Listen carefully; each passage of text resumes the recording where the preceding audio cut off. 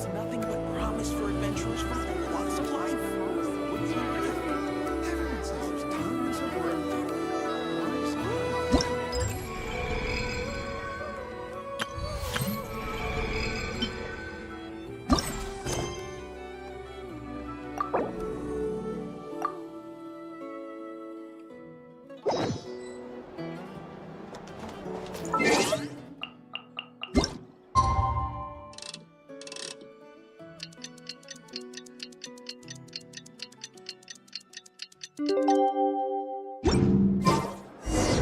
It's about time we headed over to the Curatorium of Secrets. We have something super important to discuss. You remember, right?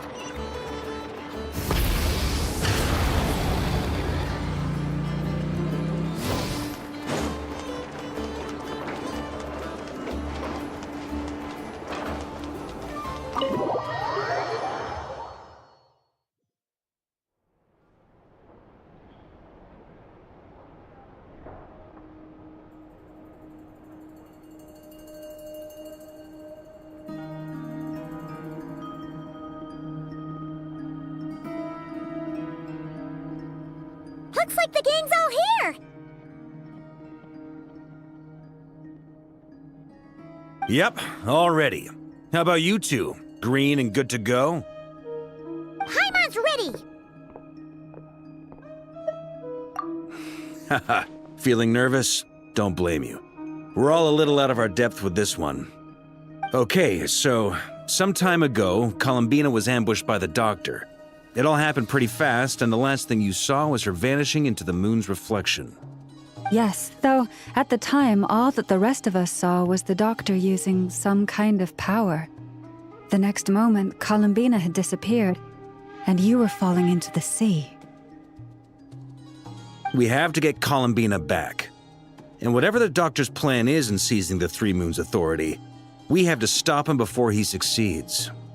The Frost Moon Scions consider it our duty to rescue the Moon Goddess. I wasn't expecting so many others to come to our aid. So I want you to know that you have our utmost gratitude. Great. Well, first things first. Wait. Someone's here. We heard your footsteps. Although... You've been here for a while now. I take it you followed the Traveler, but I don't sense any ill intent in you. Come on.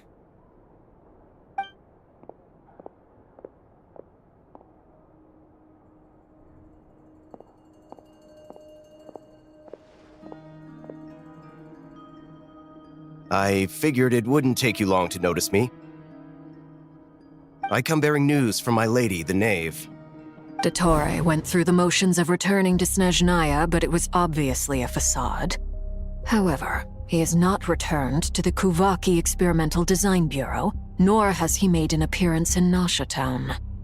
Well, in that case, he'll be in his lab way up north. I always wondered why he applied for his own private pad. He was planning this all along. Tell them that Sandrone and I will go on ahead. If they still intend to pursue this matter, they should meet us at the research center in the northern tip of Nod-Krai. Nice of Columbina's two best friends to think of us. We appreciate the heads up. Our sincere thanks to the Fatui for your aid. Lady Damselette may have left our organization, but at least some of her colleagues remain genuinely concerned for her well-being. Not to mention that the Doctor's increasingly cryptic conduct gives us great cause for alarm. We have crossed swords many times before, but it's not personal. We're just on different sides. We don't lack humanity. And so, as fellow friends of Lady Damselette, it's only right that you should be in the know about this. Arlecchino's situational awareness has saved us a lot of trouble. I'll leave the map here with you. If you do decide to head to the research center, please proceed with caution. And remember, at least while you're in Nod-Krai, Lady Arlecchino's subordinates are your comrades if you want them to be. This is very accommodating of you. We can't thank you enough. Just doing my duty. I shall take my leave now. If you need us, you'll find us at the Experimental Design Bureau.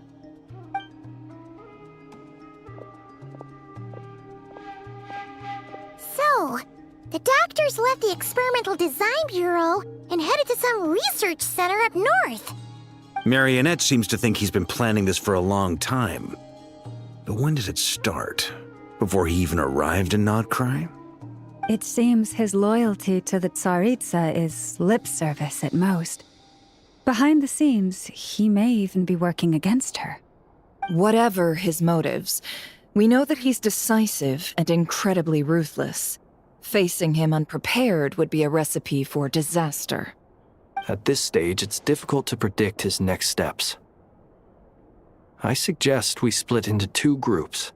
We need some people to stay behind and guard Nasha Town. Well, as much as I'd love to help, infiltrating research labs isn't really my area of expertise. But at least take Cool Your Jet's Ducky with you. It should be some help during the battle. And as for Miss Inefa, I suppose you will stay to protect Miss Aino? Detecting operational logic. Protect Aino. Priority. High. Just in case, Servarka, I think it would be best if you stayed behind as well. You can leave the research center to us. I mean, I would have said the Knight of Berea should probably be out on the front line, but okay, fine. Leave Nasha Town to me. Be careful out there, okay? If things get out of hand, fall back right away. Yehoda will be on hand to assist you. In my absence, she can handle any intel gathering work.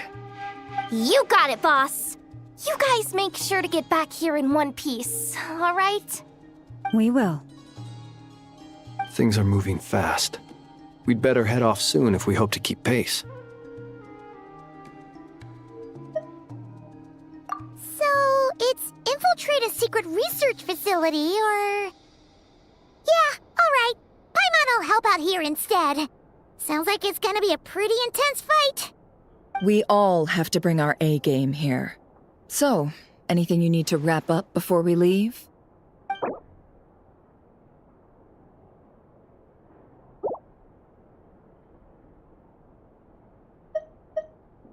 Then you'd better get going. Very well.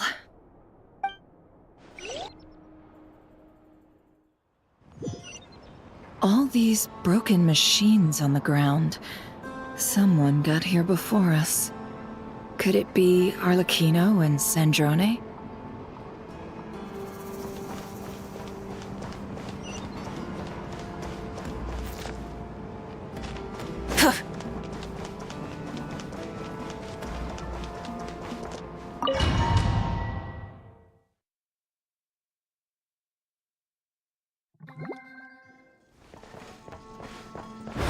Water jet!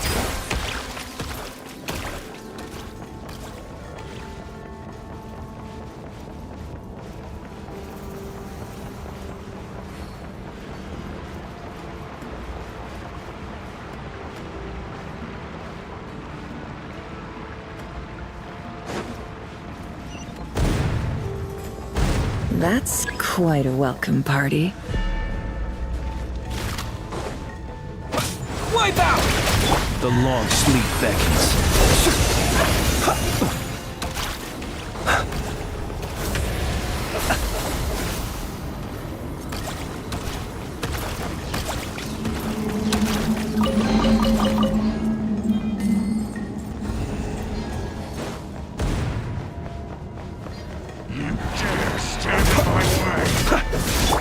Forest, protect us.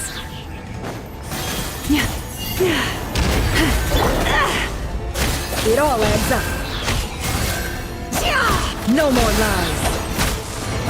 The mystery unravels.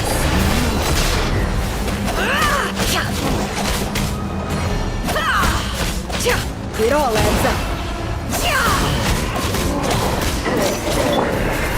Observe. Get back! I said get back! Do you hear me? Why isn't it working? No! Don't come any closer! Don't!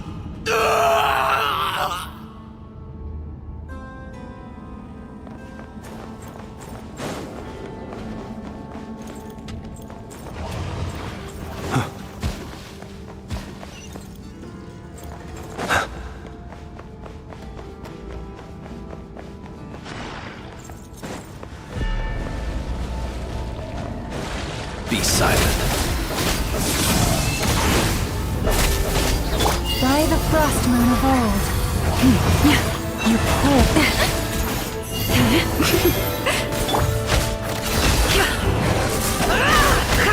Can't hide the truth.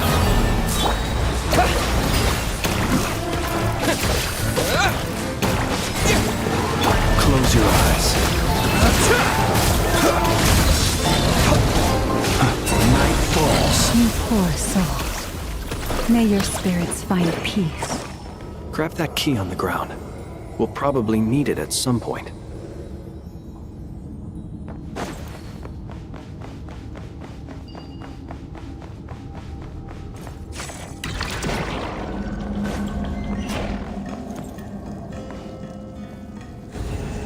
Watch out. There's no way through. Let's go around.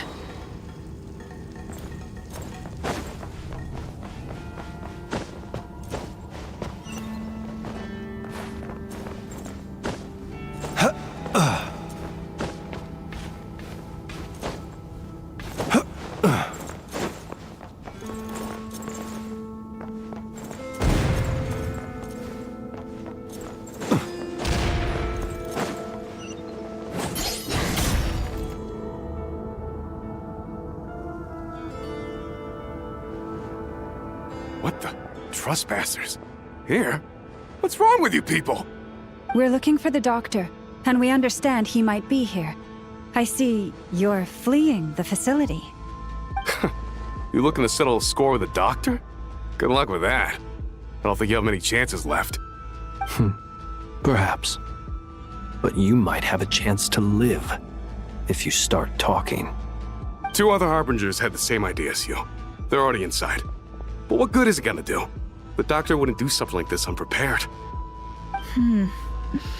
Seems to me that you're not too thrilled about being his subordinate. Also, is it just me, or do I sense monsters nearby? If you'd prefer their company to ours, that can easily be arranged.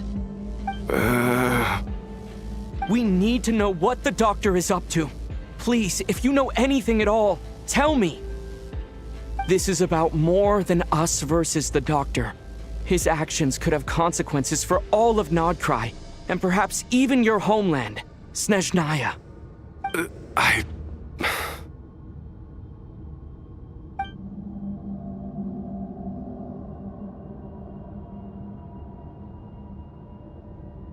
He's building something. Ambitious doesn't even begin to describe it.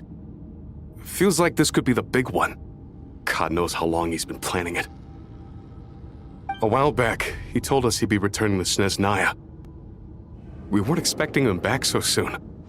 This time he brought some gemstones with him, or something. 2 of them. The moon marrow spheres. He stole them from their rightful owner, Columbina. Oh, Lady Damselet?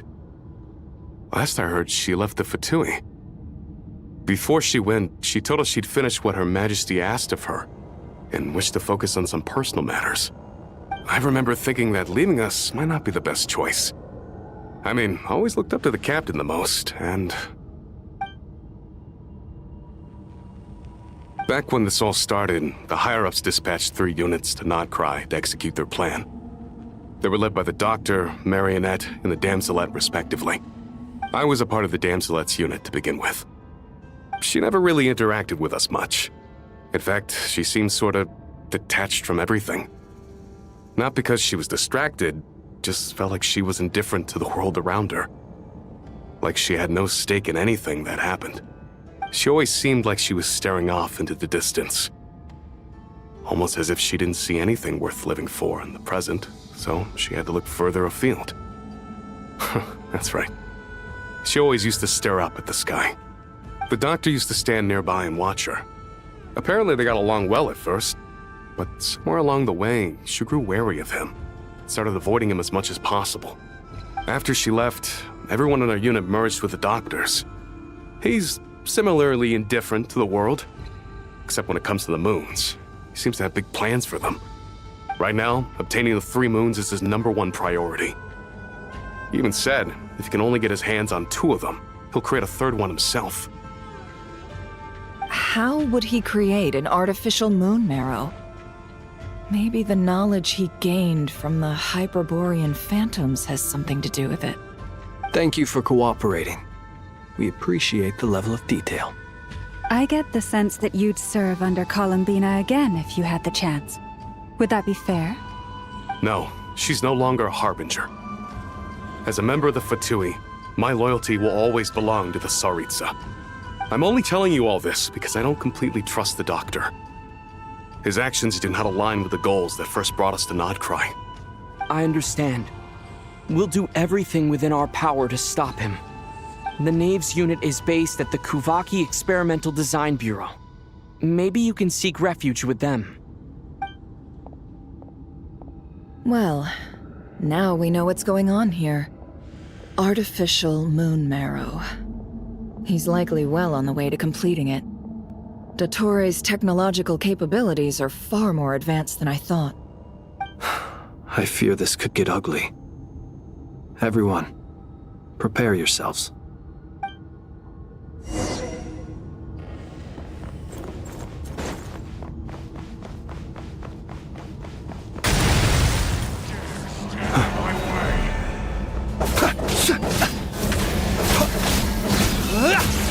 Observe. Night falls.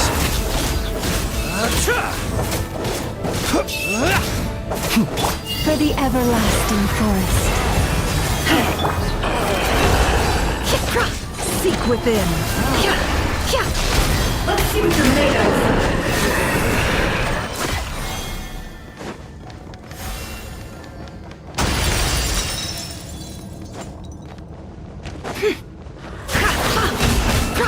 It all adds up. Bombs away! Water jet! Close your eyes. To dust. Observe. You'll sorely regret that.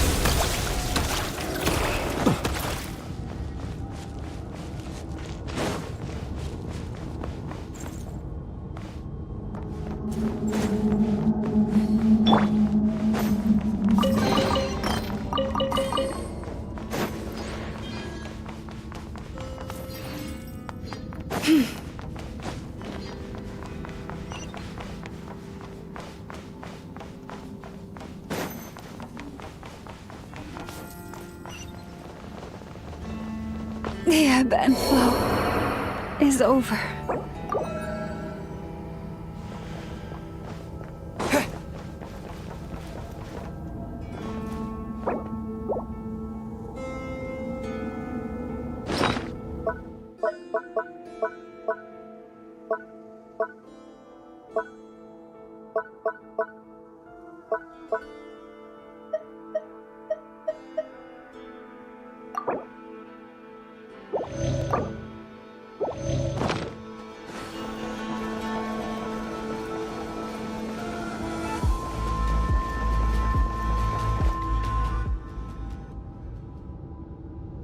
Welcome, one and all.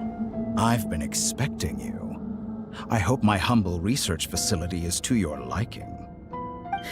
Yeah, we really appreciated fighting our way in through a horde of monsters. The gall. You expect us to believe you've just been patiently waiting for us? Of course I have. Should I be worried about something?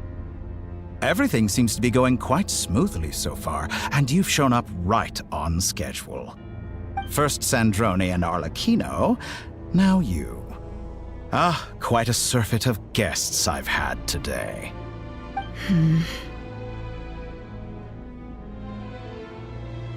If you were looking for them, I should probably mention that Arlecchino disappeared as soon as she entered the facility. As for Sandrone, why, she stood right here only moments ago demanding answers from me at the top of her voice. Hardly out of character. She never was one for basic courtesy. But I have to admit, I was a little surprised to see her showing concern for someone besides herself. Does everyone you associate with undergo such a change in temperament? Speaking as a researcher, I have to say, it is not a change for the better.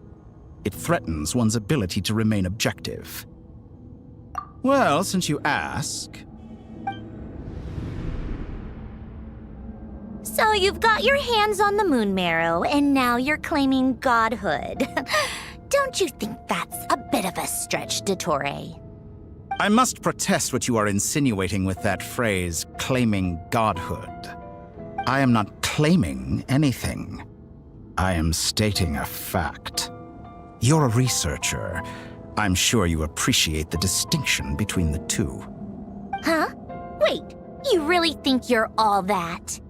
You'll excuse me if I'm not being a polite little lady for you. We're colleagues. We both know what kind of person you are. By the same token, I knew you'd respond along those lines. You and I both understand that facts speak louder than words. To that end, I've had my people send you a small gift. It should go some way toward helping you understand my present position. What gift?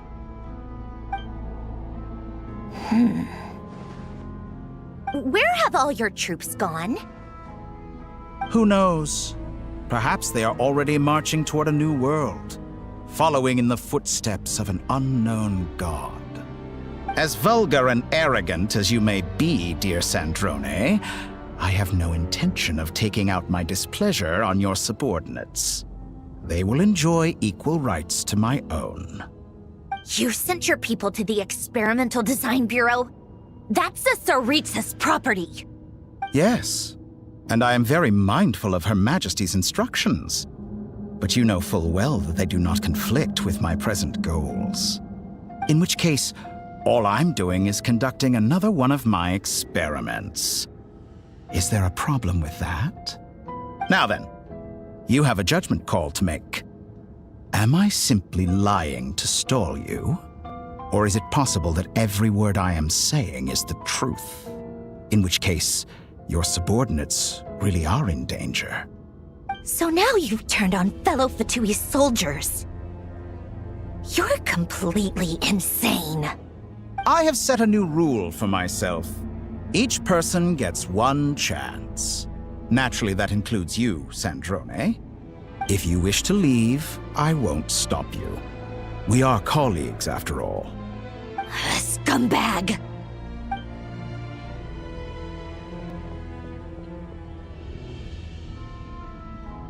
Still, I hadn't counted on Sandrone sparing any thought for the people of this world. Shame. I always found her self-centeredness to be one of her few better qualities. How can she ever hope to achieve greatness when she's so obsessed with protecting her little design bureau? It's more than a little disingenuous to speak of achieving greatness while taking hostages. Or does honor no longer mean anything to you? Honor? I have the marrow of 2 moons in my possession and will soon complete the construction of a 3rd. I will be the god of a new world. And you speak to me of honor? How charmingly naive. Those are sacred relics. You do not deserve them. In my view, many in this world do not deserve to be alive. And yet, I mercifully permit them to go on living, do I not? You'll come to regret your actions. Will I now? Let's see if you can make me.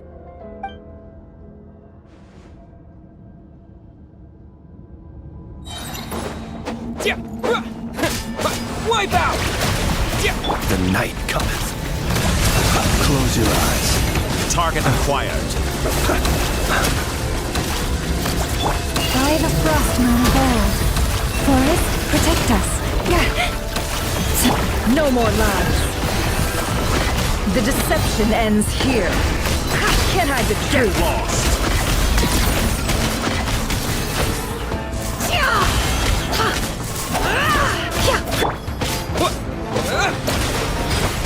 Observe.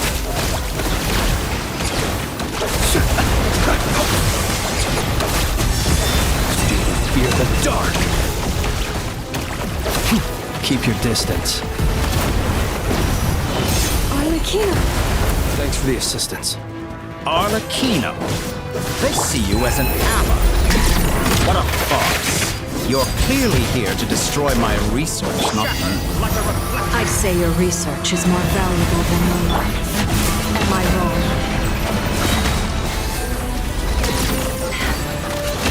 I expected so much more from you. Seek within. Can't hide the truth.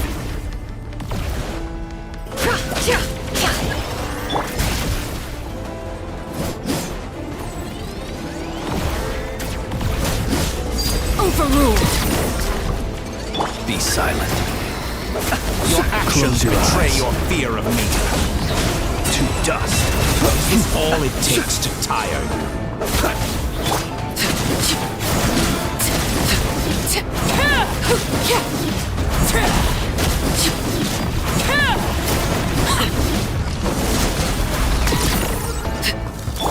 Water jet! By the frost moon of old.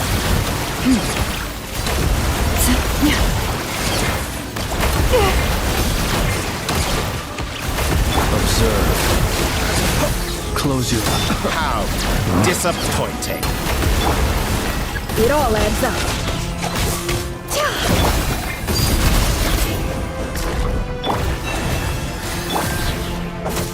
Is that the best you can do?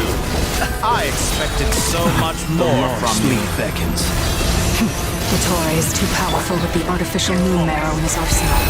Fighting him is futile. Quickly!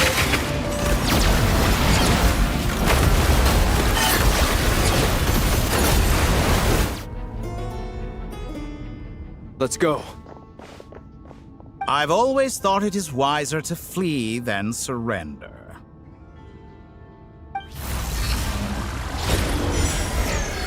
Watch out! What the? Forget about me! You should... Where's the traveler?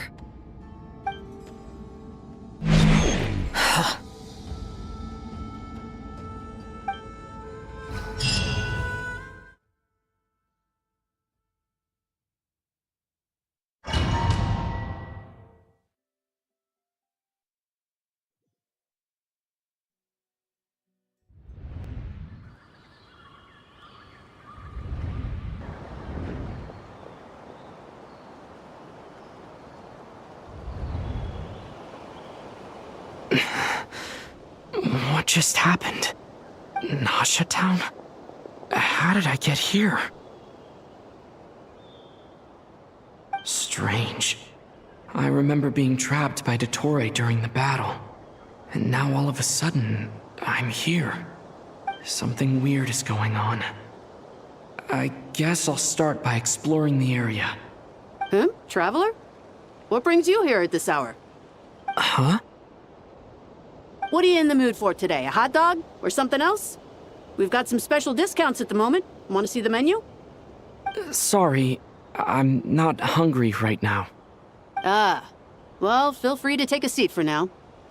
Let me know if you change your mind. Everyone seems to be acting normal. Am I just overthinking? Oh, darling, look who it is. One of our regular customers. Get the traveler something to eat, would you, dear? Wait, why is he talking like that? Well, I'd love to, but can't serve a customer unless they order something. Anyway, I take it your business is wrapped up? Yes, thankfully. It was a long trip, and it's left me feeling pretty exhausted. But the upshot is, I won't have to leave again for a good while. We can have some quality time to ourselves. Wait, these two are a couple? I see some kids around too. I didn't know they had a family. Hey there! I haven't seen you in ages! What's keeping you so busy? I've been looking forward to playing with you again. You forgot already? You're silly. Daddy brought you over to our house recently. We had some snacks together. What is she talking about? We've had a lot of customers over the last few days, so we've been real busy. And like my mom always says, some people are more than just customers. They're friends. Oh, another customer! customers arrived. I better go see what they want.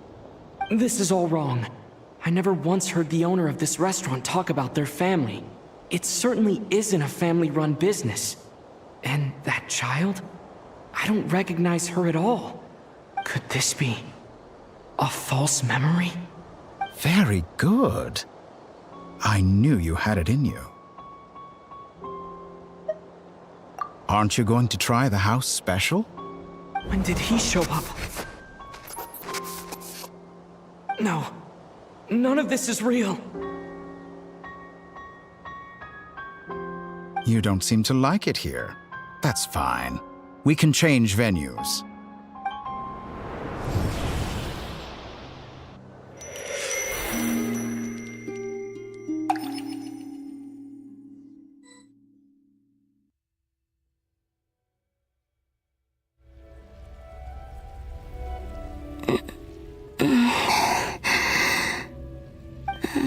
I'm still alive.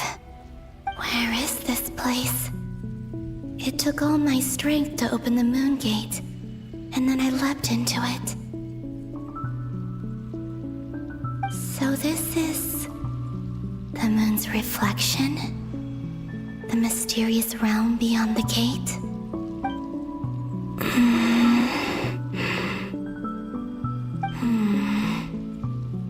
I can't sense anything.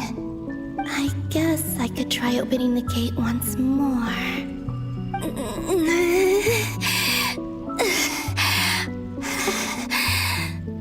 No response. Maybe this space can't be opened from inside. If this was the space that killed both Revier and his lover, then why am I unscathed? Or... no, I'm not unscathed. Even the air here feels frozen in place. There is nothing here with which I can restore my power. I should conserve my strength and proceed with caution.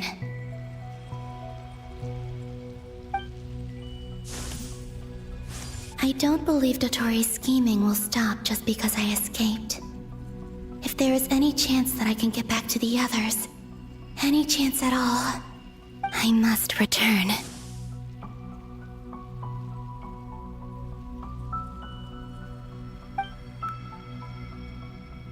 Emptiness, silence. What is this place? Or maybe the real question is, what is it for? What's this? Looks like it responds to my power.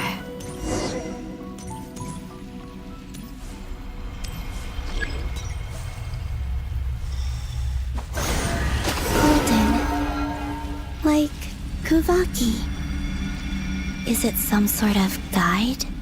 And why does it feel so familiar? I might as well follow it.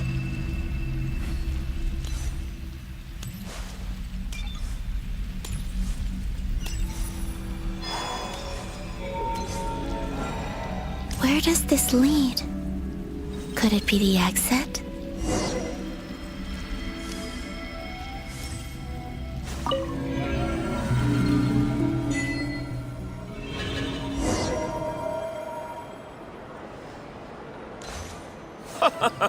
Welcome home, Moon Goddess. Is this Nasha Town? But isn't Moon Prayer Night over already?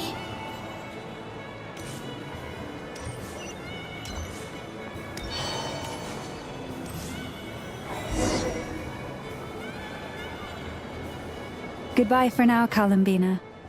I hope you have a wonderful night. I will. Llama, everyone else, and me? Are these my memories?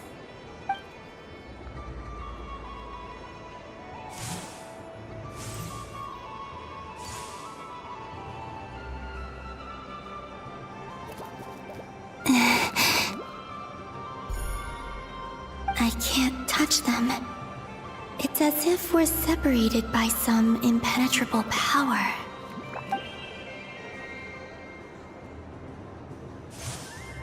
Over here! Over here!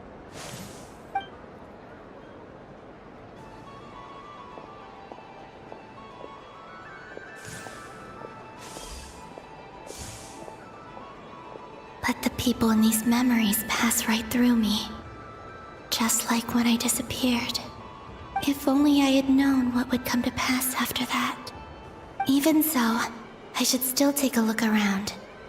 Just being back here. It gives me the strength to keep going.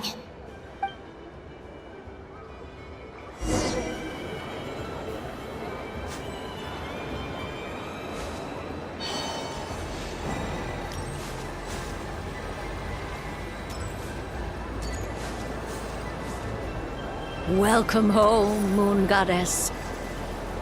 Oh, you're the genuine article. Alice was right.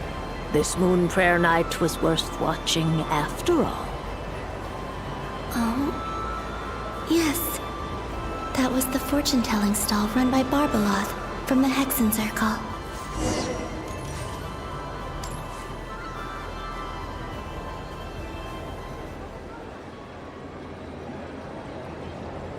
Please, draw the first lunar arcana. This represents destiny and is the foundation for the divination as a whole.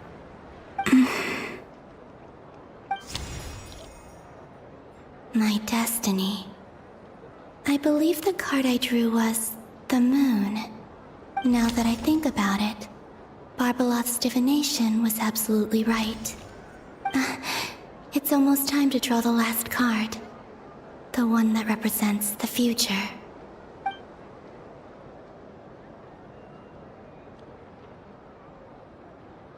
That was the card that popped out on its own. From here, I think.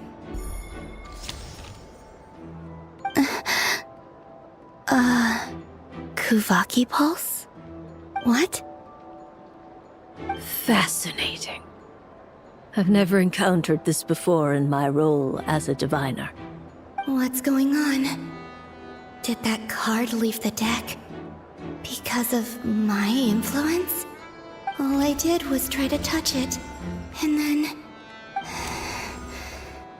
Maybe this memory space is not untouchable after all. Are there weak points in the barrier? Or... is it possible that there's more to this space than my memories alone? This card is death. I need to get to the bottom of this. I'll try touching something else.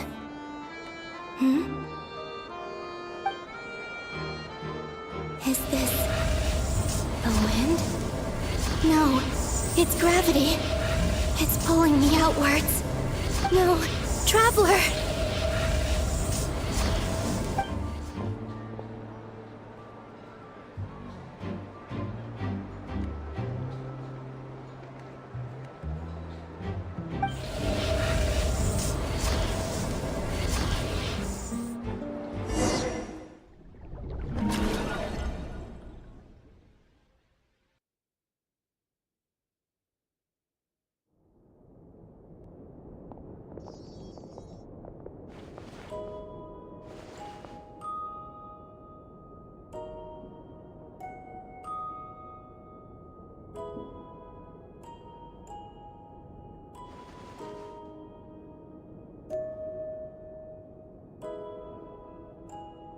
Haimon, listen to me.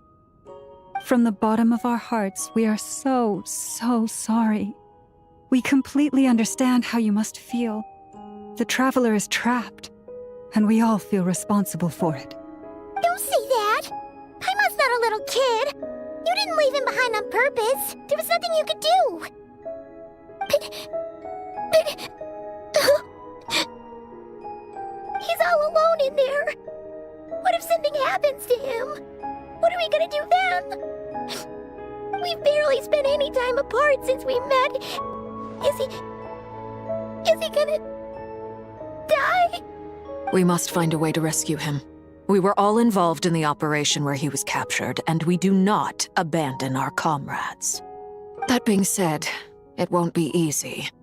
Through conversation with the others on our return, we've arrived at a basic idea of what we're up against.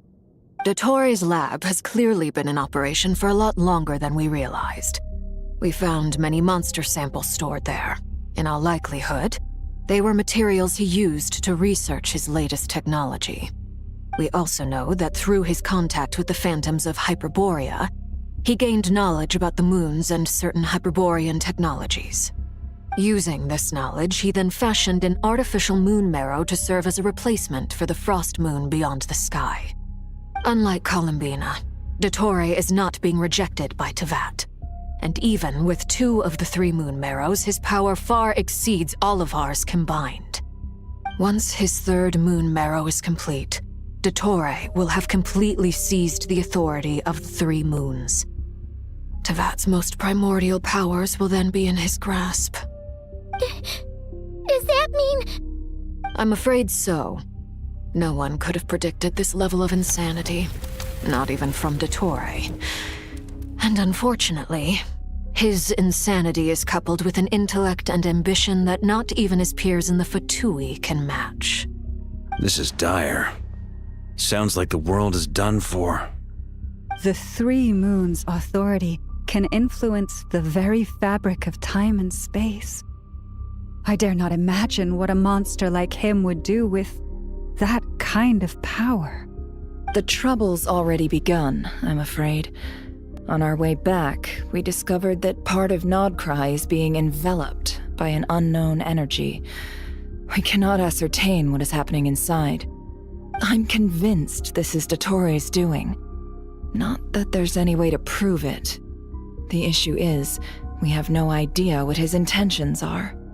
The only thing more frustrating than facing down evil is knowing that it will surely come, but not knowing when. The Doctor is guilty of numerous crimes in Mondstadt as well. One of our knights, well, former knights, his father was murdered by Dottore. His ideology and methodology are a danger to everything in his path, from individuals to entire nations.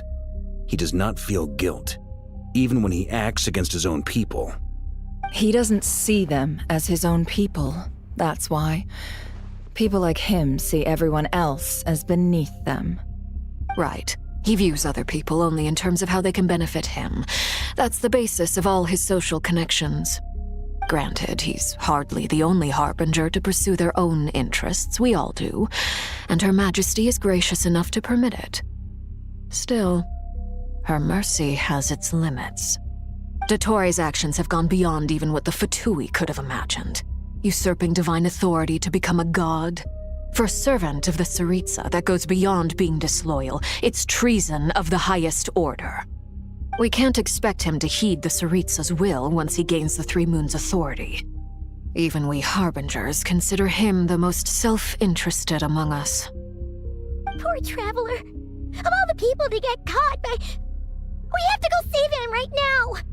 Please! We gotta find a way! Paimon, I promise you, we are with you all the way. I get how you feel. I do. But it's gonna take more than strong emotions to take down an enemy like Dottore. What we need now is more information. Right. We can't even guarantee he's still at his research center. Before we can think about mounting a rescue operation, we need to confirm the Traveler's location. I'll find a way. Paimon knows, but... She's so scared. If anything happens to the Traveler... He might be the strongest person Paimon knows, but he's still human. He feels pain and bleeds just like anyone else. Then think things through before you stick your neck out. Unless you want to lose your head. Sandrone. Miss Sandrone, you're okay? Put the stuff over there, and be gentle with it. Am I okay? As you can see, I've had to move my whole livelihood out of the Experimental Design Bureau. It's been swallowed up by Dottoro's energy field. If I'd left it any longer, I probably would have gotten stuck there. Ugh, Dottore always goes a little loco when he finds a shiny new toy. Not that he'd ever admit that. But this time, he's gone full psycho.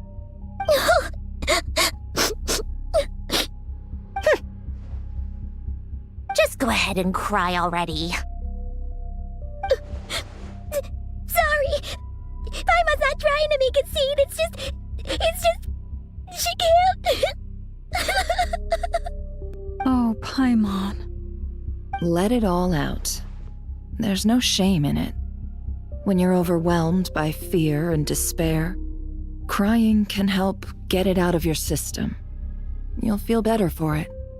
Okay then, while the baby of the group is having a moment, how about the grown-ups get to work? Give me your hand. You've made a discovery? Polonia, scan.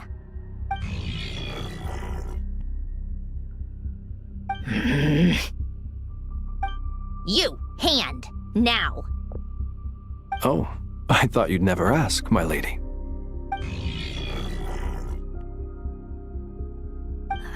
Curses! You're next, then you.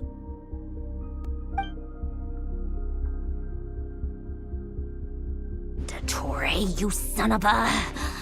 He's done something to us! Everyone who entered his research center has been implanted with some sort of curse. I don't feel anything unusual at the moment. Does that mean it hasn't activated yet? Is there a way to figure out its purpose and what might trigger it? My best guess is Dottore created it using the Moon Goddess's powers. 1 second, analyzing. Ugh! That friggin' maniac! So, what twisted game is he playing this time? The moment I analyzed the energy composition, some encrypted text appeared in my mind's eye. And when I deciphered it according to the Fatui standard encryption protocol, I got the following message. Feel free to run, or you will perish in Nod-Krai. He's mocking us. Yep, he loves to toy with people. Only in this case, there might be more to it. But I didn't detect any murderous intent or malice either in the message or the curse's energy. As if this is him at his least malicious. Or perhaps all people are cowards in his eyes. Maybe he thinks the threat alone will be effective. What a despicable person. And he has the Traveler in his grasp. If I may, as unhinged as Dottore may be, he has always exercised great patience with the objects of his interest. I remember a comment he made when we first arrived in Nod-Krai. He said, "This world is, on the whole, an exceedingly dull place. But at least there are a few intriguing features, such as the gods, or the Traveler. Presumably, they interest him because they're unknown quantities. He wants to understand as much as he can about them." Agreed. The Traveler is Tevat's fourth descender. All Harbingers are aware of this. Since Dottore took such pains to capture the Traveler, he is unlikely to kill him right away. Okay, but we still have to do that rescue operation. Of course. I also think we need to read between the lines with Dottore's message.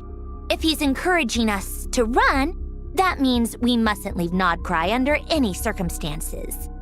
My guess is, his curse will only trigger if we leave.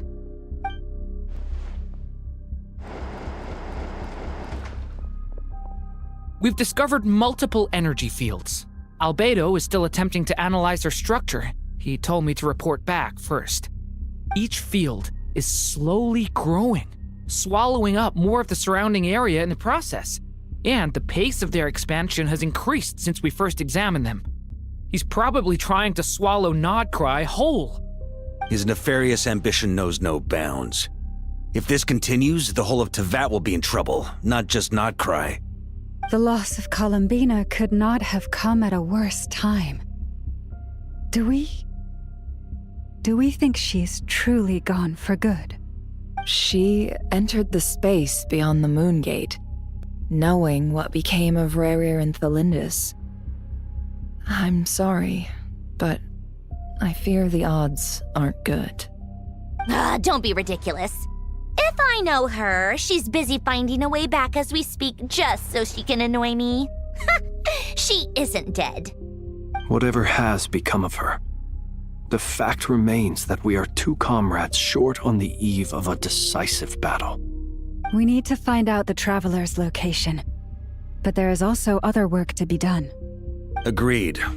Whatever Dottore planning, we have to get the local populace somewhere safe. So, as well as a rescue mission, we have to organize a mass evacuation at the same time.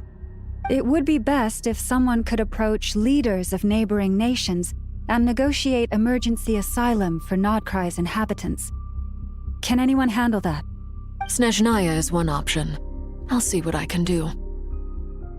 This would be so much easier if the Traveler was here. No! Stop thinking like that, Paimon. Paimon will join you. She's pretty well connected thanks to the Traveler. Maybe it'll come in handy.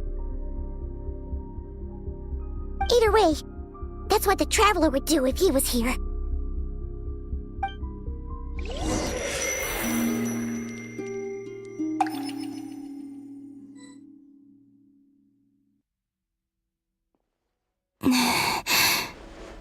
Back here again.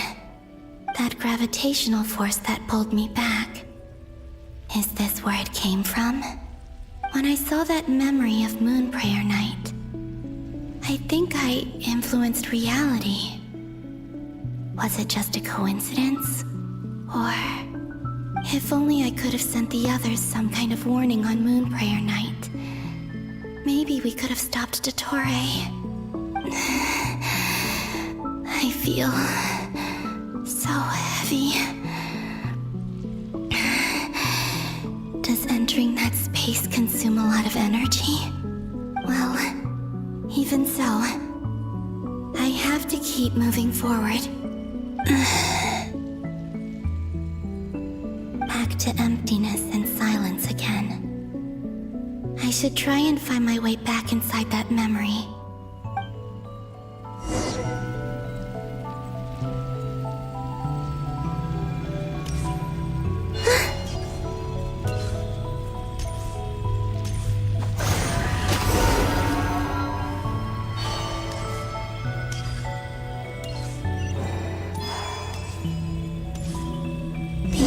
From last time isn't showing up. What am I missing? Looks like I need to gather these scattered fragments.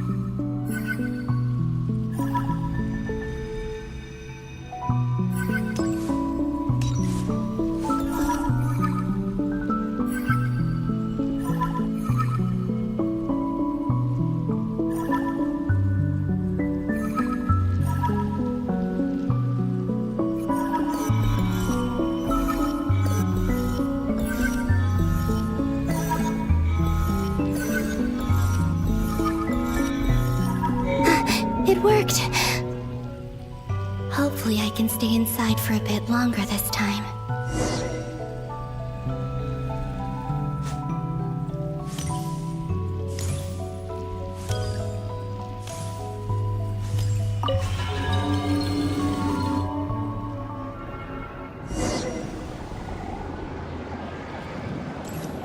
Ad Astra Abyssosk. Welcome to the Adventurers Guild.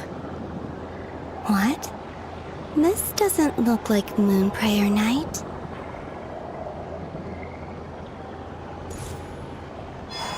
Extra, extra! Latest issue of the Nasha Express! I don't think I've ever been here.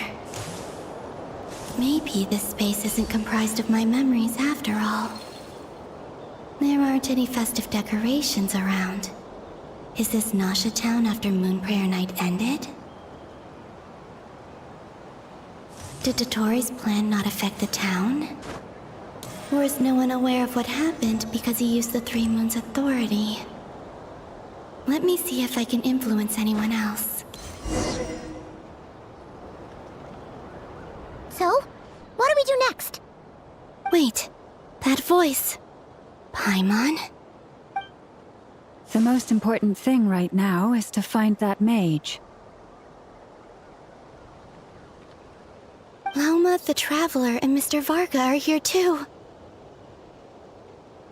I'd better go pay the Fatui a visit. Traveler!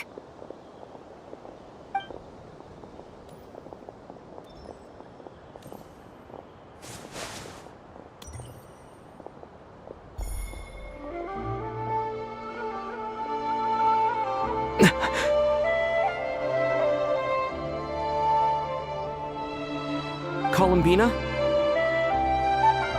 I made contact. It's me, Columbina. Huh?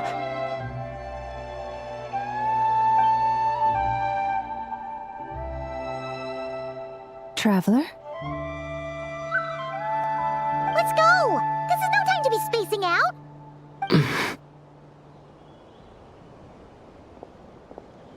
Huh? Wait a moment. This has happened before. Huh? This is what happened when I disappeared. I stood right over there, thinking that no one would ever find me again. It was only when he called my name that I decided to follow them. But did he turn around because he sensed my touch just now? Is it really possible that from in here, I can change the past? If I keep following them, maybe... Huh? It's that gravity again.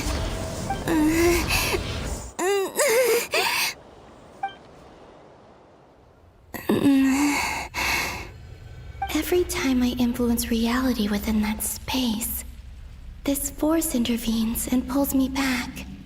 It's as if it's trying to stop me from leaving.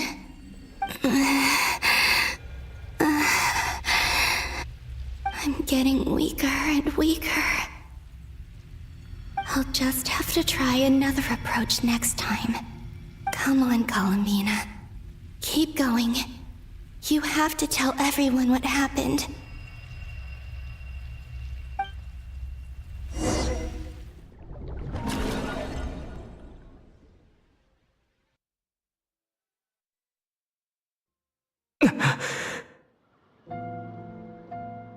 Suddenly, I've been plunged into darkness. Alone. It feels strange. As if something has grabbed hold of me. Is Toray now powerful enough to interfere with space itself? Look at you, standing so still in total silence. I almost didn't recognize you. Hello there, traveler. He seems to be in a good mood. Wait, what's that behind him? Ah, so you noticed. This is the completed Trilune. 2 primordial moon marrows and 1 artificial specimen. You are wary of it. Good. Maintain that reverence. You performed well in that recent battle. Brave and reckless as always. Courage is the sign of a true hero. and impulsiveness is the hallmark of those who strive to advance. I say this not to belittle you.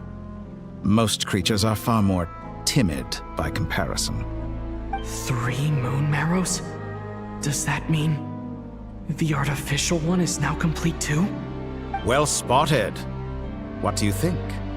For a replica I built myself, I dare say it looks the part. Dottore, are you planting illusions in my mind? I have no interest in fooling your eyes. On the contrary, I hope to show you the true essence of all that you see before you. Is this not a beautiful city? People live in peace and find joy in their work. The streets are safe. People can even leave their doors unlocked at night. You might say it is the Elysium everyone dreams of.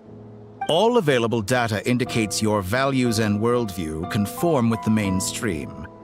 This kind of society should be quite to your taste. False beauty is deceitful. Lies are to no one's taste. I wonder, is it your moral standards that are too high? Or your expectations of reality? Answer me this. If someone existed in a sweet dream from the moment they were born, a dream in which they never once felt pain, which do you think they would consider superior? The dream or the reality? That's pure sophistry. It has nothing to do with your actions. As I suspected. You have yet to understand all of this for what it really is. What do you want from me? You sound impatient. Do you think the only reason I'm keeping you is because I want something from you? If it's not, then why haven't you killed me yet? No one can stop you if you're as powerful as a god. I'm delighted you recognize that fact. I believe we last squared off in Sumeru. Ah, the memories. How time flies. You and I have both grown. I'm not surprised that Arlecchino and Sandrone worked with you. You've always a way of slowly but surely ingratiating yourself with all levels of society. People laud you as a hero, but I suspect there's more to it than that. Oh, but to be clear, I don't say that to flatter you. Do you always give your opponent an appraisal before you deal the final blow? Call it a long-time habit. I'm a researcher, and one of my duties is to give an objective assessment of my subjects. But you misunderstand. We are not opponents. Not at this moment. I just want to talk. Think back to Tartaglia, Arlecchino, Capitano, Colombina, and now even Sandrone.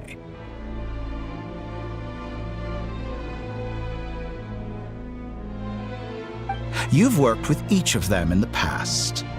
I believe you can work with me as well. What makes you so sure? Well, why not? Should the good associate only with the good and the bad befriend only the bad? I like to think we could have a more mature relationship than that. Surely you don't think all your relationships are grounded in friendship or shared ideals? People come together because it benefits them to do so. If you think of the people you admire, you must surely admit that they have provided some benefit to you. Morality, ambition, dreams. People have plenty of words to embellish the nature of their relationships. But once you break free from those ethical frameworks, you will see that the only thing connecting the two of you is mutual benefit. And that is what I'd like to talk to you about. We're finally getting into it. He's probably been planning to kidnap me for a long time now. But for what exactly? He has the authority of all 3 moons. I won't be able to gain the upper hand in a fight. Best if I pretend that I'm willing to negotiate for now. You say you're a god, but you also speak of mutual benefit. What could a god want that the 3 moons cannot provide? Excellent question. But before I answer, I would ask you the same thing. Gaining Colombina's allegiance was a rare and extraordinary feat. But the Moon Marrows are now in my hands, and I have the edge over her. for this artificial moon is not being rejected by Tevat. Her identity and lineage may have been a thing of glory in the old world, but they were also shackles that prevented her from ever integrating into Tevat. I, on the other hand, you may view me as a thief, but I have overcome that limitation. So what is it that the Three Moons cannot grant you? What stops you from negotiating with me to get what you want? I don't make deals with lying psychopaths. That's quite an accusation. Are you expecting me to get angry with you? Well, this is one aspect in which my personal growth has served me well. In the past, my less mature self might have been disappointed, perhaps even angry, over a small setback like this. Like when you and Lesser Lord Kusanali joined forces to oppose me, for example. But things are different now. Just as the rich do not quibble with the poor, I no longer find myself perturbed by these trivial affairs. Human relationships end with conflicts of emotions and interests. But relations between humans and gods are different. And ours is even more unique. I have ascended to the highest heights and laid claim to unprecedented horizons. And you were no ordinary person to begin with.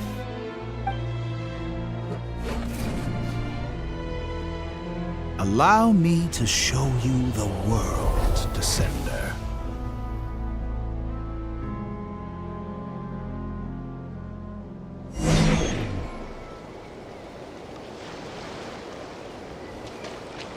To stand, walk, jump, sit, and lie down. These are the most common of behaviors.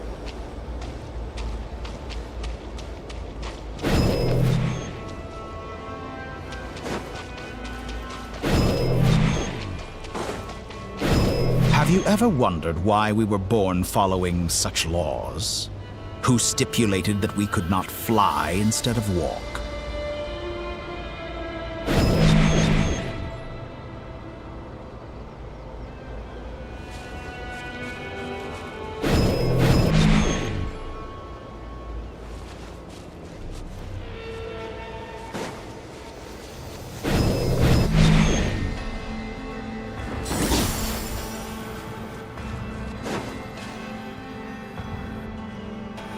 Someone of your talent and experience must surely know of the four great rulers who serve the heavenly principles.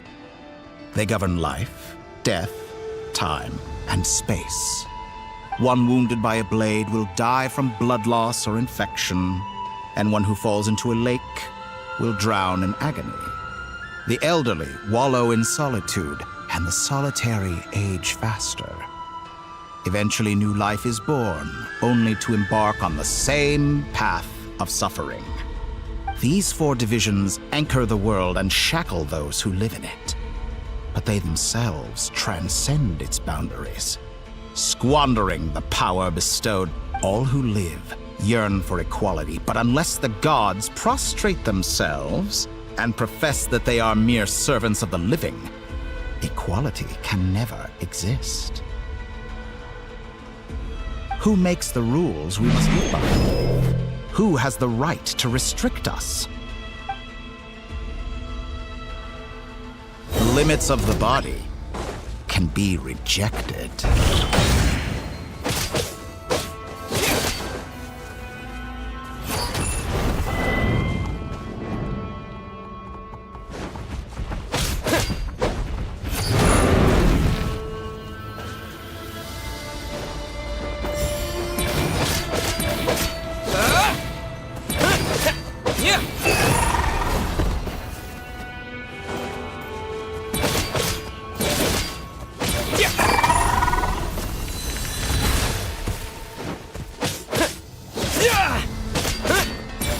How does it feel to be among those with absolute power?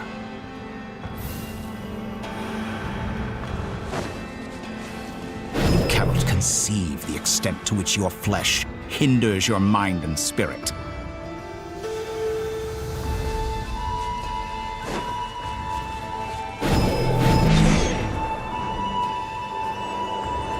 Only by discarding our useless, primitive eyes can we perceive a new world. How narrow-minded we all were in the past. Why should the final answer of the world not be the power that predates those of life, death, time, and space? The power of the Trilune. Through it, I have glimpsed new experimental possibilities. Nature suppressed, authority exiled, souls controlled.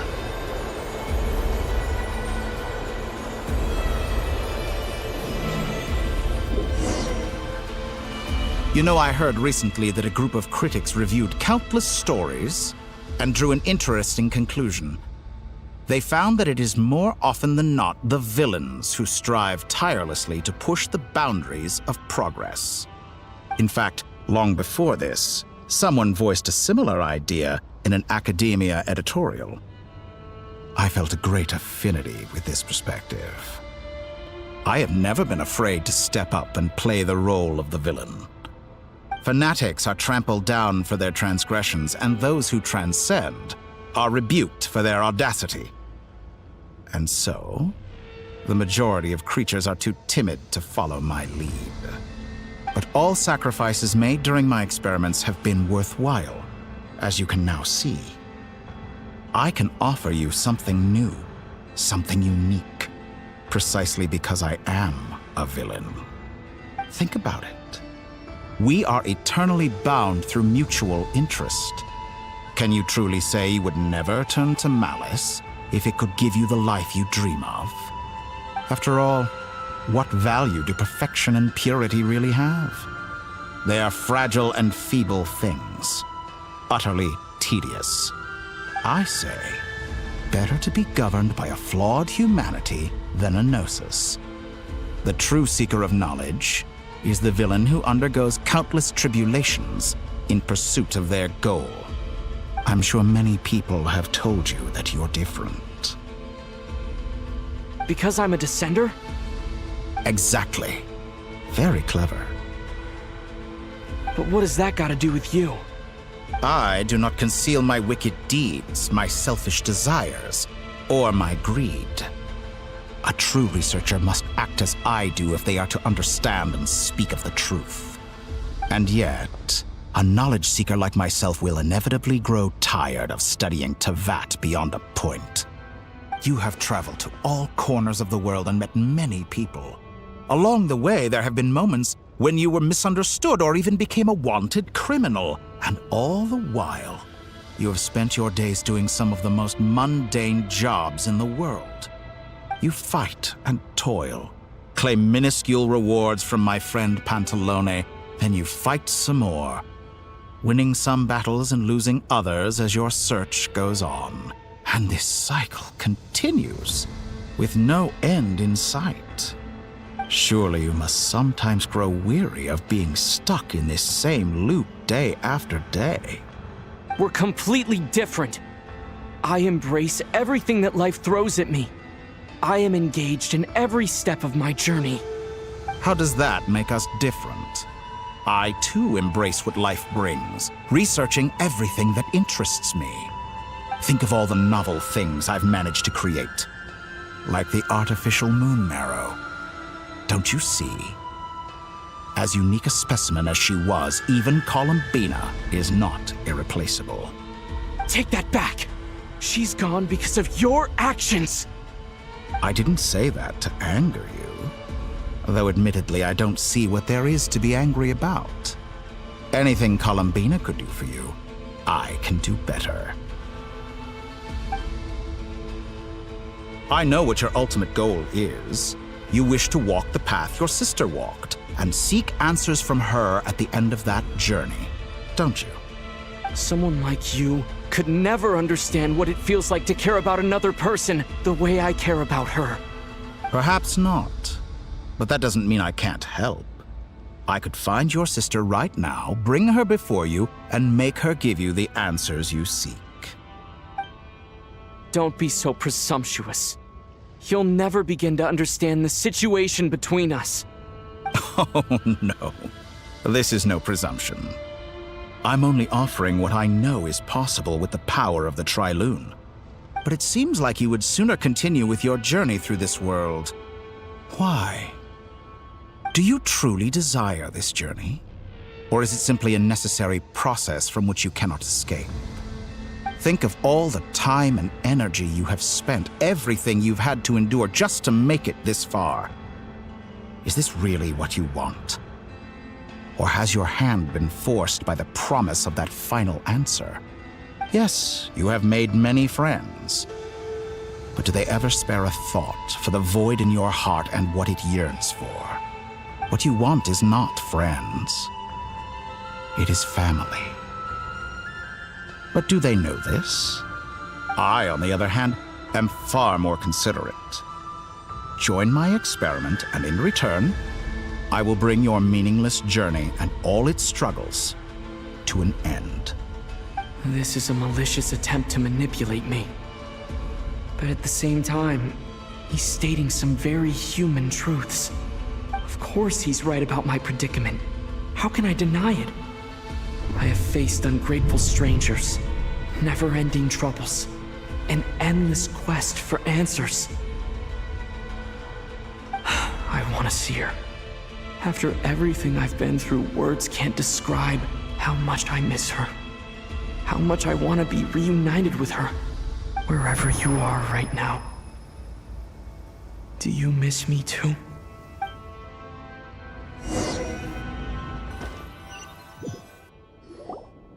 All right, everyone. Our next mission is clear. We need to contact all the major organizations, explain the situation to the public, and then begin the evacuation. The residents of Nod-Krai are quite dispersed. The two most populated areas are the Southern Isles and Pyramida. Miss Lauma, I will leave Hisi Island and Nasha Town in your hands. I will liaise with the Fatui and Pyramida. Agreed. We will reach out to Natlan and Snezhnaya. Anyone found north of the Experimental Design Bureau should follow the Fatui to Snezhnaya.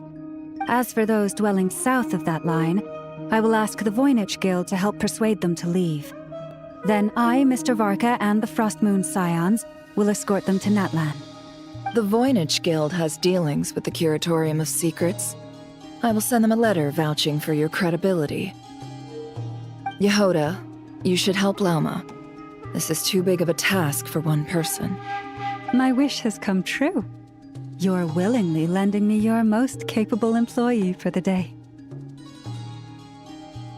Well, good for you if all this only takes a day.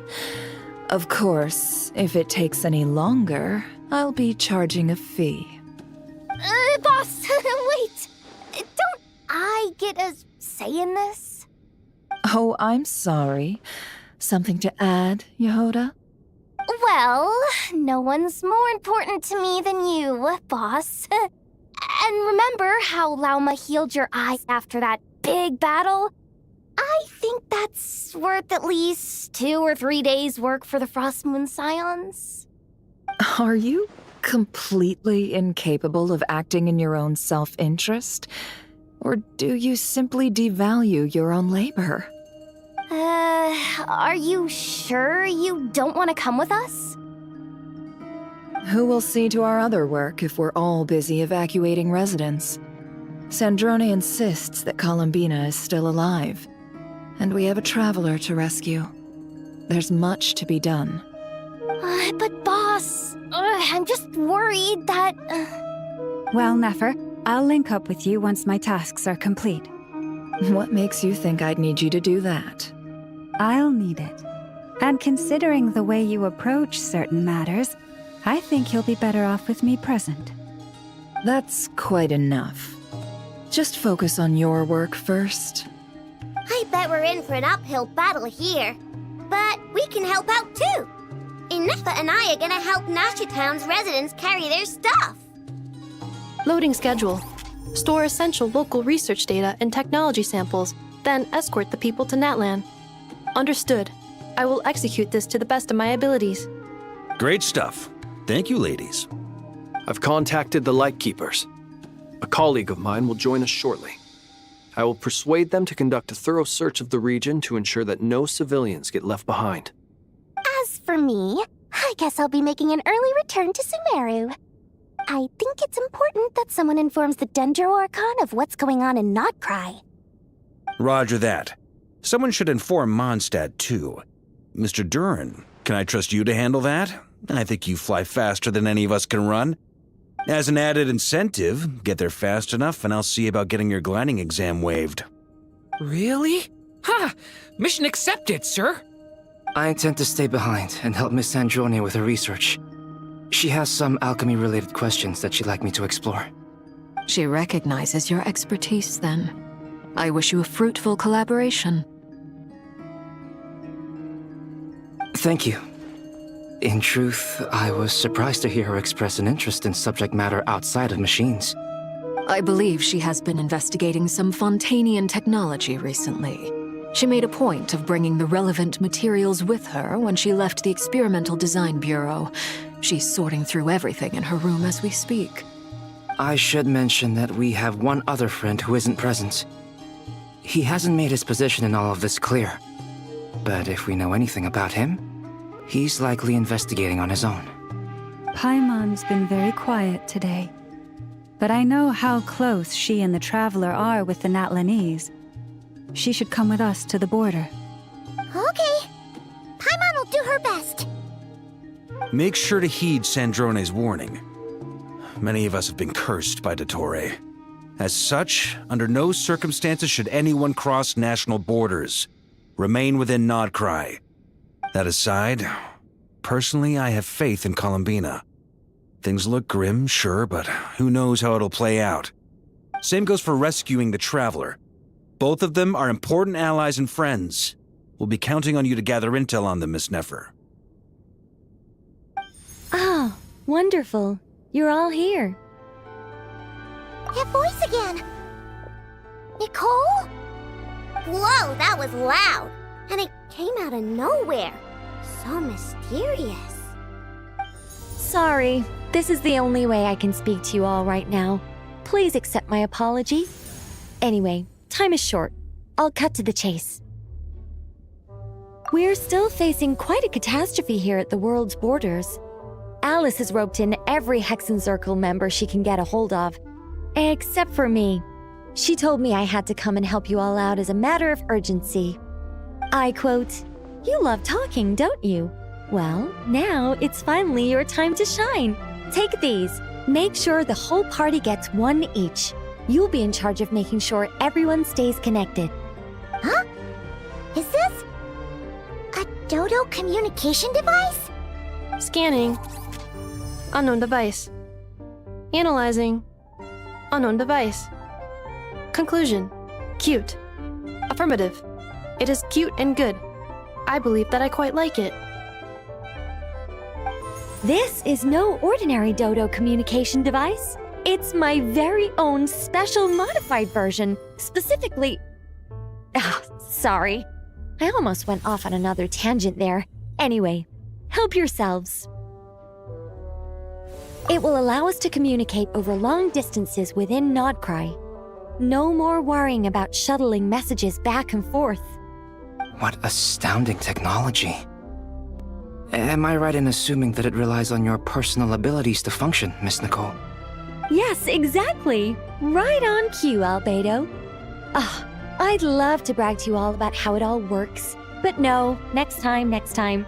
Anyway, I'll be right with you all, serving as a communication hub. That's all from me. Head off as soon as you're ready. I'll be staying here to keep watch, and I'll be sending you my blessings.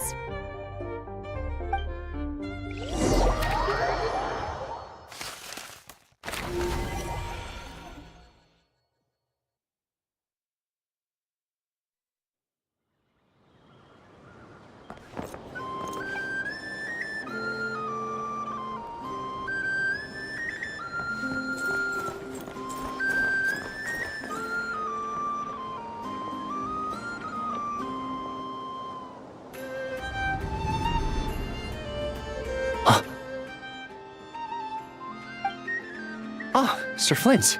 Perfect timing. I just arrived myself. You are most considerate, Master Ilua. But in fact, I know you have been sitting here for quite some time. If you saw me, why didn't you say something? I was curious to see how long you could sit still for. Also, shouldn't you have managed to sense me approaching? That would be a first. You always seem to appear out of thin air without making a peep. Also, how many times do I have to tell you not to address me as master? I don't qualify. I beg to differ. Why should a young man so well versed in social graces as yourself not be worthy of that title? Please, Lord Flint's... Sir Flint's. I'm begging you, don't flatter me into complacency like you do with everyone else. You understand me better than most. My newest acquaintances tell me I love complimenting others. What do you think? I think they don't understand why you do it. You just love puffing people up till they're a big, happy ball of hot air that floats away into the sky. In all sincerity, I can only hope that they bring good tidings when they come back down to Earth. Is the situation that bad? We just held a strategy meeting. Let me fill you in.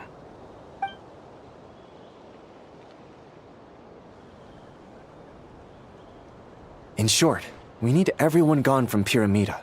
We also need a team of Lightkeepers to scour the more remote regions of Nod-Krai for civilians to evacuate. I only hope we have enough personnel. We do. Old Man Nikita will definitely help, and we can recall anyone out on patrol to focus on this instead. Good. I'm sure you and the others will make short work of this. Now, don't forget, once you've completed this task, make sure you and the rest of the team evacuate to either Snezhnaya or Natlan as well. Flint? If you've got something to say, Master Ilua, why not guess what I'm thinking right now? You mentioned that you have something else to deal with later. How difficult is it going to be? I doubt it will be easy. I know you're a Lightkeeper, and it's your duty to protect others in times of crisis. But I have a feeling that you'll be walking into grave danger. However bad things have gotten in the past, Nod-Krai has never faced a mass evacuation before. But from the sounds of it, you don't intend to come with us. I don't mean to pry, and it's probably none of my business. But whatever it is you're intending, you don't have to go through with it, you know. I've been afflicted with some sort of curse, and I'm told it may well trigger if I set foot outside of Nod-Krai. As such, I cannot leave. I have to act, if for no other reason than to fight this curse. What? No. Why? Why would anyone want to curse you? There are plenty of people out there willing to trample over others in pursuit of their own goals. Frankly, Sir Flint, I am furious. You're making light of what is an incredibly serious situation. Indeed I am. And? And what? I told you, I'm furious about this. Nothing I can do about it, I'm afraid. Things happen, and we just have to deal with them. If you find yourself feeling angry, perhaps start by drinking a big glass of water. Hey, you mean you're completely unmoved by my anger? I'm devastated. Then allow me to express my sincerest regret. Come by the lighthouse sometime. We'll catch ourselves a few fish, have a little barbecue, play some cards, and bask in the sun. Maybe I need to spell this out. Lean in a little, Flint. Oh my, this doesn't bode well. Word is that you were caught up in a real horror show recently. People were amazed that you returned safe and sound. They've been debating whether you're even human. I've returned safe and sound from plenty of crises. When you say people, do you mean other people, or do you just mean you? Fine. I'll be frank. You're not human, are you? Heavens. Now that's a horrifying thought. You know what? Forget it. We'll revisit this once it's all over. A sound plan. Albeit a little ominous sounding. Just promise me you'll come back in one piece, all right? For you, Master Ilua. How could I refuse? Also, please pass my regards on to our colleagues. Tell them, thank you all for your assistance. Please put safety first as you proceed with the operation.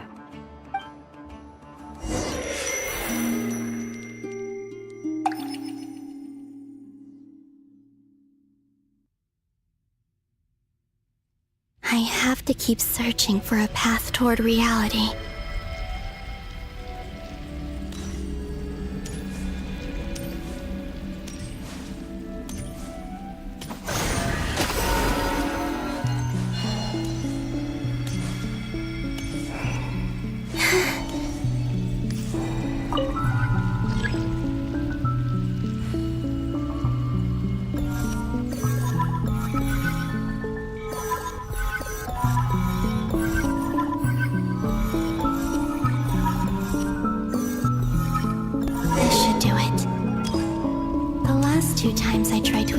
Reality in this space. It consumed a lot of Kuvaki. I'll try and be more careful this time. I need to leave key clues behind using less power. I hope everyone still remembers what I said on Moon Prayer Night.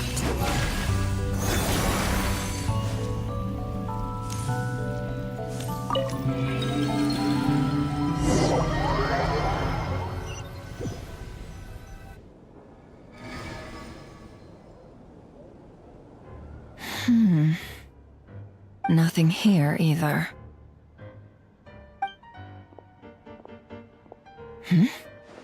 Flints? Ah, Miss Nefer. What are you doing here? Unless... I just spoke with Itlua about arrangements for the search and came for a walk nearby. As for you, why would... It appears we think along similar lines. And neither of us likes to accept things at face value. As well as figuring out how to gather intel on the Traveler, I wanted to confirm some of my own suspicions. Also, we'll need to bring a lot of force to bear against Ettore, even if we're only looking to rescue the Traveler. We can't leave anything to chance. You don't think Columbina perished either, do you? I'm merely considering the possibility that she survived, just as you are. How much can we really know about a deity like her anyway? Do you remember what she said on Moon Prayer Night? About using moonlight to send messages to us? Of course. I think that's why we're both here. Where have you checked so far? I've been focusing on the outdoors. Anywhere the moonlight shines. I checked most of Nasha Town, but didn't find anything. I checked the Curatorium of Secrets, and a few rooms where I thought I might find some leads. But no luck here either. The only places I haven't looked yet are the rooms in the flagship. But process of elimination isn't the only thing that brought me here. Oh, really? What's your other reason? After all that build-up, our mystery ally never showed up even once!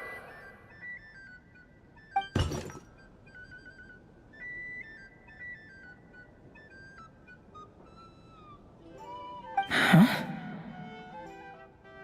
Am I imagining things?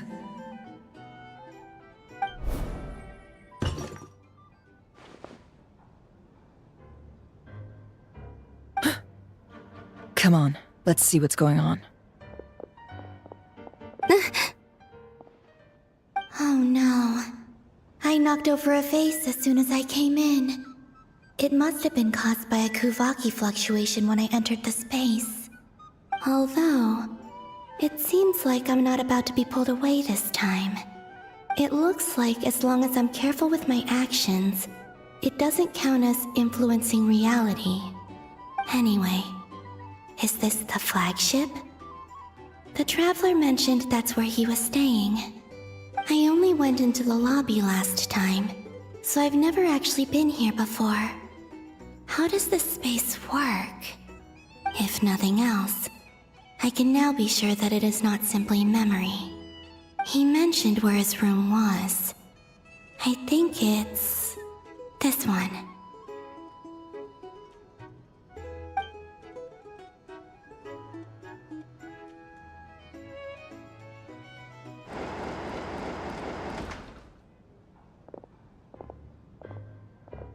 The door is closed. But if this is anything like when I disappeared, then maybe...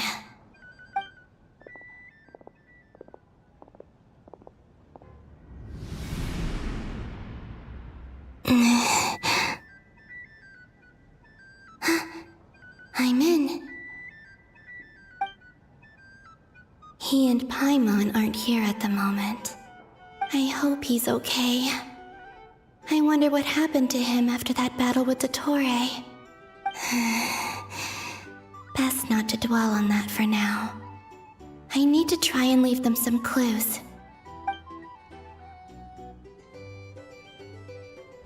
Please, Traveler. I really hope you find this.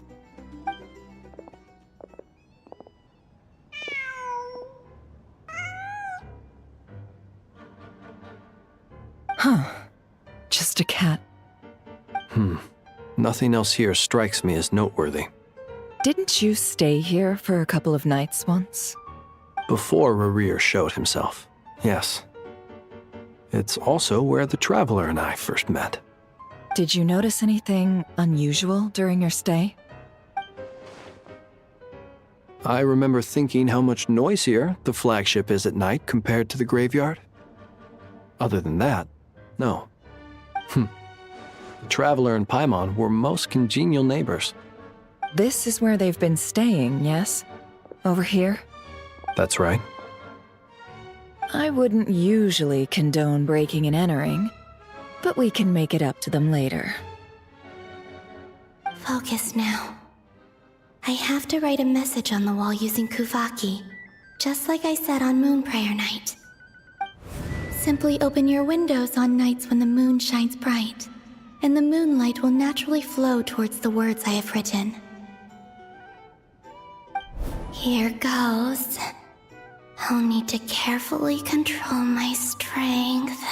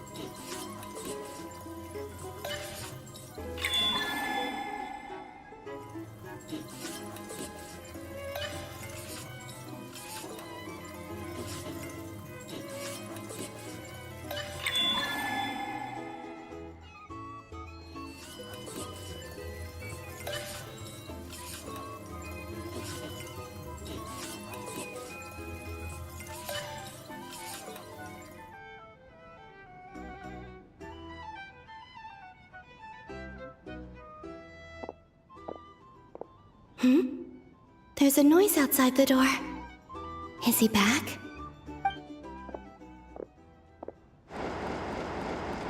Please, you have to see these words.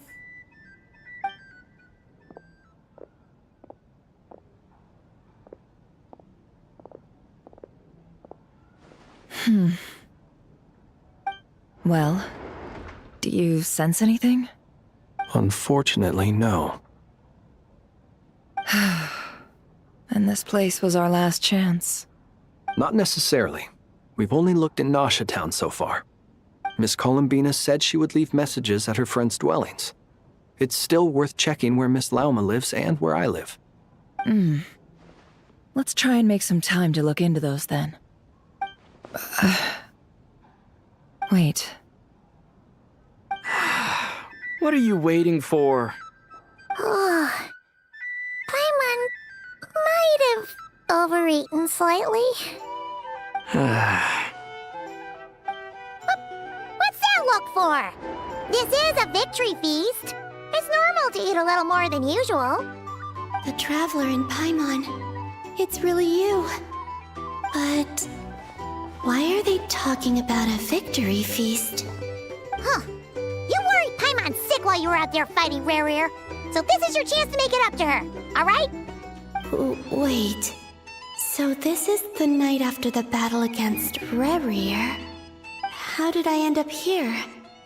That's quite a long time ago now. Wait. Time. That's it. Every time I've entered reality within this space, it's been at an earlier point in time. Every one of those points has been before I fell into the moon's reflection. And everything I've done to affect reality really did happen in the past. Does this mean that within the moon's reflection, time flows backwards? Starting from the moment I fell in? Not long till Moon Prayer Night now. It's gonna be even livelier than tonight. Although, it's gonna be sad saying goodbye to the damselette. She seems like a really nice person. Paimon. No, I can't. Even if I make contact, they probably won't understand what's going on. And in any case, I'll likely get pulled away again if I do. Instead, I have to find a way to get them to notice what I've written using the moonlight. Wait, even I hadn't thought of doing that before Moon Prayer Night. They'd never conceive of that possibility. Is there truly no other way? Don't lose heart. We'll find a way somehow. Huh? Oh, you say that, but the Frost Moon is beyond the fall sky. If we wanted to go visit her, how would we make it through to the other side? We might not have all the answers now, but I'm sure we'll find a way one day. Huh. Guess someone's gotta be the optimist. The present. The future. That's right. There are still things I can do. What's your plan? Flint's, when you were staying next door, did you ever open the window? No. The rooms here are dark and damp. And there's such a buildup of dust on the windows that the moonlight can't even get in. I didn't think it was worth the trouble. The moonlight? I think I see where you're going. One moment. I'll see if the owner is available. Don't bother. Time is of the essence.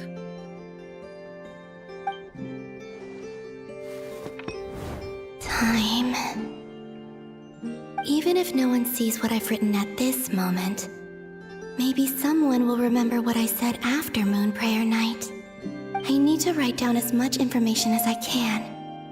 And maybe one day...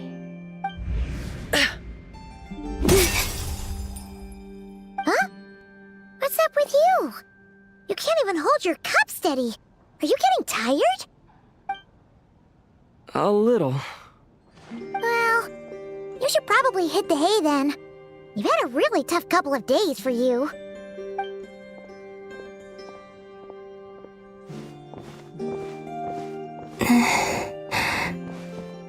You truly have. You helped defeat Rare, helped me reclaim my name, and you helped the others organize Moon Prayer Night. Wherever you are right now, I'm sure you're still fighting against the injustices of fate. This is all I can leave for them. How I wish I could stay here. But it's time for me to go. I hope to see you again in the next time. And if the opportunity presents itself. I will surely return to your side. Huh. Columbina. She's alive. Not only that, but she's left us an entire wall's worth of clues. She even wrote down what would happen on Moon Prayer Night. It's just a shame we found it too late. I am here. Time in this place flows backwards. I am constantly moving forward. It sounds like she's found a way to influence the past using Kuvaki. But her future is our past. So, these words have been here ever since we defeated the Rei hero Solnari. We just never discovered them. Which came first, the chicken or the egg? Do you ever mull over questions like that? Only when I'm in a good mood and at leisure. Well, I never do. Everything that has happened already belongs to the realm of fact. As a business person, and especially an intel broker, what I do is extrapolate from those facts to try and read the future. An admirable philosophy. It's a means of survival. Let's go. We have a wall's worth of clues to share with the others.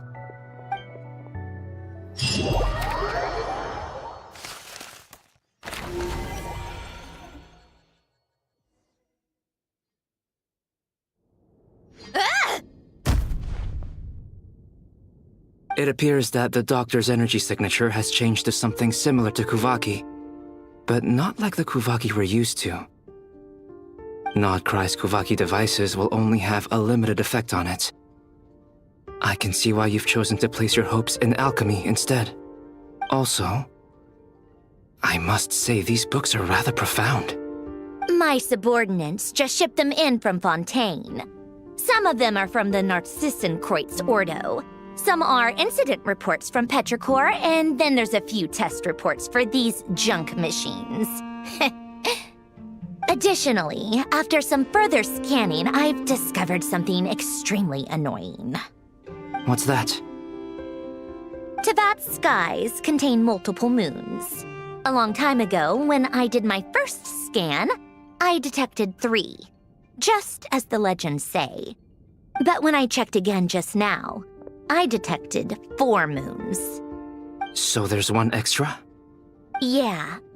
Originally, I thought that if I could still find 3 moons, that would at least mean Columbina's still alive. But then it occurred to me that apart from the frost moon, Tevat's moons are just husks. And husks surely shouldn't show up in the scan, since they're not alive. It's weird, isn't it? If we can't even distinguish between a dead and a living moon, how are we supposed to know whether a moon goddess is still alive? Or does this mean that the moon marrows are equivalent to the moons themselves? It's certainly possible. In which case, the 4th moon you detected may be Dottore artificial creation. So he wasn't bluffing. He really built his own moon marrow. Ugh! I'm so mad right now! It's easy to get overwhelmed when you have too much on your plate. Maybe you need to relax. Perhaps try going for a walk, or simply take a few deep breaths. Nothing can calm me down at a time like this. I need more time, and I need progress.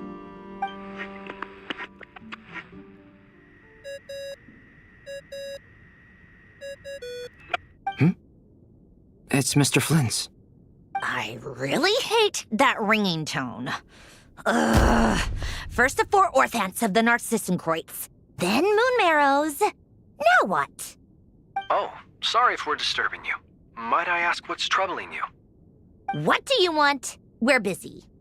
Are you still at the Curatorium of Secrets? Yeah. Look, everyone else is still out, so there's no hurry. Plus, I'm busy, so I would appreciate if you gave me some space. Even though we have crucial intel to share? Fine, I'm listening. Do you intend to share it via the Dodo communication device? Ordinarily, I would, but this is a unique situation. I think it's best that we discuss it in person. See you at the Curatorium.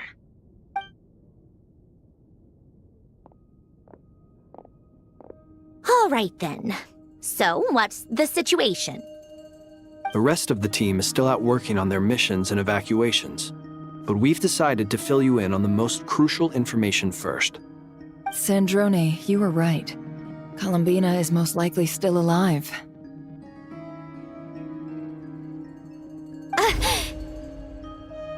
That's the best news we've received in a while, by a long way.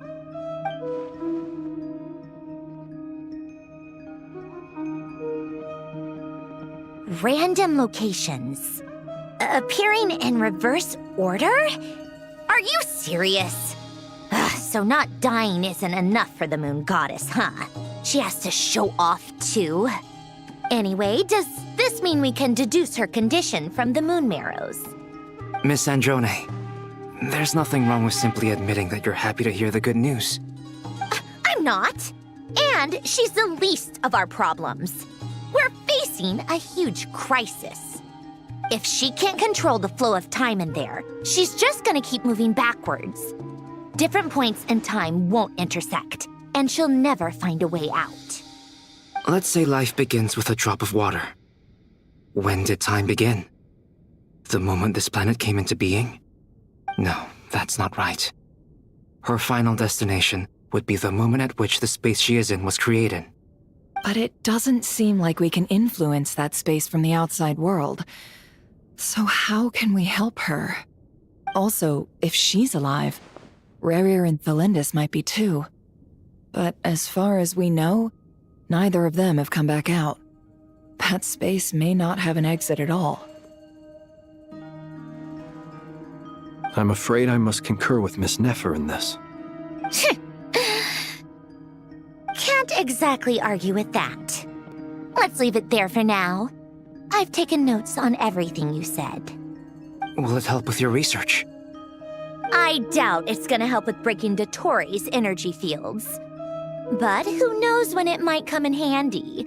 Better to have it all written down than try to remember everything when I need it. All right, I need to get back to my research.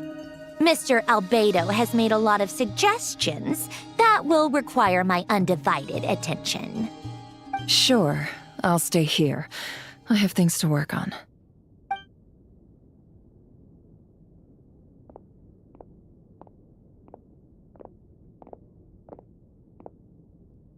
Paimon, are you there? Oh, right. She went with Varka to Natlan, didn't she? Good thing we've moved her and the Traveler's luggage in here.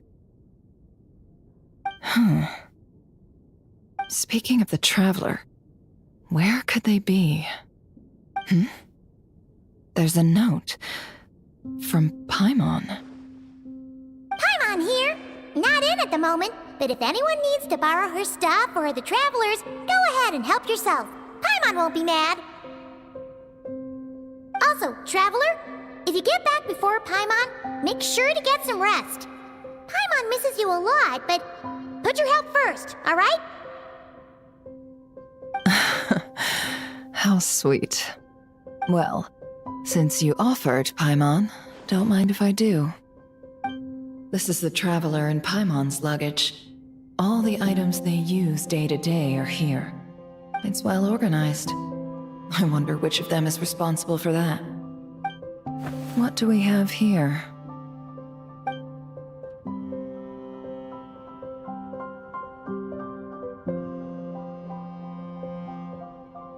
The camera captured a special moment that can only occur between people who are close to one another. You can really sense how the photographer feels about their subject. I wonder why this picture was placed outside. Is it because Paimon recently looked at it?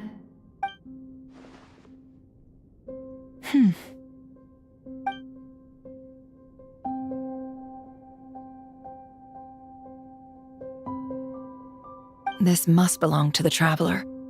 Perfect. I'll use this. Hang in there. We'll find you.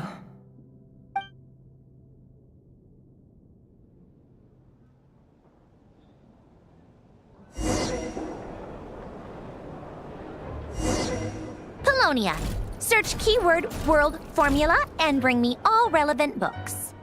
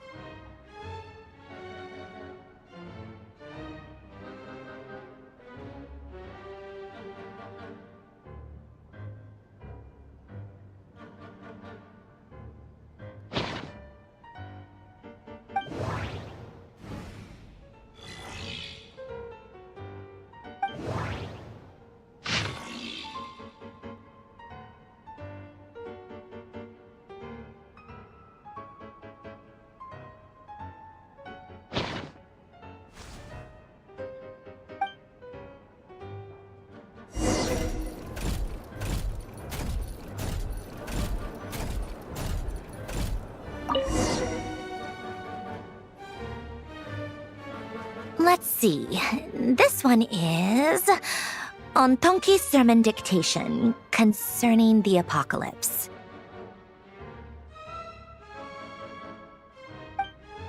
I believe that the correct term for this is Fortuna. This was an ancient Remorian technology, a wisdom unparalleled. I never imagined that Remorian ideas would be so similar to the diagram I have named, the World Formula. This is strong evidence that human civilization should gradually shed possibilities as it continues to explore and evolve. The end of humankind may well be upon us right now. The sparks of civilization shall run out, unless we consider introducing variables from outside the system. Variables. Surely that can only mean one thing. Descenders? Dottore likely captured the Traveler because of his descender status. But the Three Moons' authority comes from the world itself. Why would Dottore need anything beyond that? Where does this variable factor in? The world formula calculates the fate of an entire world. Introducing a variable would therefore give us...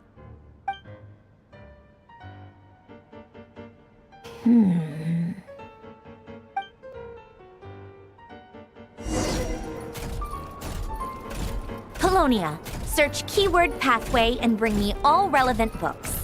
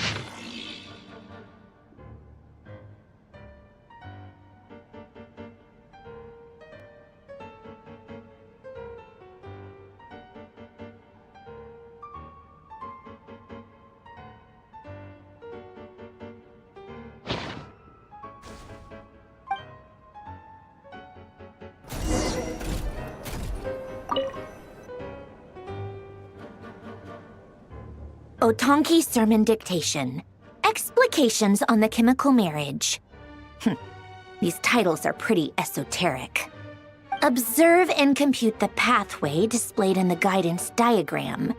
Deconstructing and reversing its effects could generate potential ideas. So, it's one of Renee's draft lectures. Deconstructing the pathway. I suppose that could lead to a breakthrough.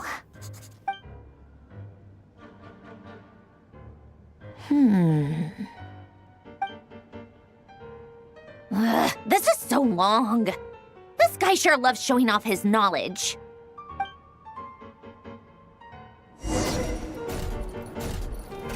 Polonia, search keyword tree model and bring me all relevant books.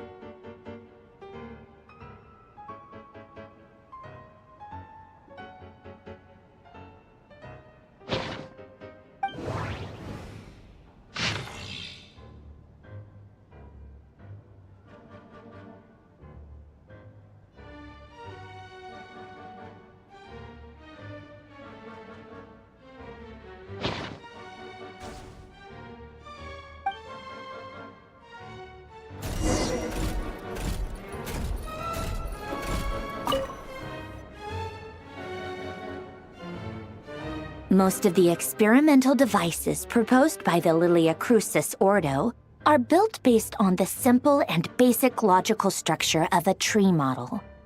Lilia Crucis. Guess they were trying to cover up the name of the Nod-Krai Ordo? When Duke St. Germanus departed, he said, "It seems that there's no going back." Alas, he is only a genius when it comes to machines. In all other things, he is but ordinary. Excuse me? I'm sorry. That's just ridiculous. What kind of book is this? Great Detective Herlock, the Alchemist and the Clockwork Saint? Isn't this a novel? Come on. Still, the author swears that they knew Renee well. Whatever. I guess it's not beyond the realms of possibility that Renee would say nonsense like that on occasion. Memory, wishes, souls, and persona. Frankly, this sounds more like occultism, but if Albedo vouches for it, I suppose there must be some alchemical basis to these techniques. The way Alain Guillotin saw it, the world was comprised of machines. The universe needed machines, and thus his technologies were created. That's why I was born. René, his full name was René de Petrichor, if I recall correctly. Sounds like he and the town must be intricately connected. That place was also the source of most of our information regarding Remurian civilization. Seems like some of his projects were based on their technology. The cutting of souls and storing them in vessels. These seemingly unrelated techniques underpinned René's research. Assuming that the 4 orthants correspond to alchemical categories. The chemical marriage model? Alain would have scoffed at that.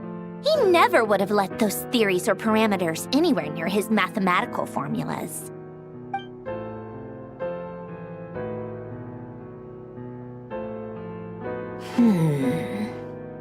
What was Alain's view on René? I know he mentioned the name, albeit very rarely. Oh, now I remember. Alain's old notes are here too. They mentioned René once. René seemed most out of sorts when he spoke to me. A lack of sweet foods has dulled his mind, I should think. Either way, his words are not to be believed. Yep, that sounds like Alain. My subordinates actually did a half-decent job digging out all these materials. Makes a change. Good for them. Some of Alain's old files are completely consistent with these records. He must have gotten them from the Tower of Gestalt. I never knew he got his hands on René's records that early. He may have kept them, but he never even attempted to use them. Didn't believe a word they said. Come to think of it, René's world formula was filled with calculations of constants. That shows he believed that the fate of the world to be predetermined. As for Alain... it's been too long. I forget what he said. What would he have said? A guy like him, fervent believer in machines, but not headstrong enough. The world can be changed. It is worth persevering. Yes, that's how he used to think at least. He created that procedure to save this world. Yet the scale of the world's fate proved too enormous. The result was beyond his ability to calculate. He died having never seen the outcome. And there I was, left behind in the ashes of his dreams. Did you really never take a close look at René's research? Or did you read it but deem his philosophy incompatible with your model? The very thought of trying to incorporate his ideas probably made you feel sick to the stomach. Well, don't worry, because there's a whole new category of lunatic in town. Next to Dottore, every other madman looks sane. You once asked me what I wished for.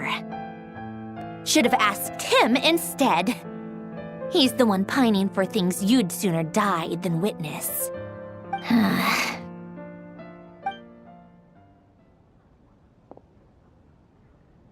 Even the tiniest variable can make big waves in the present.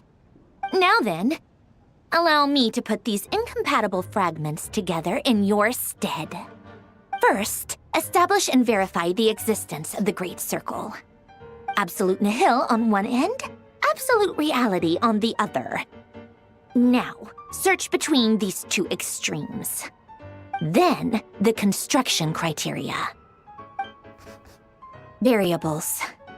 The sparks of civilization shall run out unless we consider introducing variables from outside the system. Input variables. Traverse the world, space-time, and civilization. Then extract the essential nodes from the records to determine which variables they point to. The primordial power that differentiated itself from the void. The power of light.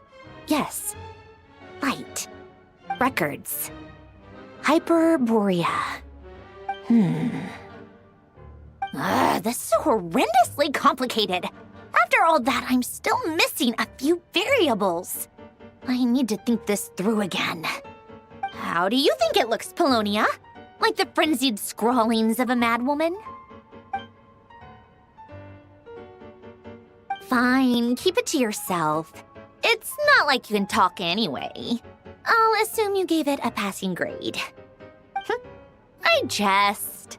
But true madness does often start with trying to save the world. What would Arlecchino and Columbina think if they saw this incomprehensible hen scratch? They'd probably have me institutionalized. So would Rosaline. She's been dead for a while now. When I close my eyes and think back, I can still see her face. And that enormous dress she used to wear. Such a bizarre choice. What possessed her? Oh, and the clack-clack of those heels used to drive me insane. No one's asking me, obviously, but I hope you all know that I never wanted to save the world. I'm not crazy. I don't have delusional ambitions, and that's a clinical fact. The world needs a solution, but I don't need the world's validation. It's the world begging me for answers, not the other way around.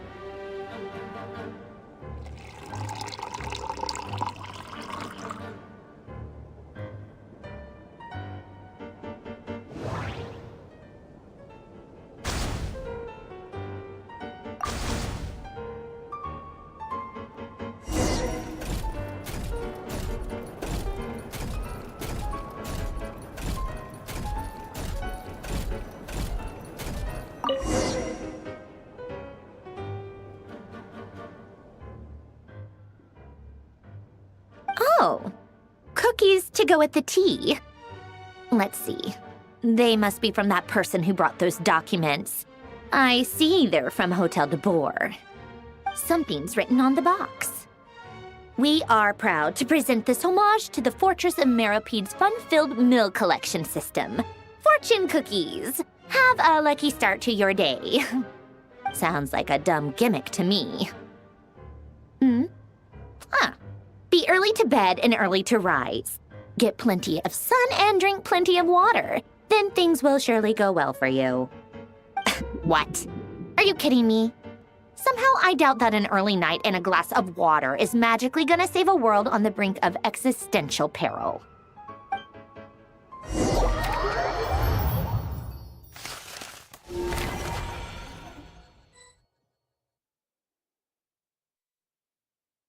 Lady Arlecchino, word has reached us that Lady Marionette's troops are all in position. They are ready to act as soon as the order is given. Excellent. The only thing is, they are fewer in number than we expected. It looks like many of them must have lost their lives at the hand of the monsters released by the Doctor. Can't be helped. Allow them to join our ranks and keep in contact. As you wish.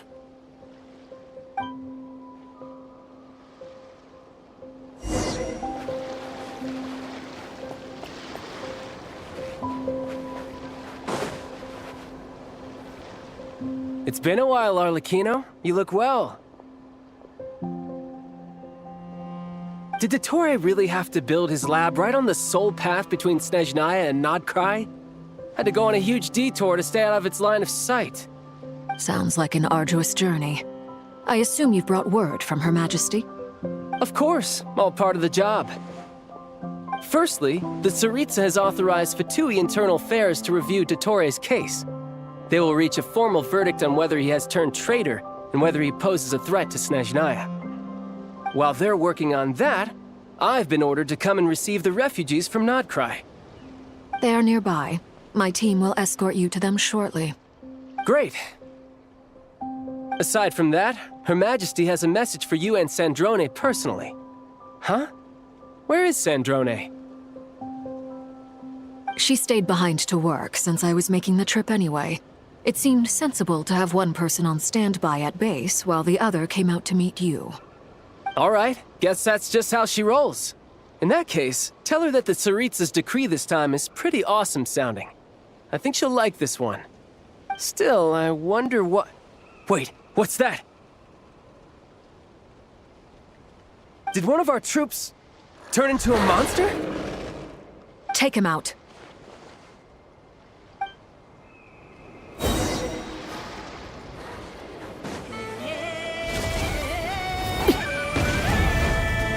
Laid bare. Riptide.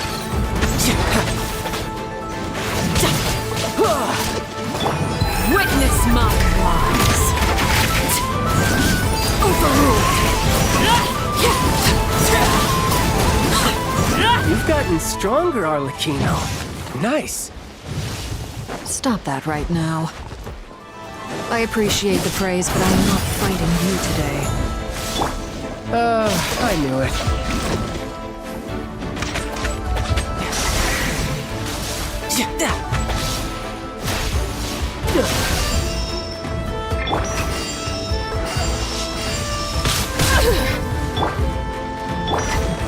Laid bare.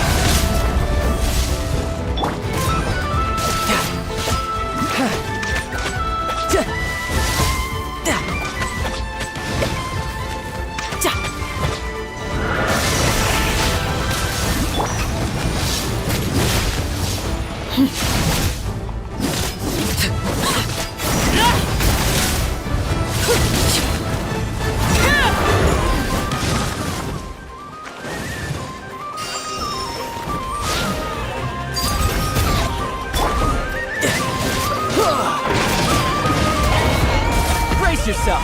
This is gonna hurt.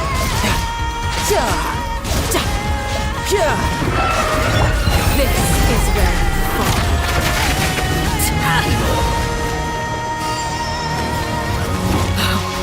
Wanted my full attention, did you?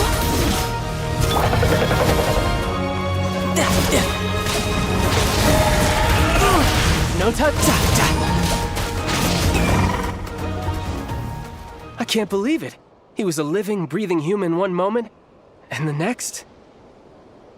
Another fine piece of work by our dear colleague, I'm afraid. What in the world has been going on in Nod-Krai? A lot. But long story short, Dottore stole 2 moon marrows that should have belonged to Columbina, then built a 3rd moon marrow of his own to concentrate the Tri-Lunar Authority in his hands. What? What do you mean he built a moon marrow? People build roads and houses, not moon marrows. What's his next DIY project? He's gonna build a god? You could stand to be less surprised. We are harbingers. The work we are engaged in makes the creation of gods seem mundane by comparison. I tell everyone who asks that you once crossed swords with Rex Lapis while serving as a key supporter for Rosaline's plan. But right now, you're acting like a common adventurer. Thanks for speaking up for me. Those 2 really took me for a ride back then. Then again, surely no common adventurer would manage to get tangled up with them the way I did. That's gotta count in my favor, right? It almost sounds like you wish to repeat the experience. I might have to lower my opinion of you. No. I'll stop talking. Please, go on. Dottore is currently still experimenting with his newfound power in ways that continue to corrode the outside world. As for the human mutation, I believe this is simply a consequence of his experiments, and not a strategic move. That radiant beast was once a subordinate of Sandrone's. I suspect he was only allowed to live so that he could become an experimental subject.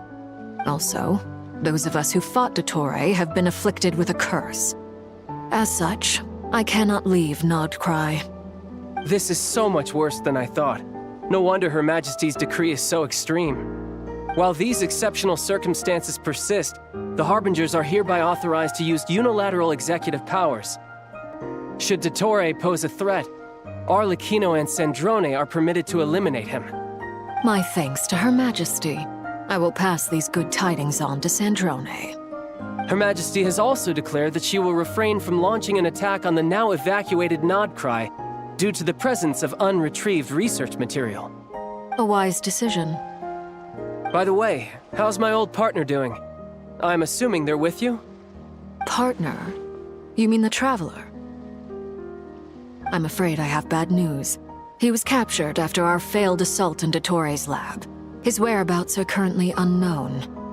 What? Why? Since when does Dottore have a bone to pick with him? That is indeed the question. I'm not sure he does. He must have some other goal in mind. This won't do. I have to rescue him. You can't. We have no idea where the Traveler is. What am I supposed to do then? Stand here twiddling my thumbs? Sandrone is working on it. The best thing you can do right now is complete your mission. Fine. I guess I'll leave this to you then. One last thing. Tell the Rooster to get the message out to the gods and citizens of every nation in Teyvat. Beware. An uncontrollable pollution is spreading forth from Nod-Krai. The source of that pollution is a madman drunk on the success of his experiments. The Fatui and our allies will endeavor to contain the threat. However, if Nod-Krai falls, things are likely to escalate. Considering Dottore is one of our own, all Fatui stationed in Nod-Krai consider it our duty to stay and fight him to the bitter end. Whatever the cost.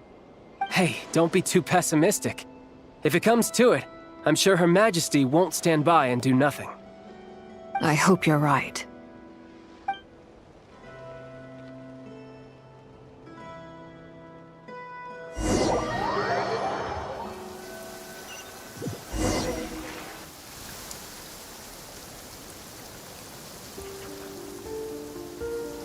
You're right on time. Thanks. Hey, do you think I'll get that gliding exam exemption? I made sure I was on my best behavior in Mondstadt. I landed well outside the city and walked in through the gates. I'll help you apply, don't worry. For now, let's see what we have here. What are the Doctor's energy fields even made from? The usual attract and repel principles that govern Kuvaki don't seem to apply to them. They are very mysterious, but ultimately, they appear to be comprised of energies from the three realms.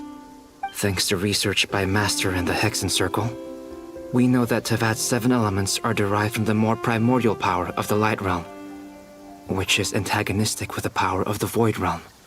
Since you have the power of the Dragon Durin within you, I'm sure you can already tell that this energy field contains no abyssal energy. That's true. It's not abyssal energy, it's something pure, wild, and untamed. I've been thinking about something. Do you still remember the device that Dory supplied from the Academia when you and Miss Columbina fought Rarier? That was one of the most marvelous feats of ingenuity I've ever seen. The design, the craftsmanship, the material selection. I couldn't fault any of it. Not to mention the operating principles. Surely the most ingenious feature of all. Dory didn't go into detail on how it functions, but I have a working theory. The clue was that Miss Columbina was somehow able to use the pyro energy that you provided, despite the fact that, as a moon goddess, she should only be able to use light realm energy in principle. Now, all elemental energy is, of course, derived from light realm energy to begin with. Hence, I suspect that the device works by restoring elemental energy to its original state. This presumes a theoretical model of the 7 elements akin to that of light refracted through a prism. Perhaps it is no mere analogy. Maybe there is indeed a prism in this model. I almost wonder if the idea for the device was conceived based on direct observations of said prism. It would explain how such an ironclad design concept was achieved. It is at once a masterwork of engineering and a groundbreaking application of the Academia's latest elemental theories. I suspect only Lesser Lord Kusanali herself could have devised such an ambitious technology. But back to the energy field before us. If this is pure light realm energy, its relation to elemental energy is one of integration versus division. Or you could say that the former contains the latter. Could this mean that elemental energy can dilute the power of the light realm? Should we give it a try? We should.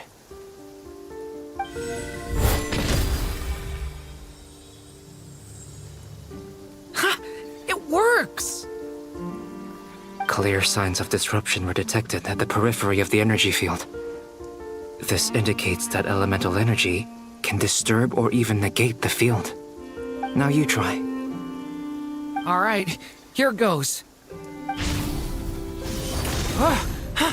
It's working! Switch to abyssal energy and attack again. No surprises there. Abyssal power drains the energy field to a significantly greater extent. I now feel confident in asserting that the energy field is indeed pure light realm energy, and that elemental energy can dilute it. But the energy field is huge. How much elemental energy will it take to neutralize it? We don't have to neutralize it completely. We can try other approaches. That's all for theory. Would you like to continue watching? So you knew I was here. Huh? When did you get here? A while ago. But Albedo sounded like he was working on his thesis defense back there. Back in Sumeru. You can end a person's whole career by interrupting them mid-speech. Very thoughtful of you. I'm truly touched. Could I ask you to lend me a hand? With what? A little test. Try using Anima to unleash a concentrated assault with circular blades, with the goal of breaking through at a singular point. Nice! This time it tore through the field. Tremendous. This is a major breakthrough. Should we go through? We probably shouldn't risk having mutually antagonistic energies in such close proximity. Durin, you stay here and watch the entrance. Hat Guy and I will go in to investigate. Sounds sensible to me. Keep your eyes peeled, Durin. Don't worry, I got this. You two be careful in there. Just give me the signal if you need help and I'll dive right in. What do you mean, signal? It's based on a new alchemical concoction I developed last month. When 2 bottles of it are smashed on the ground together, they emit a blinding burst of light. If it comes to that, remember to shield your eyes with your hat. Glad I asked. Thanks for the heads up.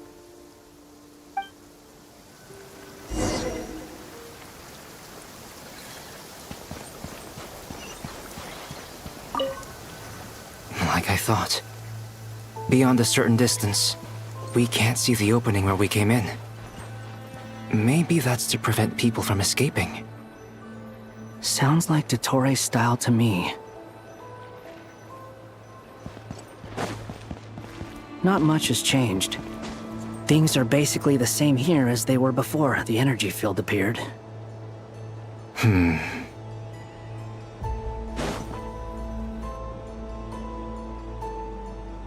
They have no heartbeat and they're not breathing. We can only assume they're dead. But there are no visible wounds. Also, there's an animal squatting next to each body. It's watching us. That's not an animal's gaze. What are you trying to tell us? Doesn't seem eager to talk. I guess maybe it's just an animal after all. Let's keep looking around.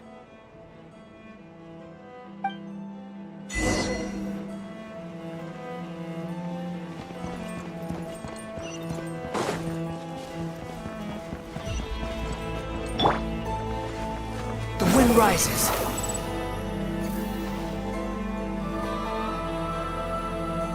Same situation everywhere. Not a living soul in sight. Just countless bodies with animals standing watch over them. Well, I think we can safely rule out the possibility that they're all pets. Is skirting around the topic your way of showing consideration for other people's feelings? Just being cautious. I don't doubt that you can handle the truth.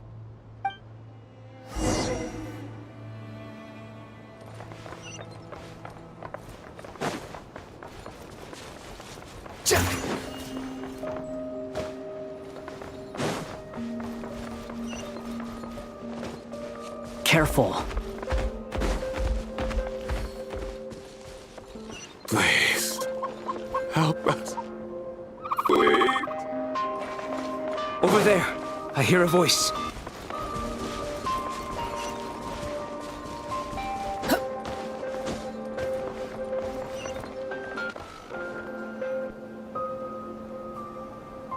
Please, help us. Please. What happened here? I don't know. Suddenly, everyone collapsed. Then my line of sight got lower. I still have some of my senses left. I gotta get out of here.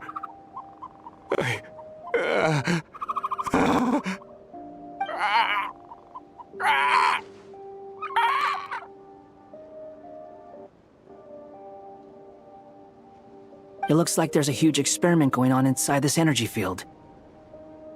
Maybe each energy field is its own giant experiment. Vile. He's swapping human minds with those of animals. Even without the other circumstances, this would be an extremely radical experiment. Those people may have lost their sense of selves, but they are not fully animals either. If they were, they would have left.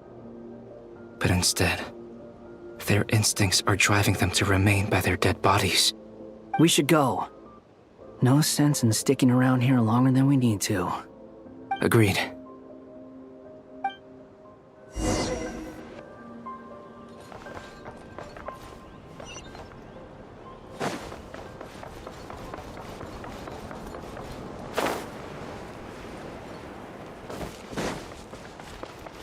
Behold!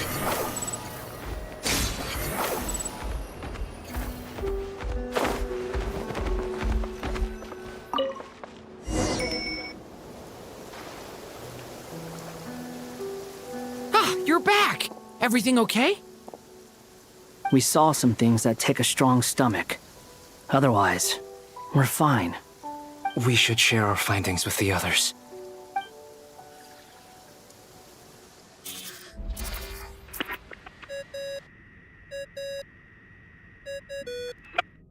Yes? Who is it? Miss Nefer, it's me, Albedo.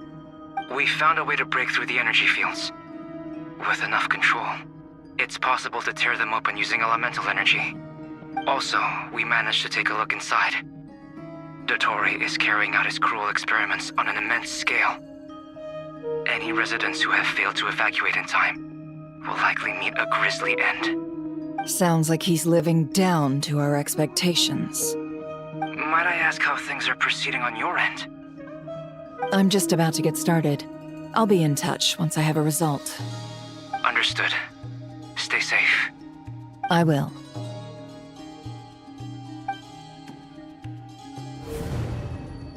Well, Nefer, I'll link up with you once my tasks are complete. What makes you think I'd need you to do that? I'll need it. And considering the way you approach certain matters, I think you'll be better off with me present.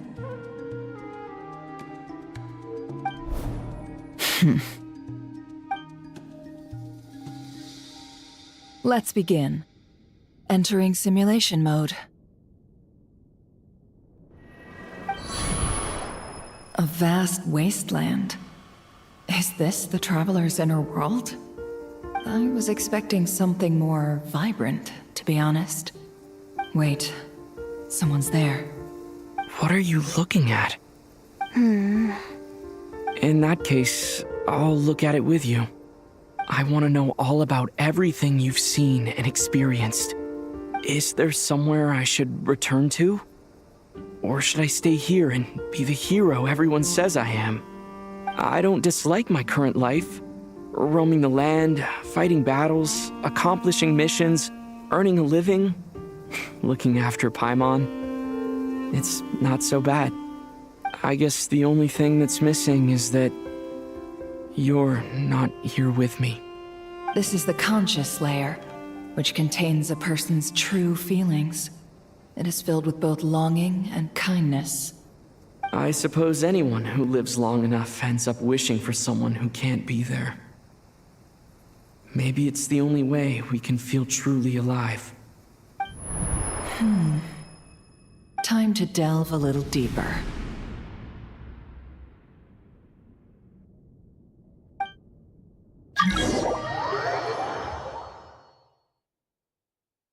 Nasha Town is hardly the optimal choice for a place to live, but it has character and a reasonable population density. What are you trying to say? Oh, don't be nervous. I was just thinking where might make a good starting point for your journey.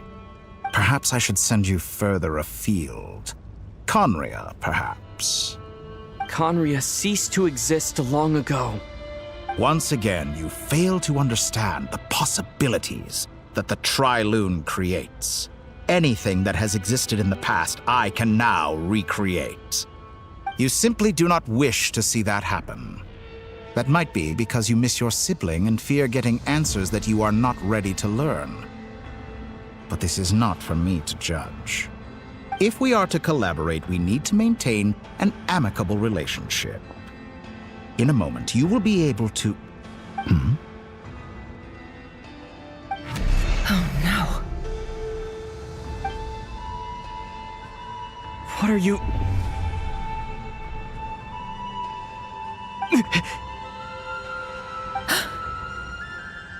What are you gonna do?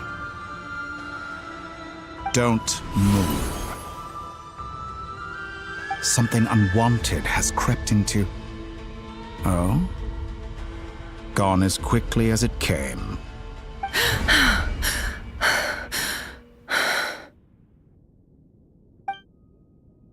Did you save me?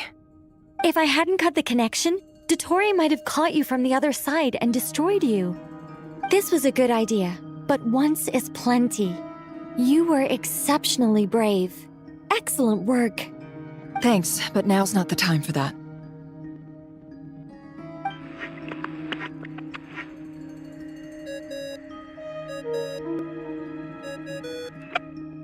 Albedo speaking. I think I know where he is. What is this endless darkness? I can't see anything, even though my eyes are wide open. But why? What happened?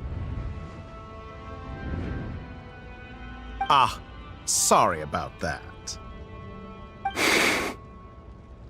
I take it you didn't notice. Just now, a friend of yours took a little peek into your mind. Could it be Nefer? How did she do it? Did she use something as a medium to connect to me? Do you think she's aware of your current circumstances?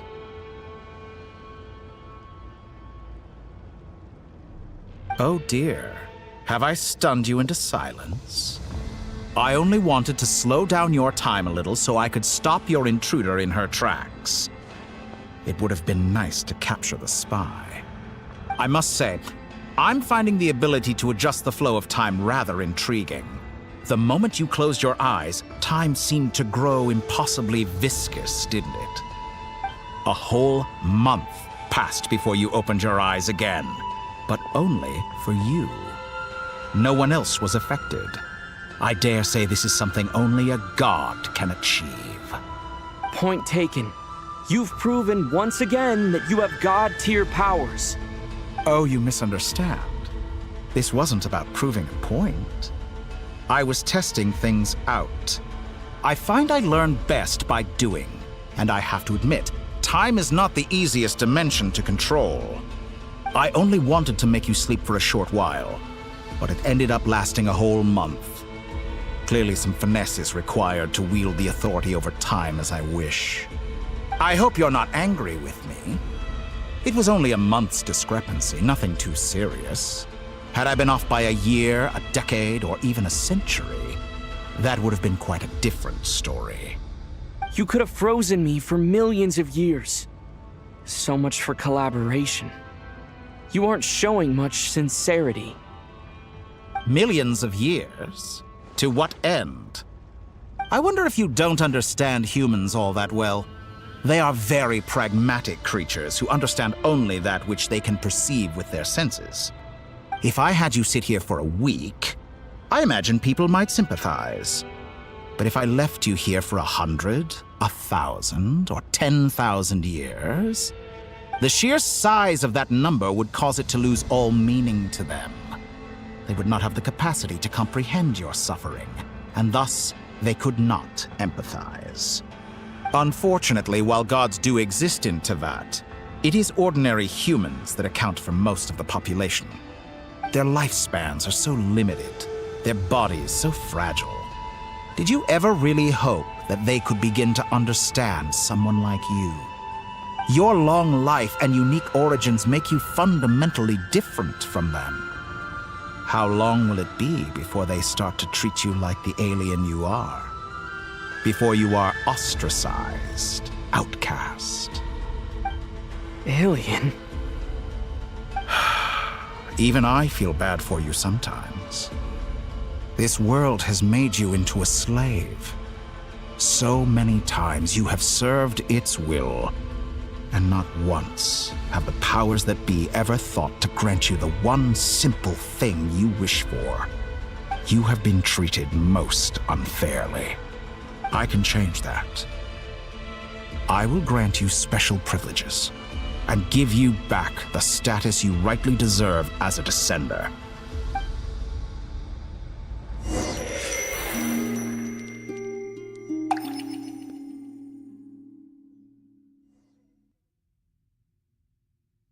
I've entered the past 3 times at this point, but I still have so many questions. For instance, beyond each point being further back in time than the last, what determines the specific locations at which I can make entry? So far, the common thread linking all 3 scenarios is that the Traveler has been present. But it's more than that. I know I sensed something familiar around him. What was it? I'll keep this question in mind as I carry on.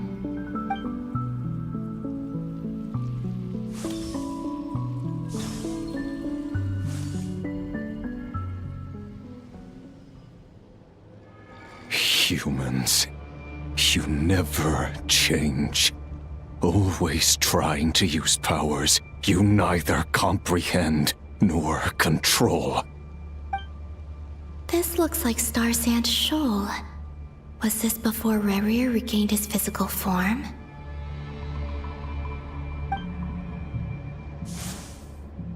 You've messed with the cannon again, huh? Sorry, but this round's not gonna go your way.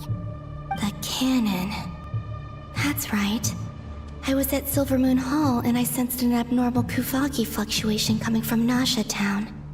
And right after that, came an ominous power emanating from Star Sand Shoal. My body was once torn into countless pieces and hurled into the swirling chaos of time itself. But even so, my life and will were not extinguished. I wonder if I could try to prevent his resurrection. But how would I do it? What can I do, here and now? Traveler! Behind you! Look at that light!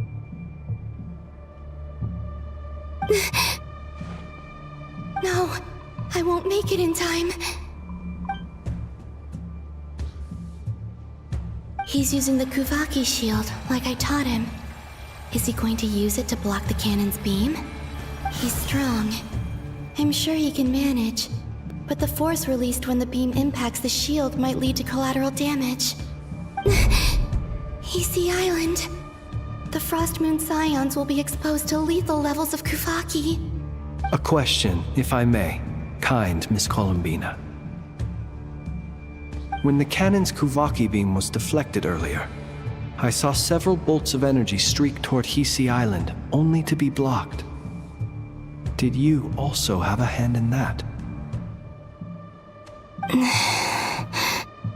Maybe that really was me after all. Well, future me. But I don't know if I have enough power left.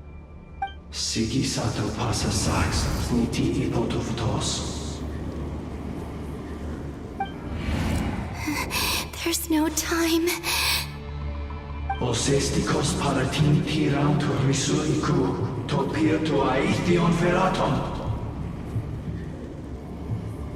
I have to make it. Oh, Frost Moon. Oh, great land. Oh, slumbering moonlight of Nod-Krai.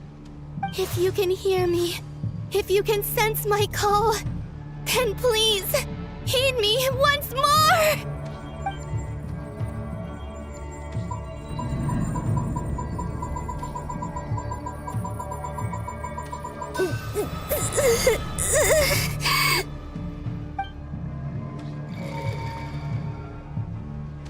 Did it work?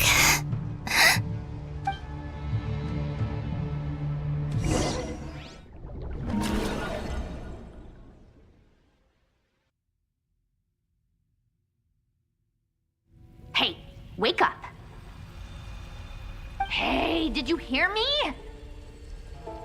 Columbina, I said wake up now! Oh, good morning, Sandrone. It's 3 in the afternoon, actually. And could you kindly not use my quarters as your personal nap room next time? But I feel so safe here. And your coffee, right?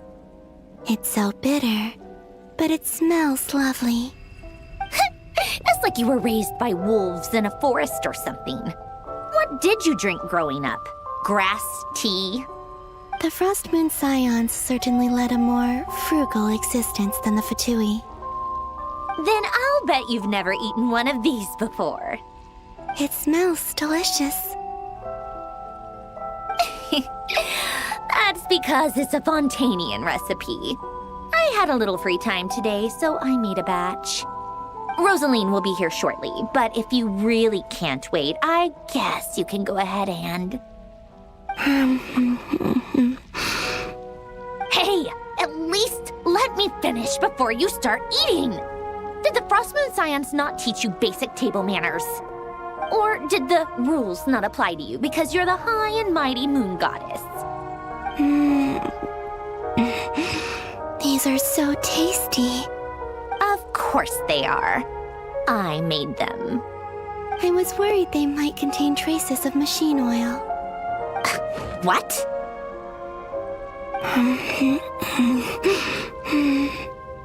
You know, there's something I've always wanted to ask you. Why did you leave your old home and join the Fatui? I mean, I'm sure their food was awful. But there's gotta be more to it than that. Well, life there didn't go quite how I imagined. What were you expecting? You're a god. Your followers are gonna make some demands of you, right? Surely you can just answer a few prayers here and there in return for the free food and drink. How bad can it be? Well, would you help other people just for free food and drink? The doctor told me that you were created by a great mechanic, Lord something Fisher. The Lord Artificer. Ugh, some people can't keep their mouths shut. Oh, Lord Artificer. And didn't he have something to do with the, narcissist? Narcissenkreuz Ordo. Yes, that was it. Narcissenkreuz Ordo. So, would you try to fulfill their wishes? You must be joking. I wouldn't go even if they paid me. I don't even know them. Exactly. Well, I felt the same way. I did not know the people who made demands of me. What do you know? We're on the same page for once. In his later years, Alan did ask me if there was anything I wanted to do. If I had any wishes of my own. Well, I don't. And I'm not in any mood to fulfill someone else's either. Who's Alain? He was the... You know what? Never mind. You're not gonna remember. Anyway, the point I'm trying to make is, neither of us is the self-sacrificing type. Let me ask you this. What sort of place would you like to live in, if you could choose? A place where people don't ask me for things I cannot give them. Where they don't worship me, or fear me, but just want to chat with me like a normal person. I'd also like the freedom to come and go as I please. And ideally, it would be somewhere with the smell of coffee and snacks. Not to burst your bubble, but no such place exists in the world. Now, take your snacks and scram.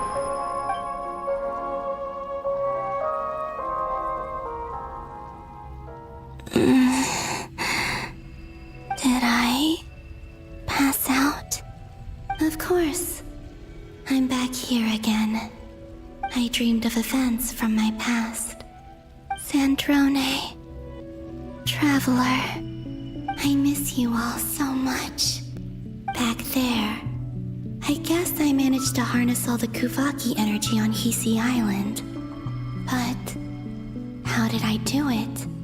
Time is flowing backwards here, and I can use that familiar power to enter the world of the past. That mystery ally everyone talked about. It was me all along. I can sense that there isn't much more power remaining up ahead. What lies at the end of all of this? Will time keep flowing into the past? And will I ever find my way back?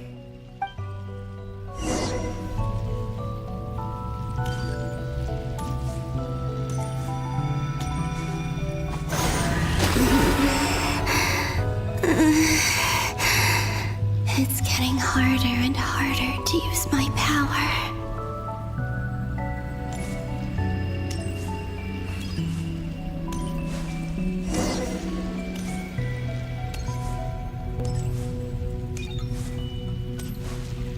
I'm no match for the Abyss in this state. I need to avoid the contaminated fragments.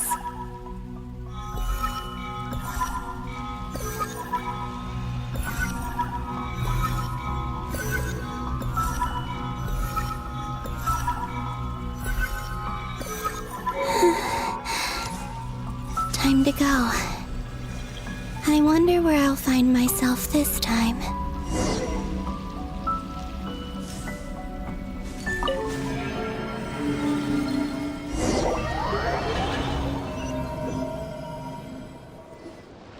The Final Night Cemetery. This is where Flint's is based. Or not! How are we supposed to read through this many files?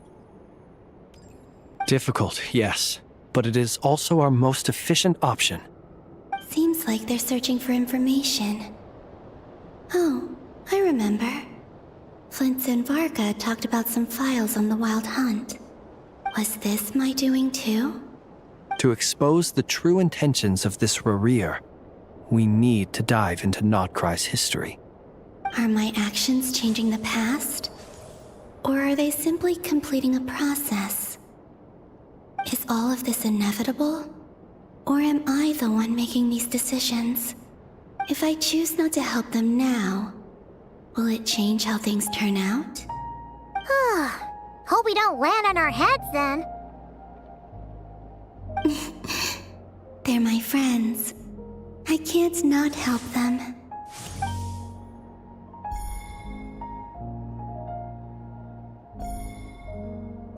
Ghost!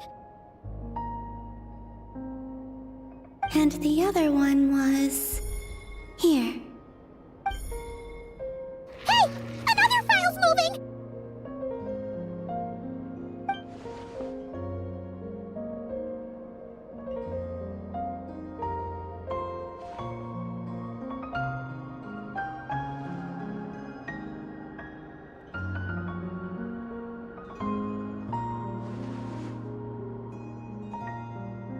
That should do it.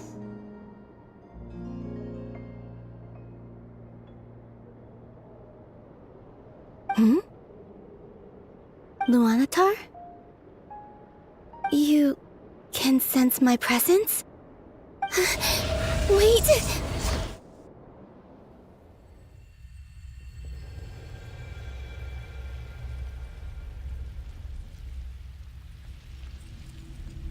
Luanatar. So she's that familiar presence I've been sensing all along. She's always been by the Traveler's side. That explains why the Traveler has been there each time I've entered the past. But why Luanatar? Is it because she has a connection to me as the Moon Goddess's familiar? If so, why not any other Kuhenki? That's...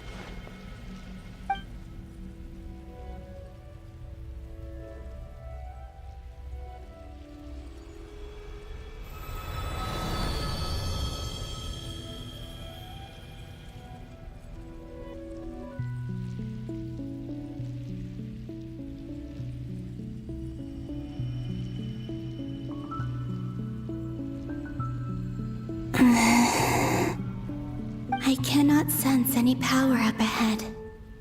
Just a void, stretching out into infinity. This is likely my final chance to enter the past. It's now or never. I have to find a way back.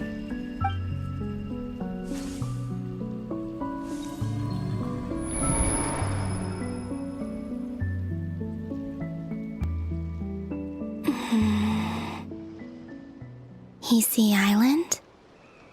How far back in time is this? Where's Luanatar? I can't sense her presence this time. Oh, seeing Anafa and Aino reunited like that sure was heartwarming. Traveler, Paimon. No, stay calm. I don't have much power left to change things. I don't even have that much time left here. Think, Columbina. How do I find a way back? A way back... to where? Do I go back to Moon Prayer Night? Or to the future that followed? And if I return in my current state, what will become of me then? Dotori's actions that day proved that he'd been planning that for a long time. He had already seized the power of 2 moon marrows before capturing me. Even if I managed to get back, how can I fight against him when he wields the Tri-Lune Authority? I can't. If I go back like this, I'll be playing right into his hands. I have to find some way of rivaling the power he has usurped. Wait. Time flowing backwards. The Tri-Lune Authority. Does that mean... I think I know what the final destination of this lunar reflection might be. I know what I must do. Speaking of homes, we must already be close to where the Frost Moon Scions live. The vibe here feels different, just like the scenery.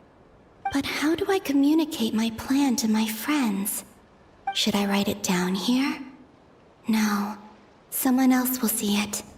I need something with a close connection to me. Something I can use as a medium to tell them what's happened to me in here. Now it makes sense.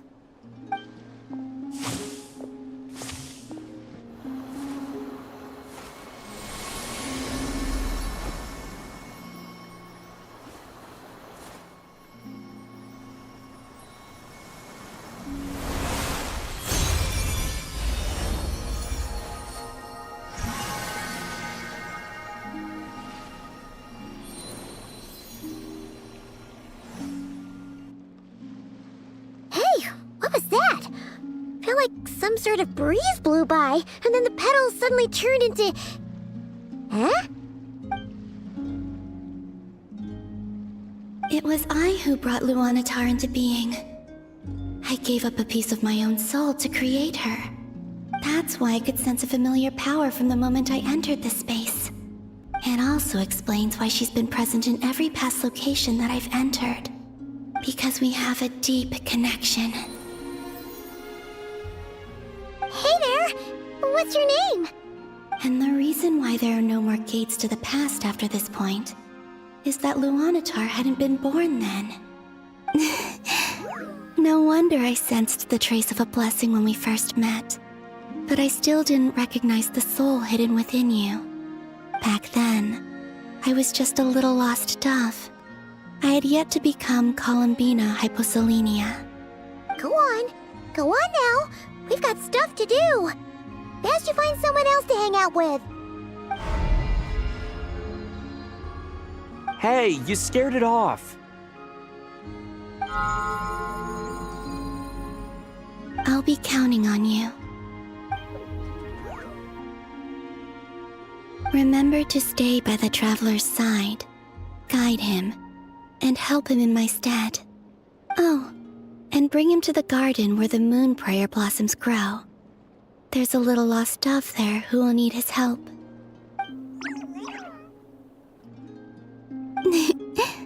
Go on.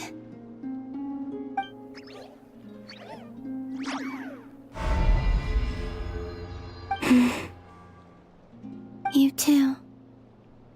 Go and live your story. As for mine must go in a different direction.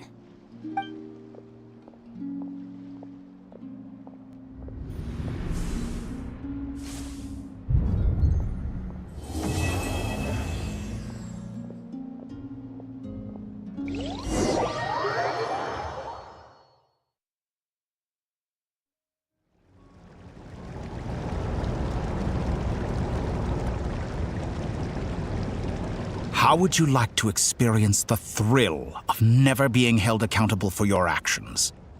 You could crush people like ants without consequence, or tear off their heads or limbs as you please. Believe me, such a life is but one small step away. What point is he trying to make? Freedom? But the freedom to kill? To do evil and get away with it? Why would you offer me that? The creation of a world is the ultimate scientific experiment.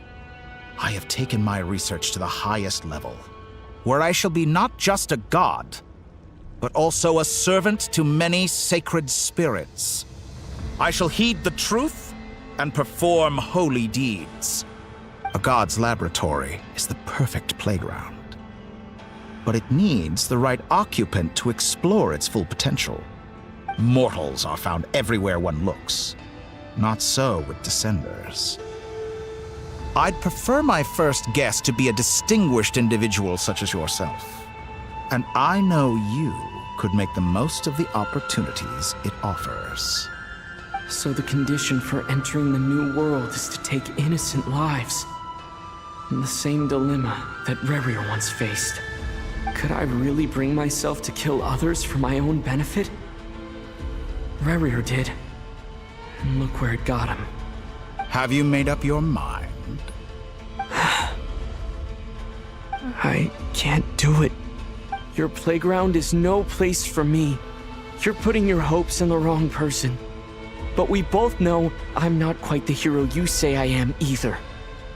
I have my own reasons for the journey I'm on. And they aren't all selfless. You've grown a lot since we last met. But there are still things you are unwilling to compromise on. This will only hinder you. Why don't I lower my requirements a little as a gesture of goodwill? I'll give you a little time to learn to be a less noble soul. That'll make things much easier for you. I really doubt I could live that sort of life. And yet you already sound less defiant than a moment ago. The benefits appeal to you because you can read the signs of the times. Why don't we return to my research facility? Your last visit was so rushed. There is much that I have yet to show you.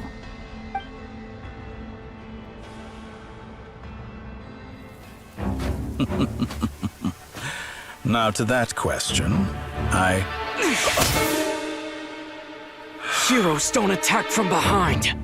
Guess I'm no hero. This is most disappointing.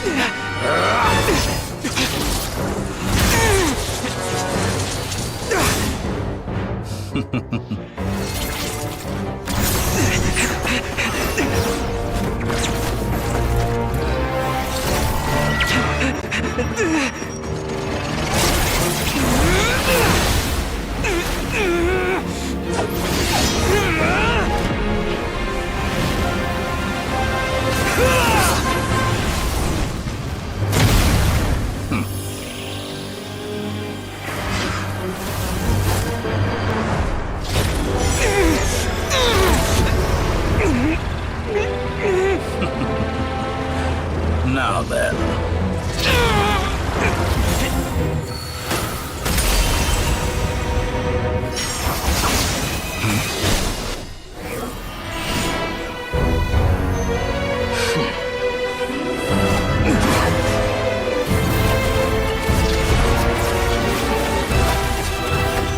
A new face.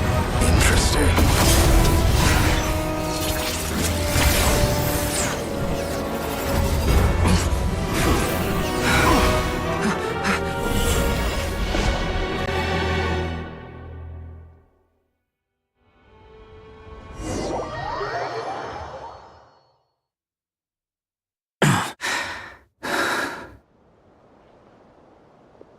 You're still gonna call me Hat Guy after that, huh? I didn't see anyone else in there who needed saving.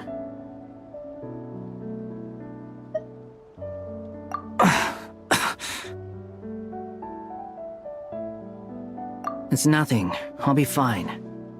Why are you looking at me like that? Is it that shocking that I'd come to your rescue? I owed you a favor back in Sumeru. Now we're even. Distracting Dotori was tough, I won't lie. He's not gonna fall for the same trick twice. That was my one shot. I'd hoped to use it to take him out. Ugh. I never wanted to obliterate someone more than I do right now. Dotori doesn't recognize me, but his segments were originally made based on an analysis of my operational principles. I expect it's only a matter of time before he figures out what I am. So Dotori doesn't recognize Wanderer because he deleted himself from Irminsul. Did he really miss his only chance for revenge by saving me? Why the long face? Hey, I'm not blaming you, okay? And I'm not complaining either. Rescuing you and killing Dotori are equally important goals. Everyone would be pretty stuck without you. It's best you live to fight another day. How are you holding up? Are you all right? Hat Guy said to put safety first, so we agreed to run as far away as we could after leaving the energy field and only meet up once it was safe. You don't look injured. It seems that Dotori didn't do anything to you. All right. Rescue operation complete. Let's head back. There's a lot more work to be done before this is over.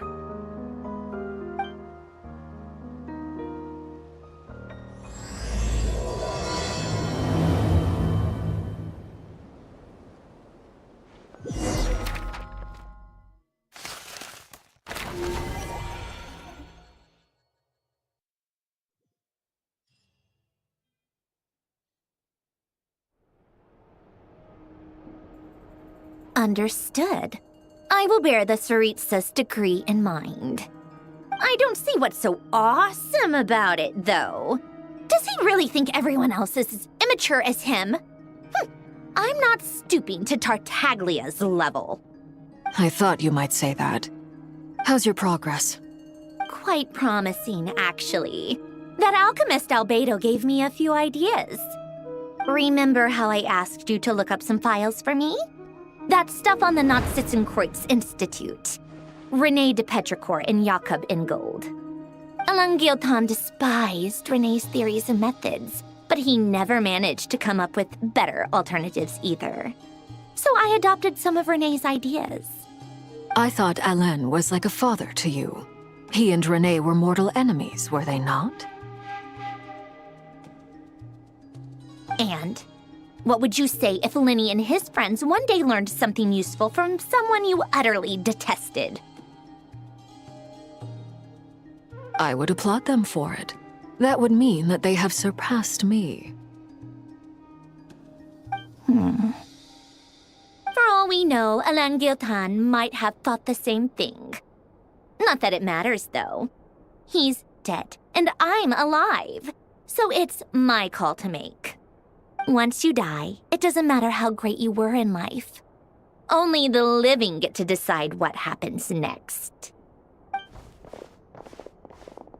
Hey, come on out. They're back. Huh?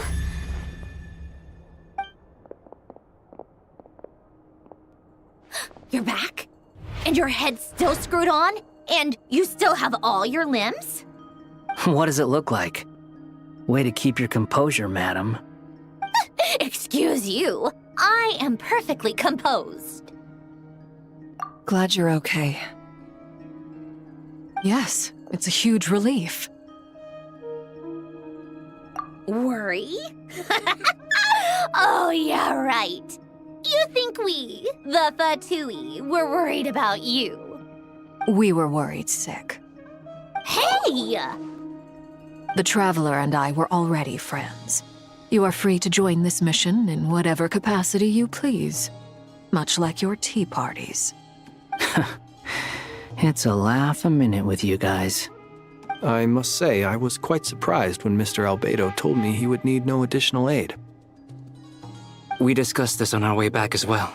I am rarely so unequivocal, but in this case, we had full confidence in Hat Guy. He said he knew what he was doing.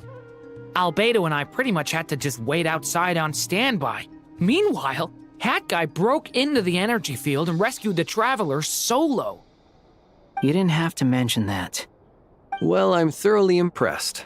You are a force to be reckoned with, Hat Guy. Is he back? Is he really back? Traveler! It's really you! Oh, thank goodness! Paimon missed you so much! You can finally breathe easy, Paimon. It's great to have you back in one piece! Oh, Paimon's been having nightmares the whole time you were gone! Look at them. You know, once you reach my age, there's nothing better than watching a misty-eyed reunion between friends. It's nothing. Same goes when you get to my age, too. I bet Ino and Anefa would be tearing up as well if they were here.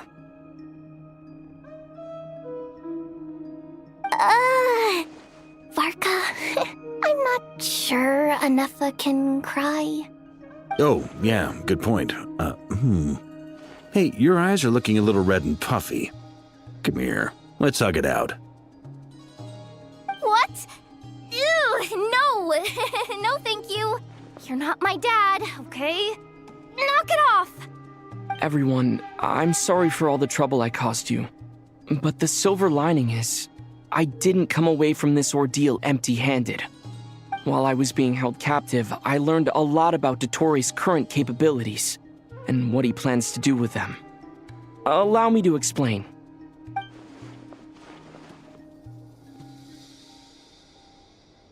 The three moon goddesses were even more powerful than we imagined. No wonder Dottore believes himself to be equal to the gods, maybe even superior. Utter blasphemy.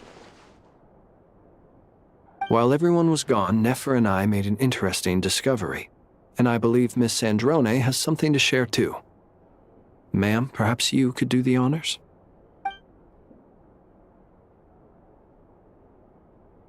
Called it. Getting rid of a pesky troublemaker like her is like trying to clean up after a crumbly cake.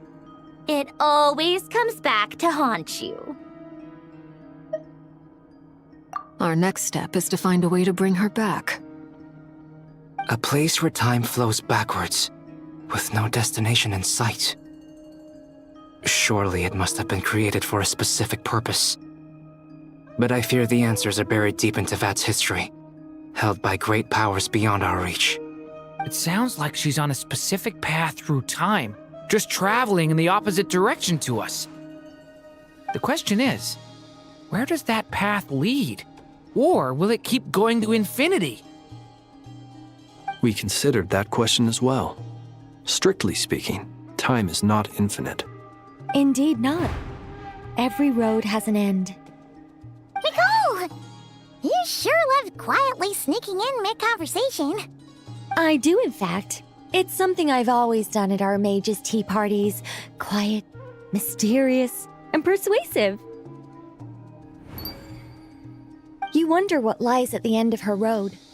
Well, just as the world has a beginning and an end, so too does time.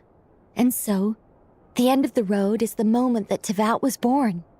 But where Miss Columbina will end up along this road, that depends on where this particular river of reverse time began. What about the original moons and the moon goddesses? Do they have a beginning too? All things do. In the beginning, no moons adorned the sky. It was the Dragon King Nibelung who raised the 3 moons into the heavens, and thus were the moon goddesses born. They were shadows of the planet, born to wield Nibelung's authority and oversee the world on his behalf. They were extensions of his will, manifestations of his majesty. But then one day, they disappeared just as suddenly as they had once been brought into being. Nobody knew where they had gone.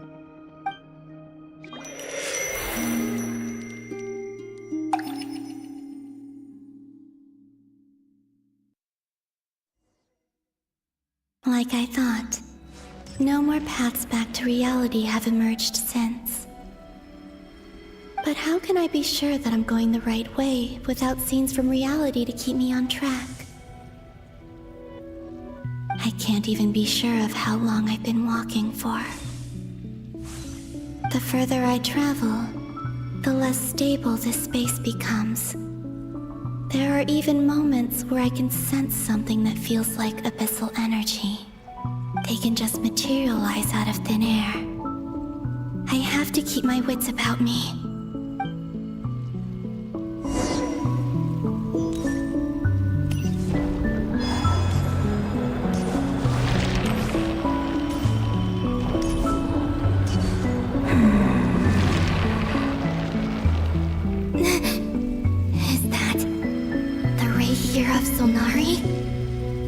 I can't believe he survived.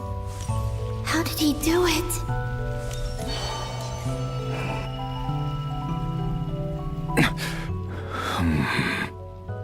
You are the moon goddess. But how? Please, there's no need.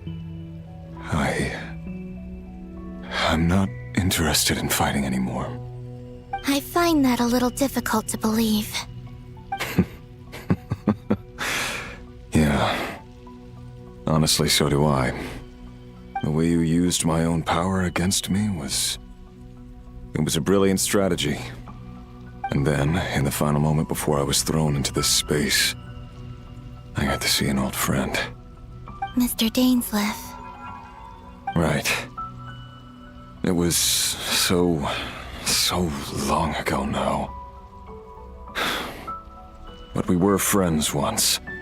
When I first got here, I was filled with hatred, remorse, and rage. How I cursed and devoured. I tore everything here apart. I was consumed by the desire to leave this place and have my vengeance. But to no avail. This is a place with no exit. This is the second time I've entered this space. Though I have no memory of the first. I was torn to shreds the moment I entered. But this time I survived. It must be partly because of this new body, and partly because of all the Kuvaki I absorbed in Nod-Krai. Are you the source of the abyssal power in here? Not all of it. Some is from when I first arrived here and tried to destroy everything. But there was already a degree of abyssal power here before I entered.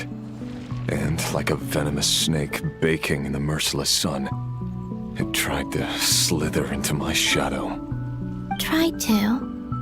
So, you rejected it? Yes. Because after that, the world suddenly became silent for a moment. What do you mean? The voices in my head, they were gone. And then, I saw her. Her? Thelindis. My former lover. Never mentioned that she saw a memory of Thelindis leaping into the moon's reflection. More precisely, I saw her afterimage.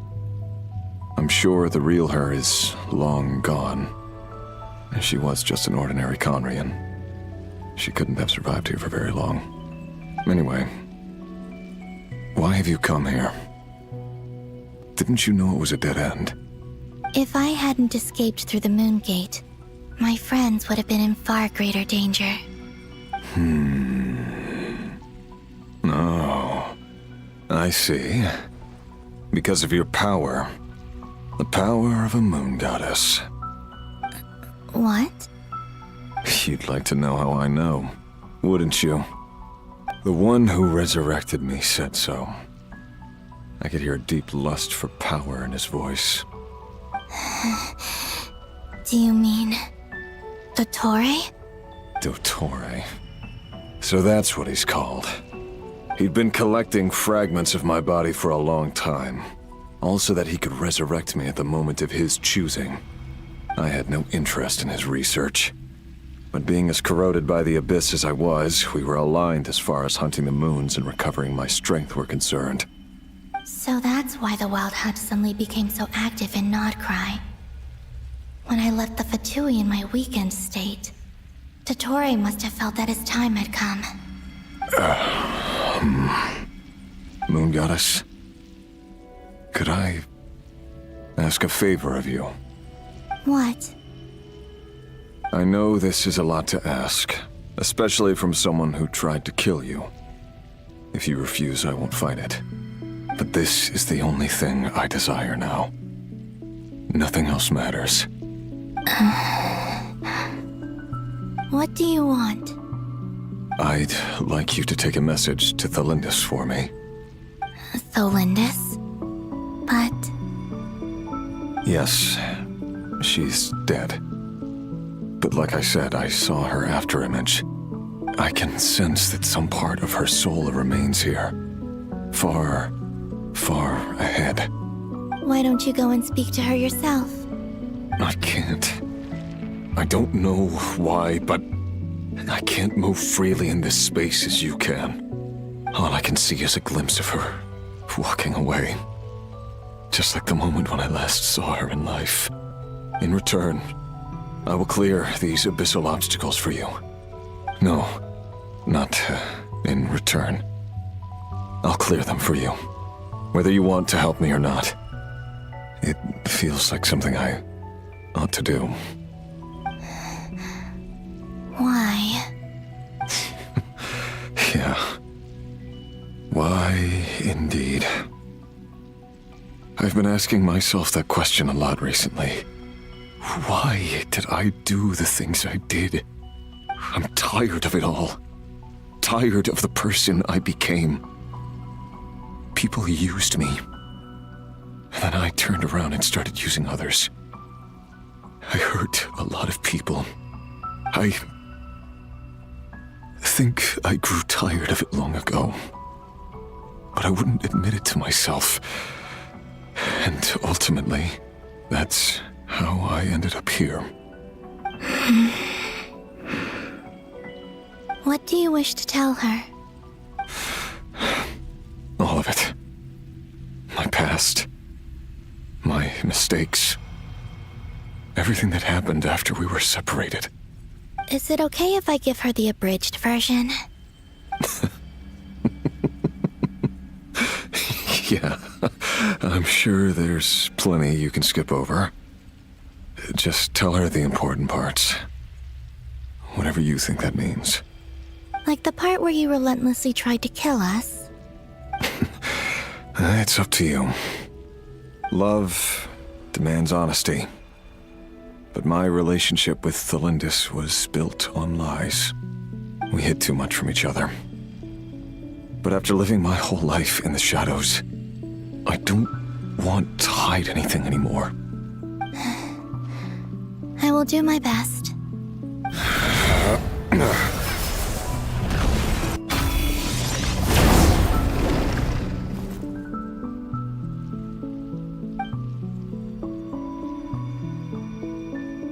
There.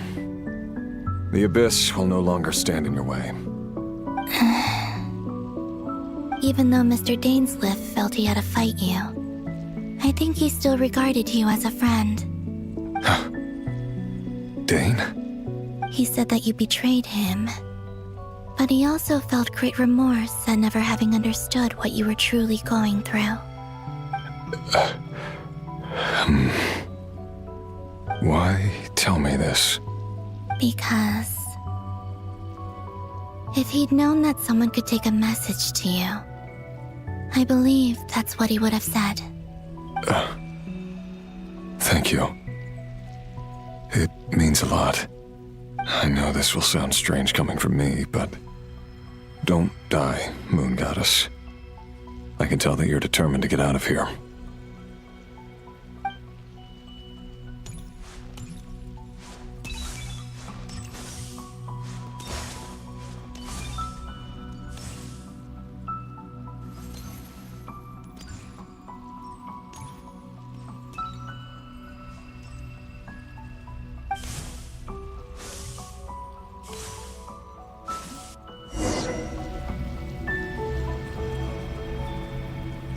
He kept his word. The Abyss is no longer obstructing my path.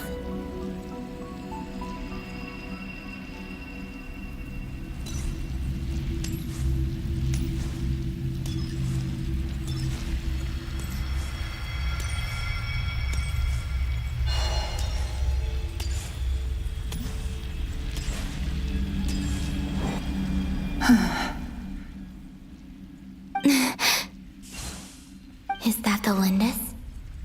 She wasn't far off at all. And yet, they can never meet. Hello, Miss Thelindis. Who are you? How do you know my name? I've never seen anyone else here before. You can call me Columbina. I promised Rerir that I'd bring a message to you. Rerir? My Rerir? Is he well? He's doing better than he was. Better than he was, huh? Sounds like he's had a pretty rough time. Others have had a rough time on his account too. In many cases, their time ran out because of him. And I'm not just talking about the children of the Crimson Moon. So, things got worse before they got better. Could you tell me what happened, Miss Columbina? Are you sure you wish to know? Yes. This is my opportunity to learn the truth. No matter how hard it is to hear, I have to know. I admire your courage. However, time is short. I cannot stay here for long.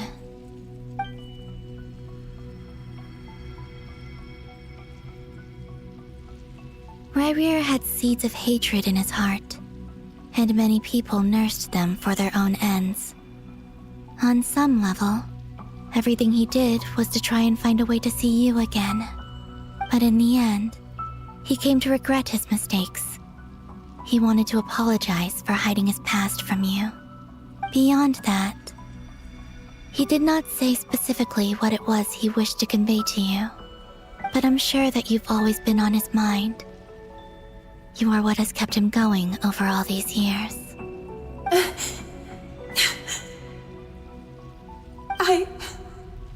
I'm sorry, Miss Columbina. This is so upsetting. I'm not sure how to put my feelings into words.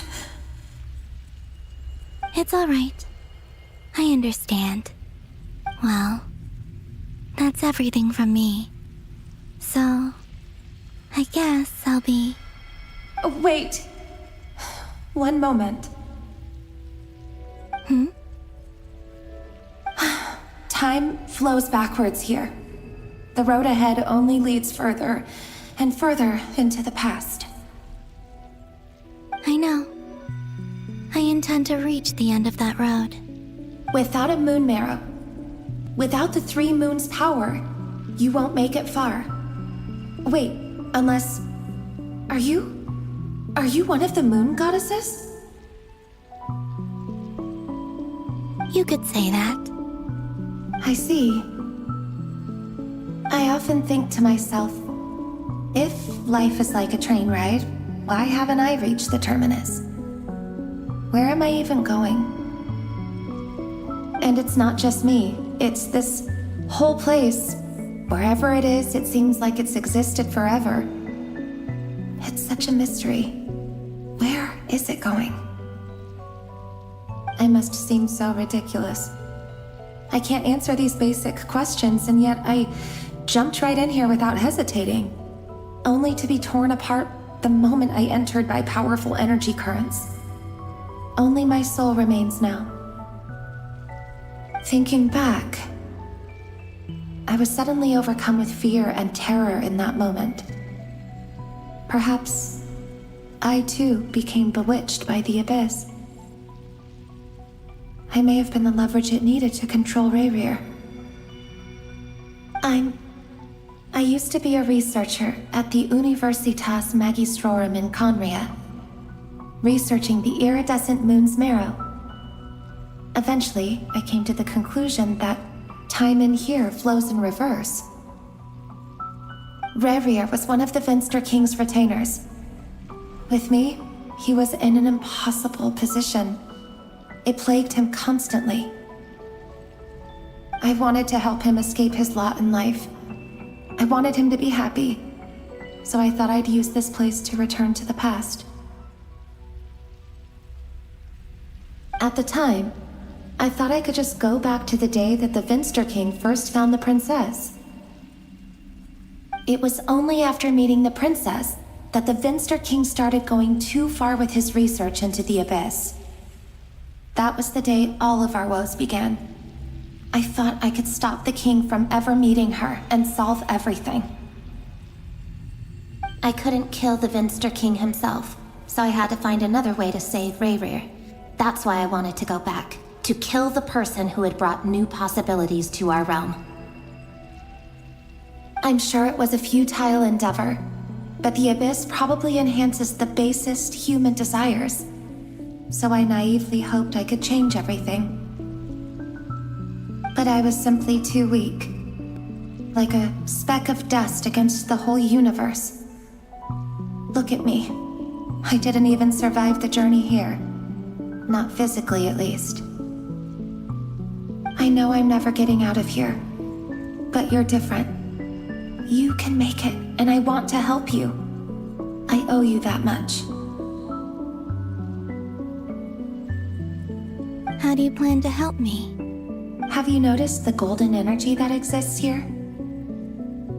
Based on my past research and my observations since coming here, I believe they carry you forward faster. I can share what I've learned and help you understand the pattern in which this energy appears.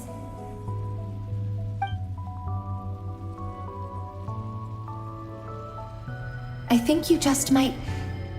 Now, I know you will be able to change the past.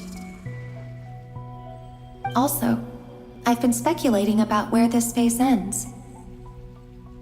The documentation was scanned, but from what I know of the legends about the moons, The oldest ones seem to begin with Nibelung, king of dragonkind. I have no way of verifying any of it by this point. But if it's true, you might be able to reach that era if you keep walking. Understood. Thank you, Miss Thelindis. I'm the one who should be thanking you. If you hadn't entered this realm of everlasting death, what use would my deductions be? Thanks to you, they have some meaning. About Rayrir, I'm so sorry. For everything. It wasn't your fault. That's not true. Because we both feared bringing trouble upon each other, neither of us ever told the truth. And that dishonesty sealed our fates. But enough about that. I wish you a safe journey, Miss Columbina.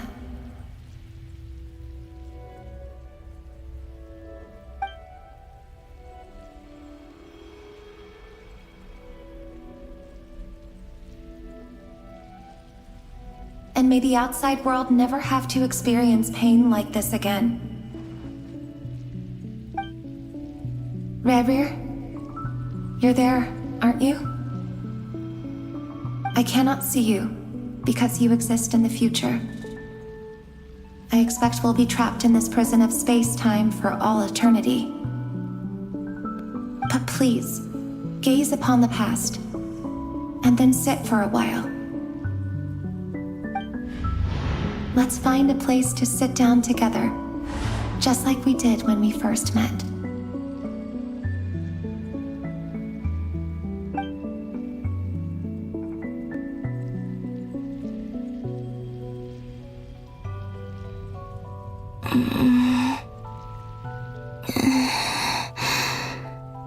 How long have I been walking? How much further till I reach the end? Is there even an end to be found?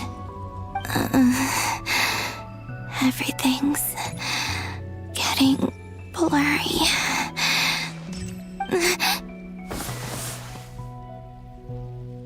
Huh? Are you all right, little sister? Have you come from the distant future?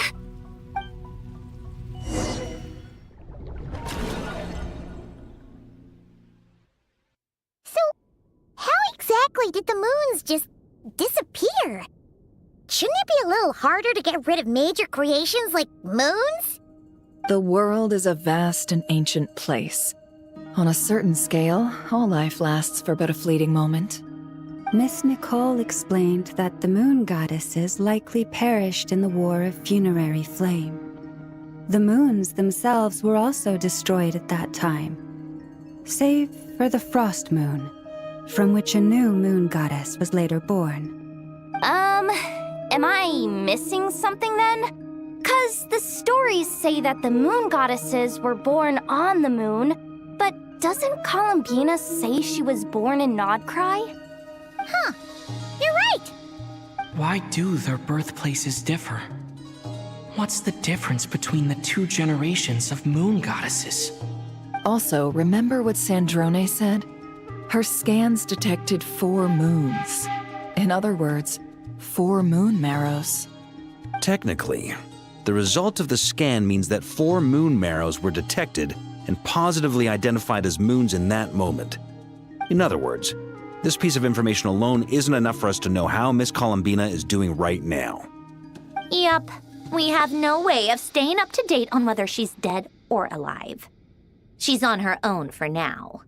But at least she's trying her best to get back to us. Yeah.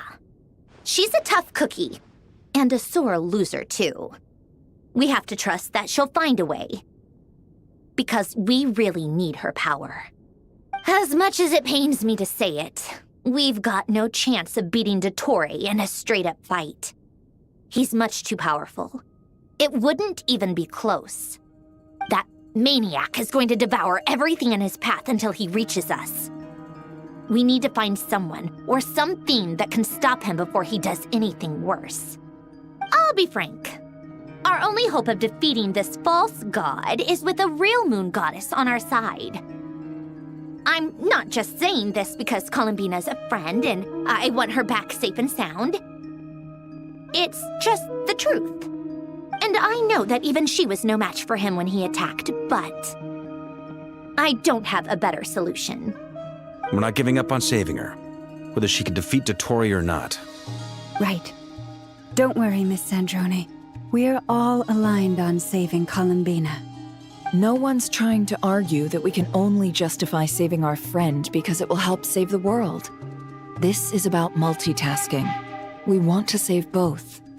So, she's more than just a moon goddess to you guys? Absolutely. Duh! She's part of the gang! And you are too, you know. Yes, I know. You don't need to labor the point. I knew that the moment I came running over with my documents that I was part of the in-group. I mean, if Arlecchino can fit in, I certainly can.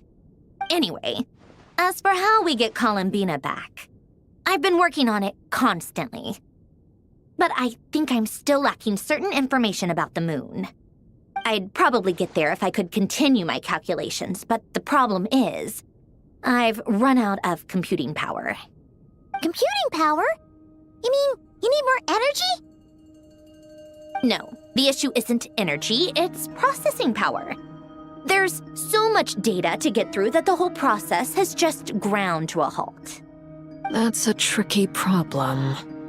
René de Petrichor of the Nazitzumkreuz Ordo once foretold the fate of the world. But I don't know how he did it. My guess is that he used the primordial sea's power. However, that won't work for me. His methodology was vastly different from my own. What's worse, they're incompatible.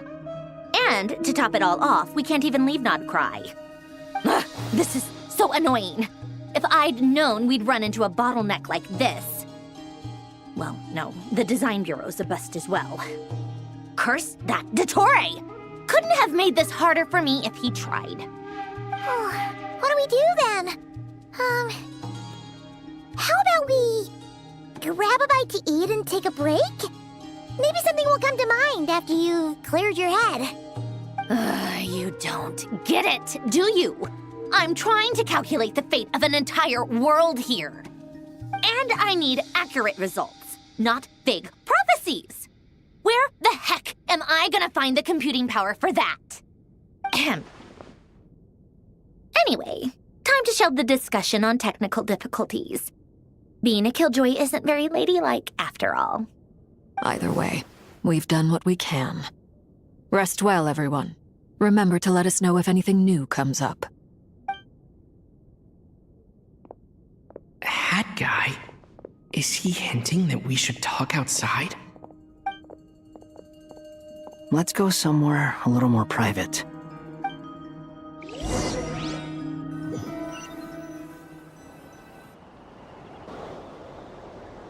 You know that Dory went back to Sumeru, right? Yeah, she mentioned she was planning to head back.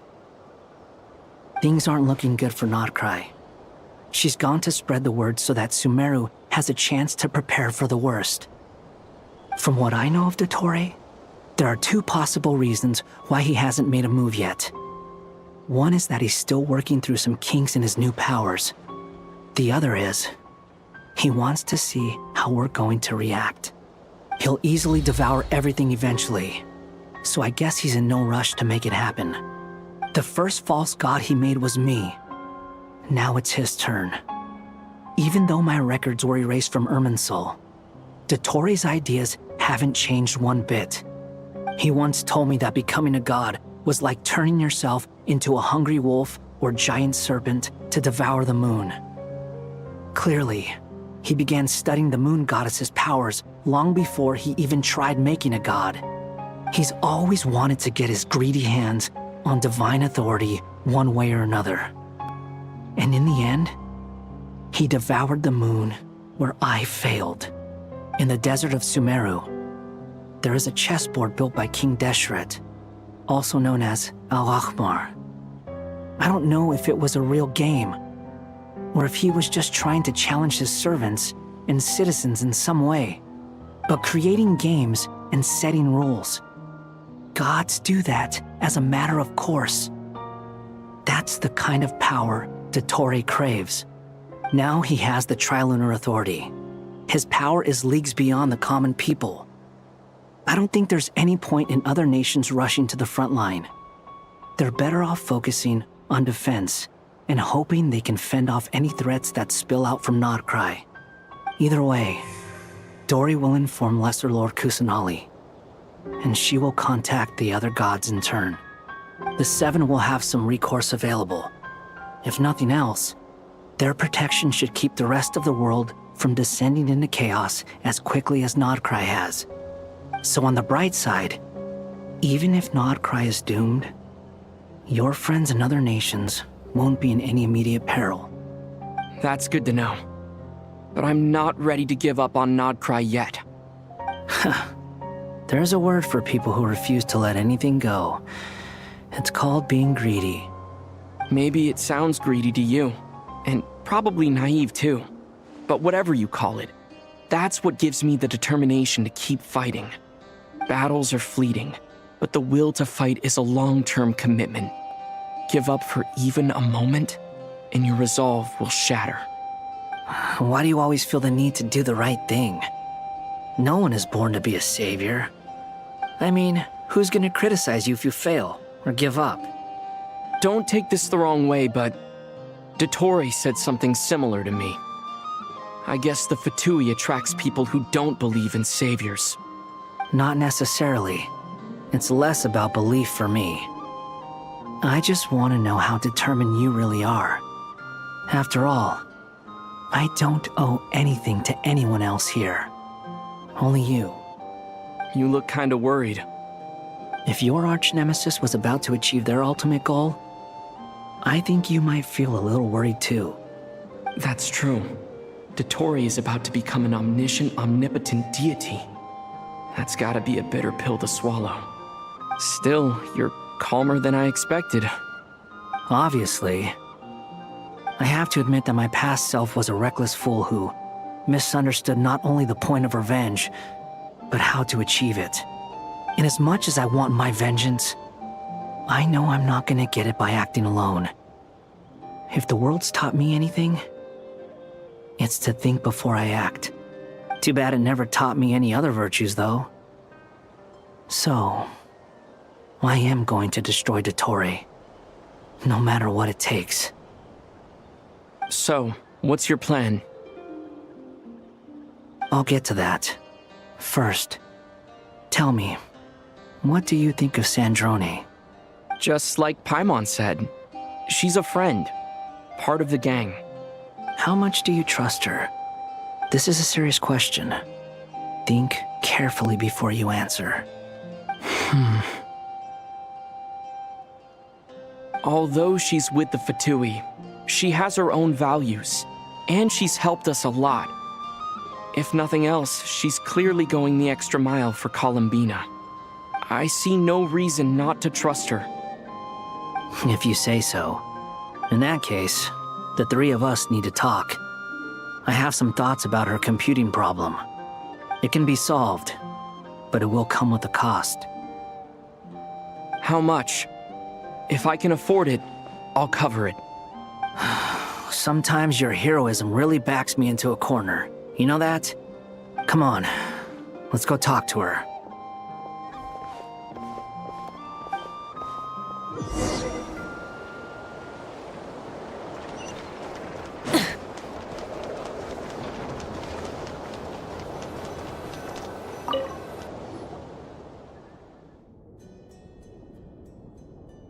Miss Androne, Traveler. Hey there. Paimon's here too! She was just helping them sort through their things. How did your chat go? That was fast. The call only just ended. Well, you said it was urgent, so we got here as quickly as we could. Albedo, I have some alchemy questions for you. I see. Looks like my knowledge proved useful after all.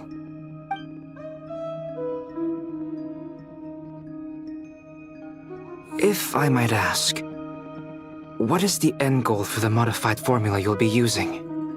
I needed to predict the future of the entire world. But I've run into some teething issues since trying to implement Renee's theory of the 4 Orthants. I see. I'll have a look at it. Still, computing power is the real issue here. How do you plan to solve it? About that, it's been sorted. Oh, with the Traveler's help? Actually, you're not wrong. He found the person with the solution.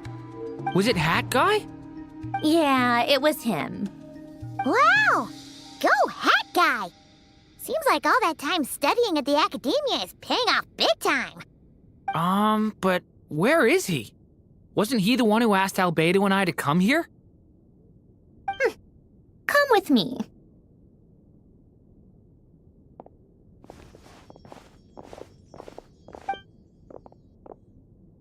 Hat Guy? What's happened to him? Hat Guy! Can you hear us? No response. I guess he's in hibernation. Hat Guy mentioned that he was a puppet. It seems that his functions are currently shut down.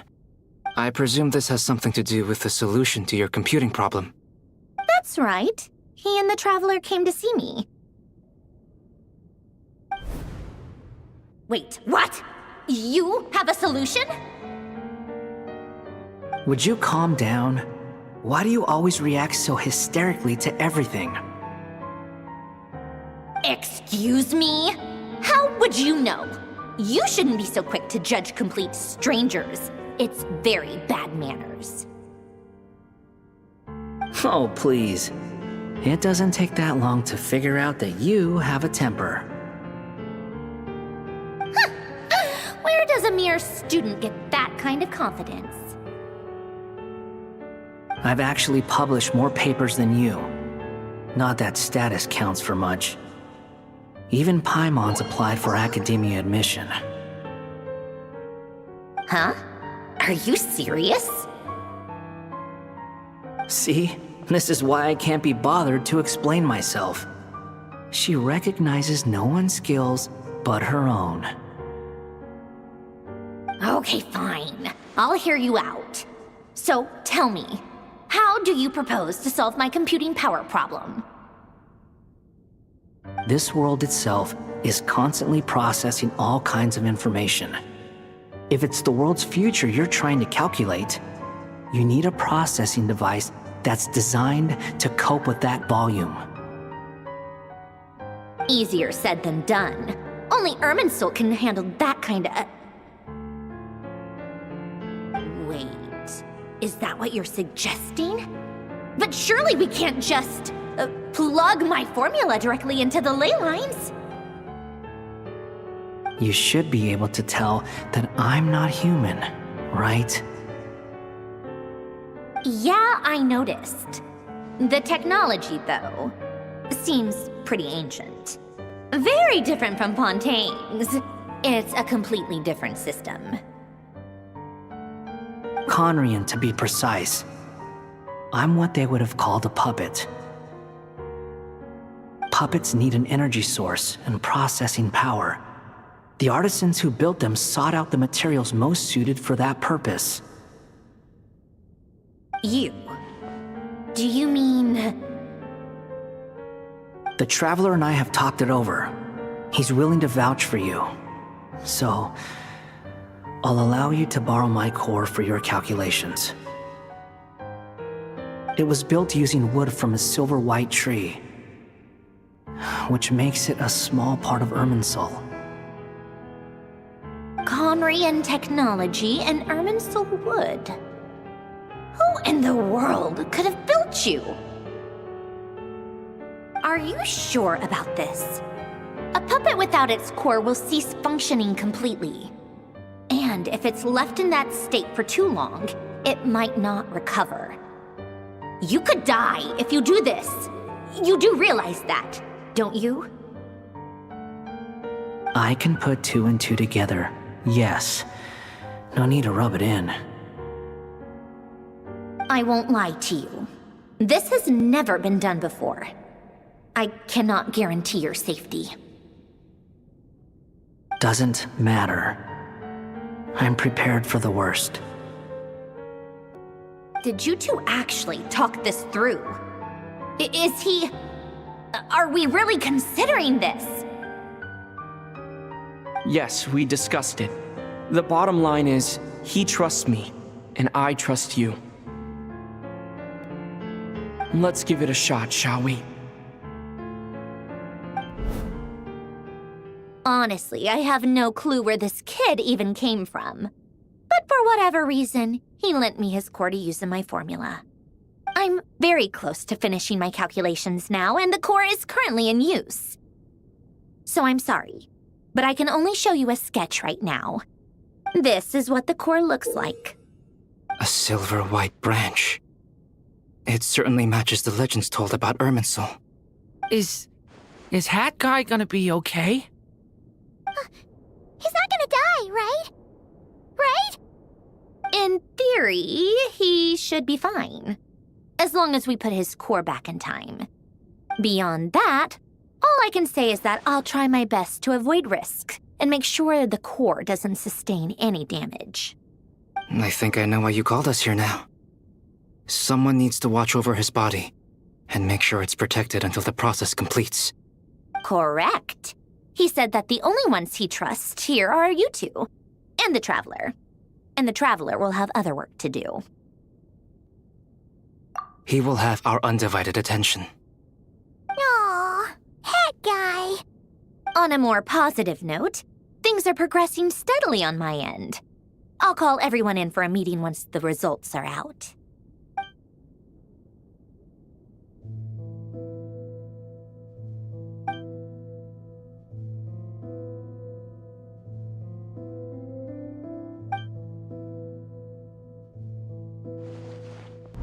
The worst-case scenario with the core removal is either a system reset or a total loss of function. But I'm not afraid. A quiet death should have been my fate long ago. A core is completely different from a heart. It's like another vital organ entirely. I never believed it could be a true replacement for what I sought.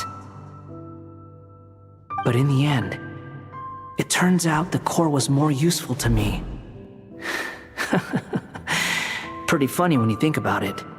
It's like the punchline of my entire life. Do you think there's any difference between a puppet and a human?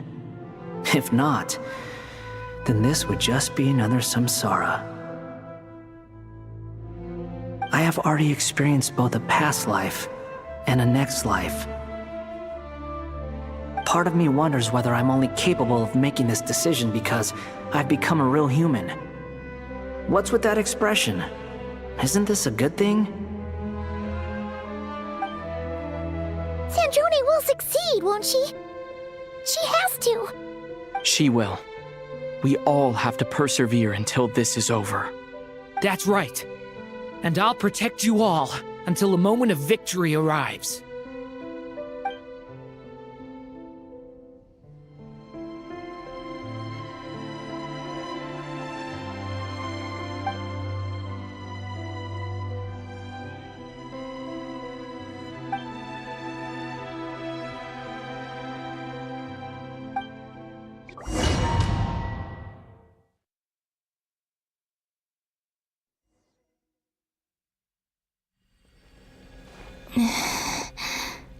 Who are you?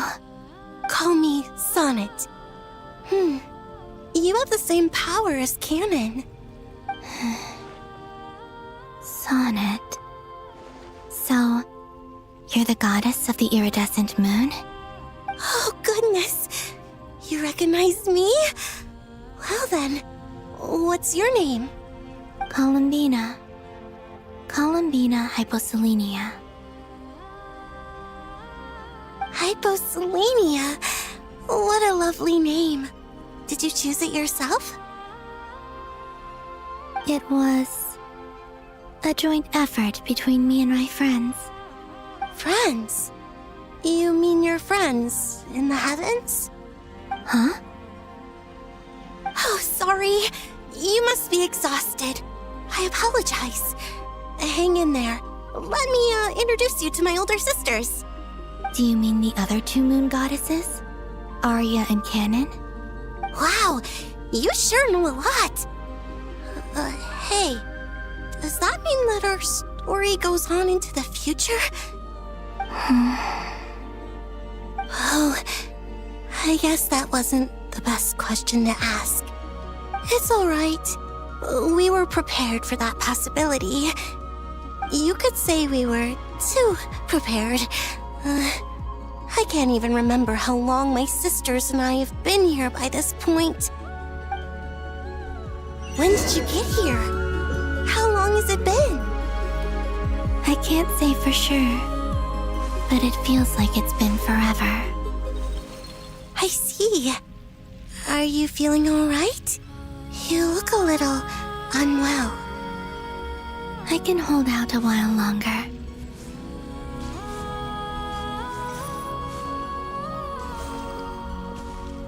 We don't have far to go. The place where my sisters and I are based is just up ahead. Don't worry, they're both really nice. I'll introduce you.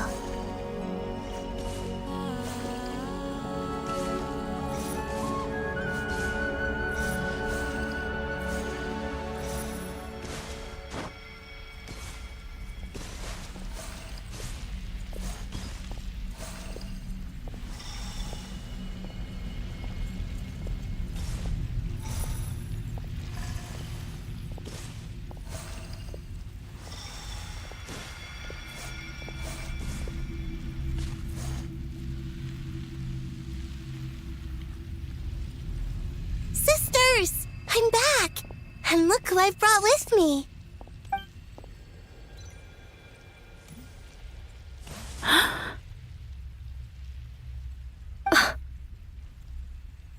It's our lovely little sister, born in the far future. The pleasure is all mine.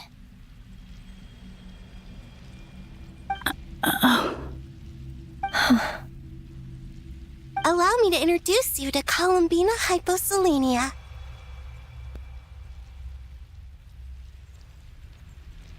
This is Arya, the goddess of the eternal moon. And this is Canon, goddess of the frost moon. Canon, don't you think Hyposelenia's power is similar to yours? Hello, Columbina. I apologize for our startled reaction just now. And please, forgive our little sister if she's been annoying you. She tends to talk a lot. It's fine. You seem shy. Don't worry, Columbina Hyposelenia. No one can hurt you here. Could you tell me where here is? Please. I must know.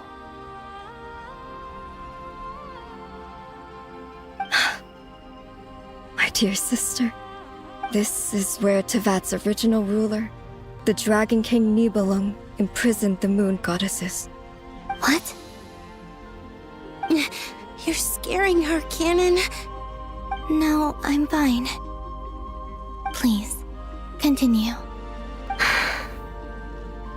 Nibelung, our original master, created us in the distant past to maintain Tevat. But he left this world and traveled into the dark universe beyond, to explore worlds vaster still. Day and night, we fulfilled our duty in the heavens, until the day that the first Descender arrived. The great ruler of the firmament. The heavenly principles. Is that what later generations call them? I see. But we did not reject them at first, nor did they seem to harbor ill intent towards this world. We coexisted in peace. They were like a guest in our home.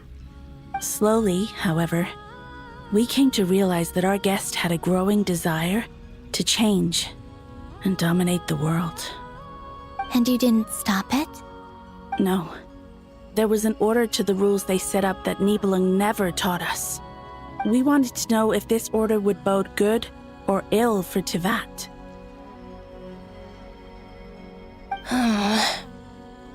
All right. Canon and I wanted to know. Sonnet was against it from the outset. Later, we discovered that this great ruler of the firmament bore an almost paranoid hostility toward the desire of certain life forms to seek power. Or perhaps they feared them. They would even cast down celestial nails as manifestations of their power, to punish the civilizations of the world below. Only this was far beyond mere punishment. Right. Their rules brought order, but the price people paid for merely testing the limits of those rules was far too great. I did everything in my power to help the punished escape catastrophe, but still, too many lives were lost. The ancestors of the Frost Moon Scions were some of the ones you helped. But just when we had decided to take countermeasures, the Dragon King, Nibelung, returned. And so began the War of Funerary Flame. So, that's the name the world gave that war in the future. Well, who won in the end? As far as I know, the Heavenly Principles won, although it came at a great cost. They remained in Tivat, where they continue to rule to this day. And the world's original master, the Dragon King Nibelung, was destroyed. And what of the moons? Are there still 3 moons in Tivat's skies? You can tell us the truth, Columbina. We know we are but remnants of a bygone age. We are prepared for the answer. Only the Frost Moon remains. But it has been cast beyond the false firmament by the Heavenly Principles. The eternal and iridescent moons were both shattered during the war. So death finally came for us in the end. Sonnet. But you're still here, aren't you? A moon goddess cannot live without her moon, Columbina. She's right. That's why I began to disappear. Because the Frost Moon is cut off by the false sky. How much worse it would have been if it were outright destroyed. Our souls may endure within this lunar palace, but if our moons are destroyed, then we shall disappear the moment we depart from it. I'm sorry. There's no need to apologize to us, dear sister. If anything, we owe the world an apology. If only we'd decided to act sooner, rather than arguing amongst ourselves. All the more reason not to spend this time in regret and repentance. Instead, we should focus our efforts on how we might help our future sister. Sorry? Don't you see, Columbina, your story is not yet over. Is that not why you are here?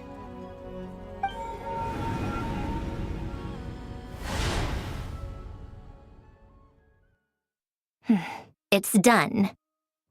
Initiate numerological array. Continue running primary process. Calculate the world's fate through extrapolation. And identify nodes of potential change. Secondary process, scan for moons. Still 4. The number of moon marrows hasn't changed. Wait, let me think. Is it possible that there's something I've been misunderstanding about the moons all along? Variables. Variables in the world. I know where potential variables within the world come from. So what about the moons? Are there any variables there? Like their life or death, for instance. What if being alive or dead makes no difference to a moon? But that's so strange. Even immortal gods can die. Why would the moons alone be? Wait! I've got it! If alive or dead is considered a variable, we might have had this wrong the whole time. No one ever said that a moon marrow equals a living moon. We just made that assumption ourselves. Initiate secondary process. Scan again. This time filtering out interfering perimeter, moon marrow. I don't care if they're natural or artificial. Get them out of my search results! Why? It says 3 moons still exist in Teyvat, even after excluding the moon marrows. But we know for a fact that 2 of them are dead. Redo the scan. Narrow the results to living moons and real moons. No, scrap that. Narrow it down to moons that have lunar authority and remain alive. Why? Why is it still 3? What is this, Columbina? Has the world lied to us? Or are you the one pulling the wool over our eyes?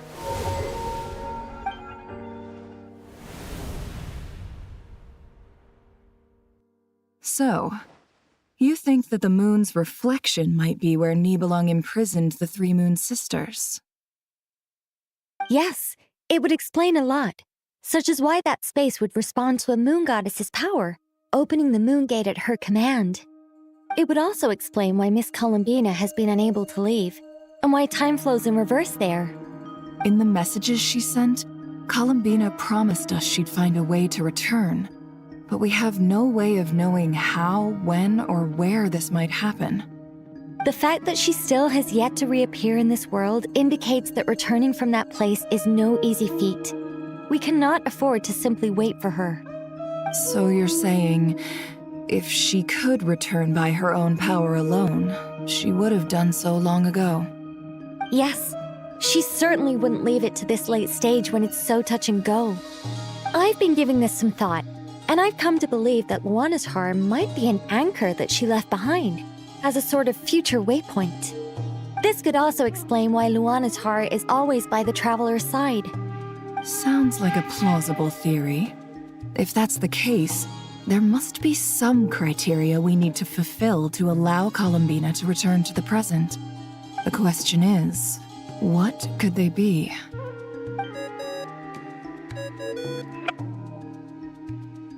Hello? Listen up! This is extremely important!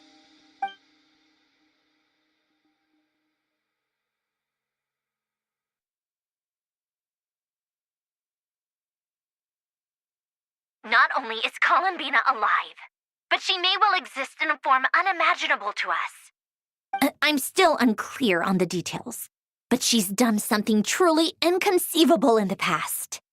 And the clue to what she's done lies in the moon and Teyvat sky. Truly amazing. Oh, I'm so delighted for her. I'm sure we all feel the same. And I'm sure Columbina is ready to get back here and fight by our side. I'll keep my calculations going and try to find some way of coordinating with her. But that's not an excuse for everyone else to slack off, okay? All of you had better keep trying to think of solutions. How can the dead moon still live? And Luanatar...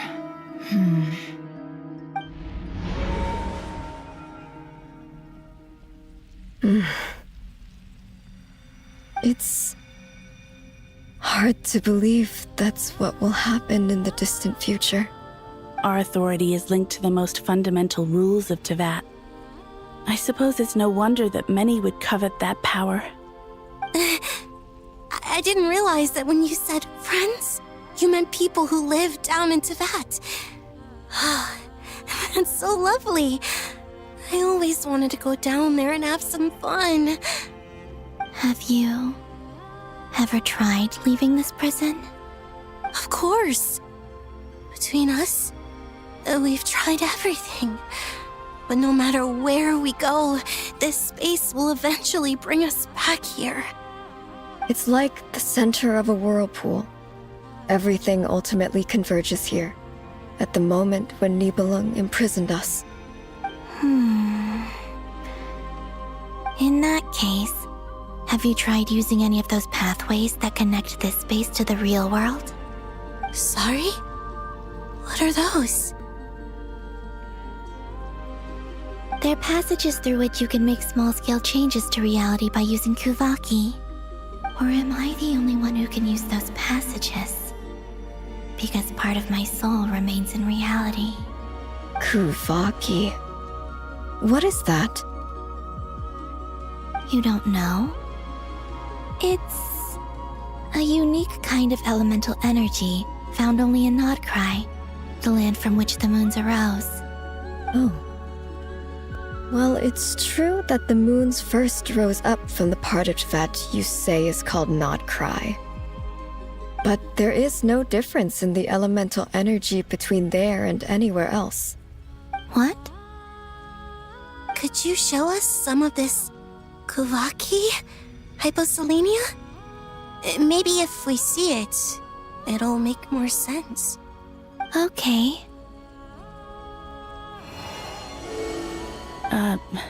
Isn't that just your power? What? But it's everywhere in Nod-Krai. In the air, in the land. Even the creatures who live there have adapted to its influence. How curious. This Kuvaki certainly did not exist anywhere in the world before we were imprisoned. Let alone influence living creatures. So, how exactly does it affect them anyway? Can they float in the air like us? This is so strange. Why would their reality differ so much from mine? Columbina, you're looking for more than just a way out of here, aren't you? Yes. If I am to help my friends, I will need tri-lunar authority on par with that of our foe. You mean... you'll need our power? This sounds extremely risky. The three moons' powers are not mutually compatible. Concentrating them into one goddess will be a very painful process. And if anything goes wrong, it could tear you to pieces. I know. But I'm willing to take that risk. Even so, let's say we successfully transfer our authority to you. How will you take it outside this prison? Niblin constructed this realm specifically to prevent us from using our powers to interfere in his war. No moon goddess can leave this place alive. What if I don't leave alive?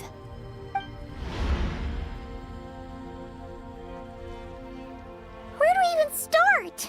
How are we supposed to figure out what we're meant to do to help Columbina?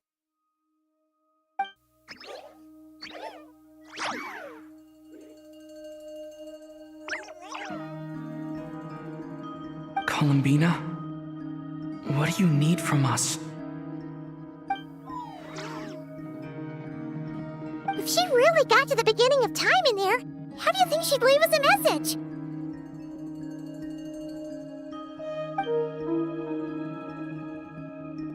You don't think she'd write it down on a stone tablet somewhere in the hopes that we'd find it, do you? Seems unlikely. Columbina may not talk a lot, but she thinks deeply about issues like this. Let's review what we know. This is the Columbina who fought alongside us against the Rahir of Solnari, and with whom we celebrated Moon Prayer Night. She knows our personalities, our ways of doing things, even our unique strengths and abilities. So, if she wanted to tell us something from a long, long time ago, what would she do? Oh.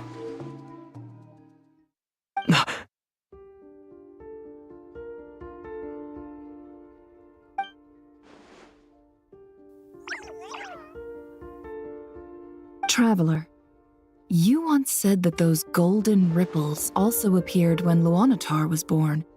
What if Columbina left Luanatar here, not just as an anchor to the real world, but for some other purpose?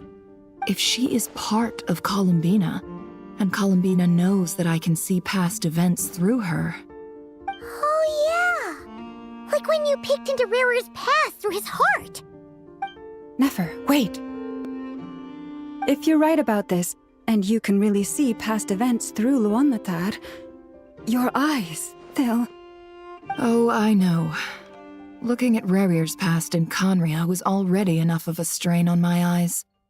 Looking this far back into the past, it'll surely blind me. But it's our only chance. This is the only way. Boss. We spoke about this once, a long time ago. Do you remember what I said, Yehoda?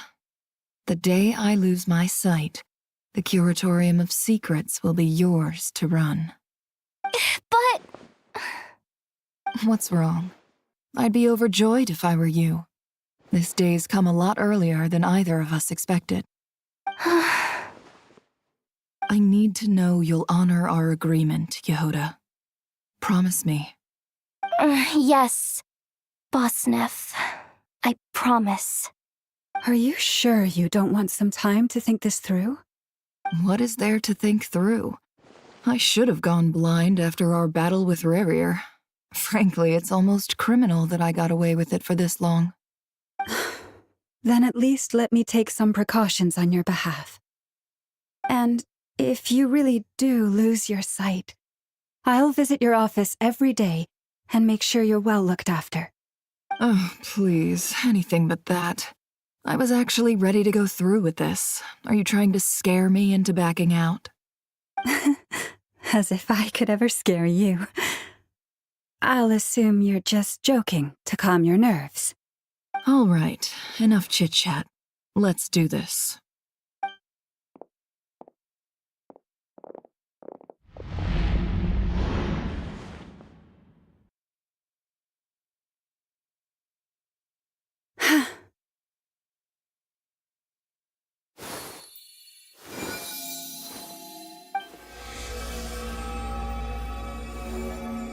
All done. Good. Now give me some space.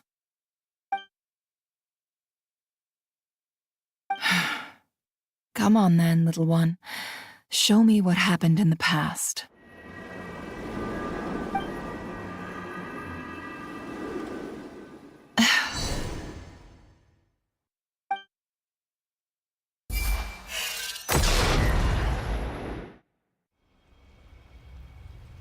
Between the Trilunar Authority, Kuvaki, and the soul-surviving moon, the Frost Moon, I think I might know how to get back. But I will need my sister's help. Time to go talk it over with them.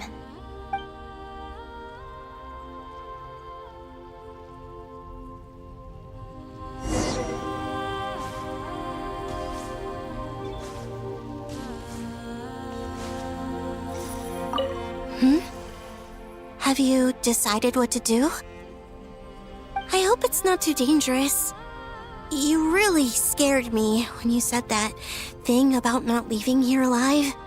Come on, let's go find the other two.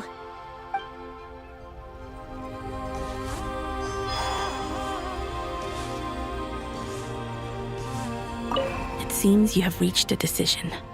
I'm all ears. What do you propose?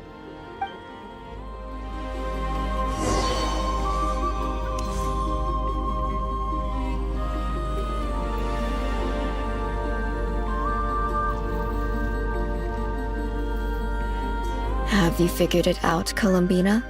Tell us. How do you plan to leave this place? I intend to die here, in this moment, and then be reborn in the future with the help of my friends. What? What are you saying? How can the dead be reborn? And how will you inform these future friends of your plans? You can't exactly leave oracles. Nothing can escape this place. Not a single ray of moonlight. And even if you found a way, what if they never find the message you left for them? You'll... No, that won't happen. Come again? They will find my message. I'm sure of it. I'm not following. How exactly will you achieve this? It's quite simple, really. First, I will leave my soul here.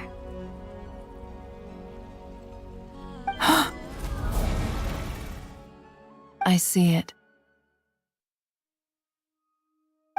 Your soul?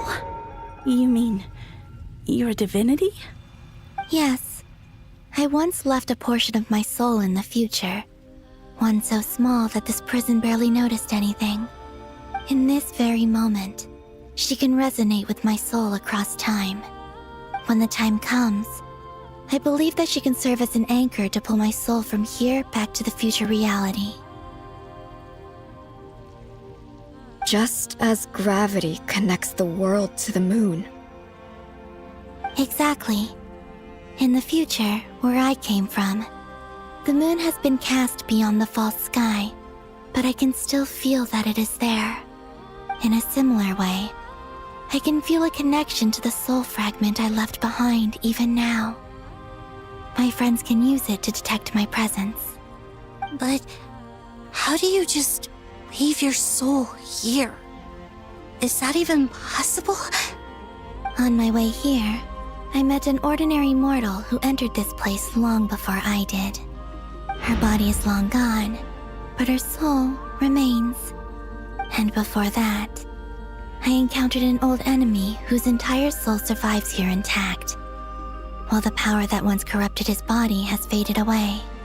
So, perhaps this space is specifically designed to imprison divinity and authority, but not the physical body. Still, even if your body can escape, would it not just be a lifeless husk without the soul inside? Wait, is that what you meant when you said you wouldn't leave alive? Yes. I shall turn my body into moonlight and pour it over Nod-Krai. That power shall protect the land and quietly blend into it, awaiting my soul's return in the future. However, I cannot do this on my strength alone. I would need your help to do this, so I'm humbly asking for your assistance. Oh, dear sister, you need not be so formal. As I said before, we are but remnants of a bygone age. You, on the other hand, were born alone in that distant future, and you have walked a long and lonesome road since then.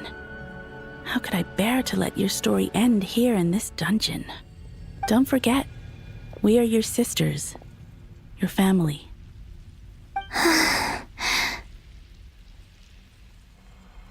Arya's right. Actually, I've always wanted a little sister. Can you imagine how it's been for me? Getting nagged by two older sisters all the time. Now, I finally get to be the big sis. And not just that, but I get to help you return to your world, too. How could I say no to that? Sonnet. Canon?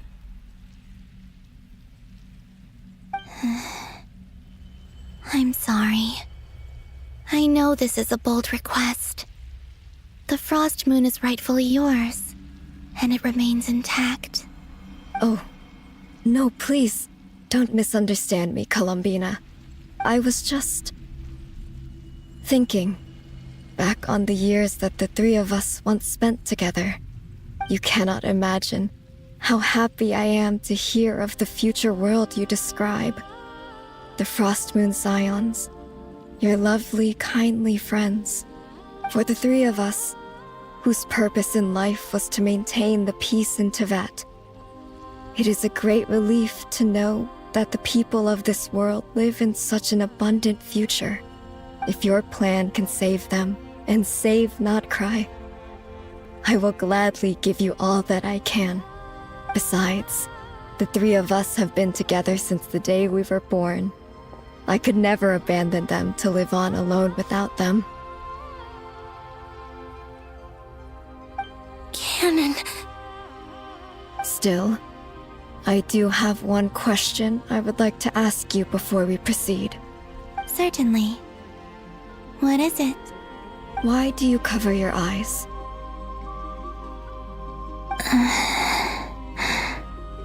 Yeah, I was curious about that too. But it seemed personal, so I didn't want to intrude.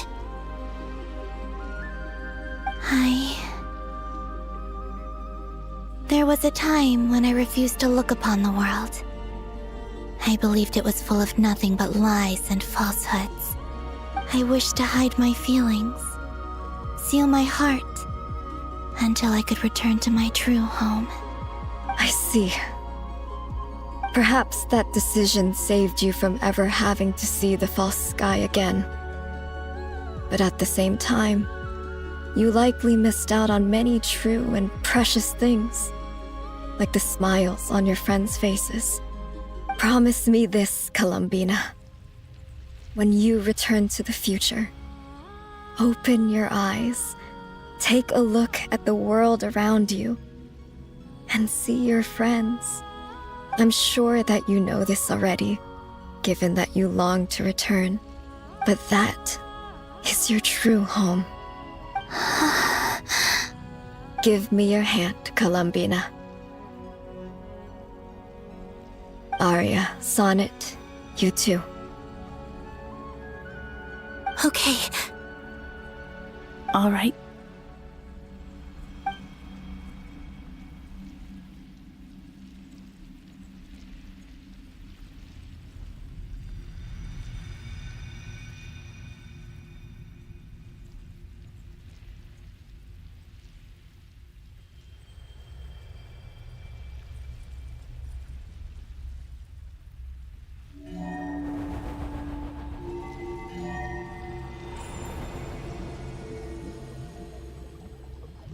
We once were the song sung for eternity, but now it is you who must continue to sing. We once were the tides in the great river of time, but now we subside, and you arise. We were the messengers of madness and inspiration. But now, the lies have faded, and your truth must endure. We are souls awaiting the sun. You must return to be with those who smile when they see your face.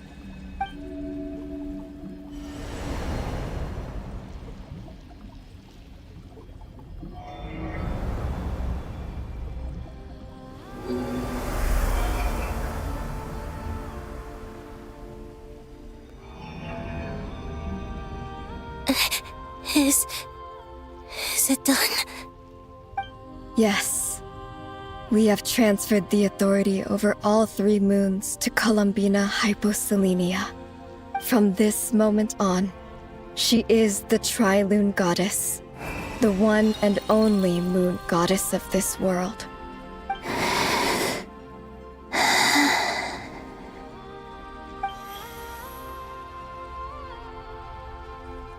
Thank you. Thank you, my sisters. Now go, and do what you believe is right, Columbina Hyposelenia. Be aware that we cannot grant you the power of the 3 moons beyond these prison walls.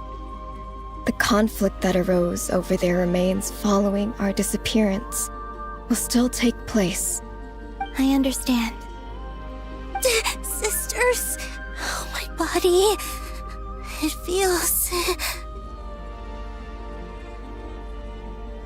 Now that we have given up our power and authority, our bodies are merely mortal shells. This prison is dissolving them as we speak. It's okay, Sonnet. The end must come for every god, just as it does for every human.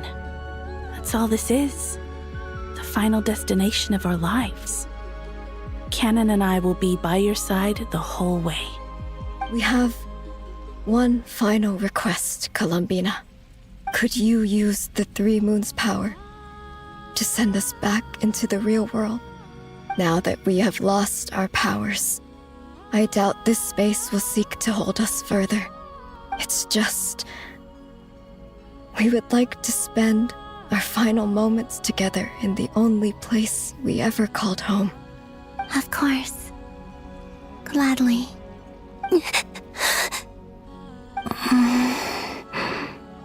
Sonnet? Yes? Don't... I wish I could tell her not to give in to the abyss. not to be afraid. But is this really what I should say at this moment? Don't forget, I'm so glad to have a big sister like you.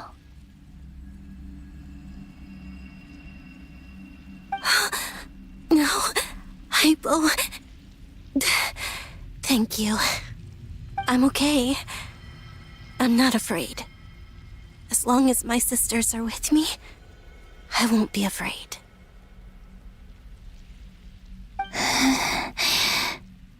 It looks like this is goodbye, sisters. Goodbye, Columbina. Take care of this world in our stead. I will.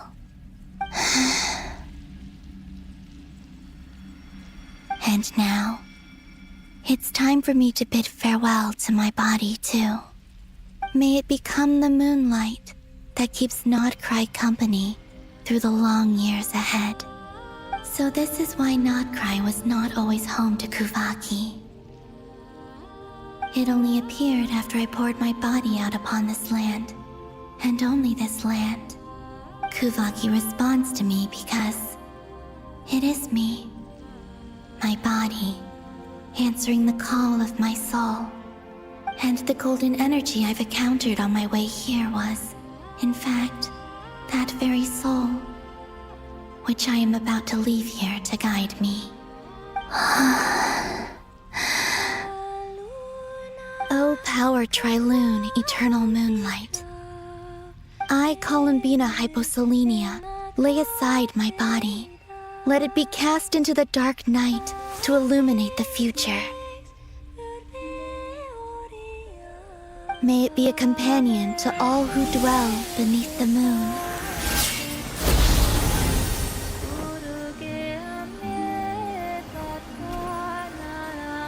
Until the time comes for me to return home.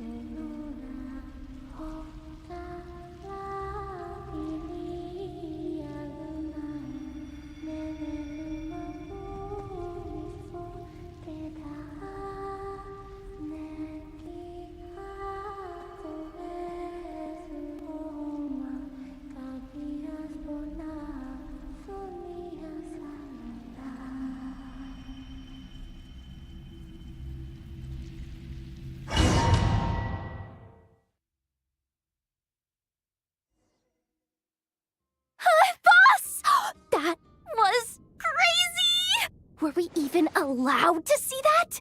Is anyone? Oh, can you still see? How many fingers am I holding up? I see 2 fingers, and a look of sheer terror on your face. Truly astounding, Miss Nefer. Your eyes have glimpsed the very ends of the world, and yet they remain as sharp as ever. Or is the credit for this miracle due to Miss Lauma? It seems that even time itself is no match for your medical skills. Surely you jest, Mr. Flint. I suspect we have Columbina to thank. She must have realized the immense toll that the ritual would take and purposely set aside some of her power in the past to protect Nefer's eyes when this moment arrived. There is always a great price to pay for witnessing the truth, but it seems that this time, Columbina has shouldered that burden on our behalf. She chose the perfect method of getting a message to us. Though her eyes were always shut, she was clearly so perceptive. She knows us well. She knew exactly how we would think and what we would try.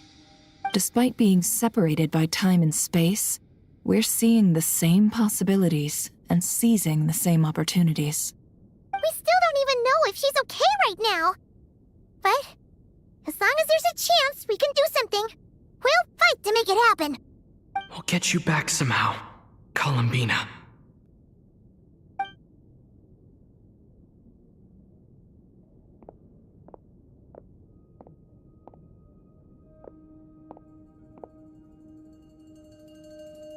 Well, based on the information we now have, let's figure out our next moves.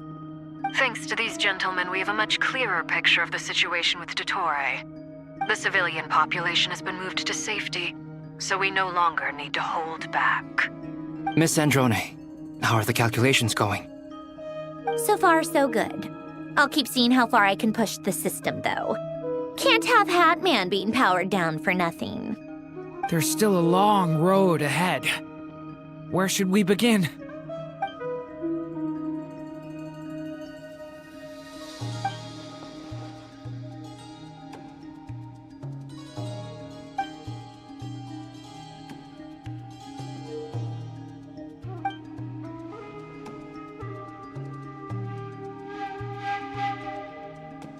Our plan is clear. Time is short, so let's get moving. There's just never enough time, is there? Time is the bane of my existence. Ugh. Anyway, I'm gonna get back to work. All right, we'll do our part too. Yeah.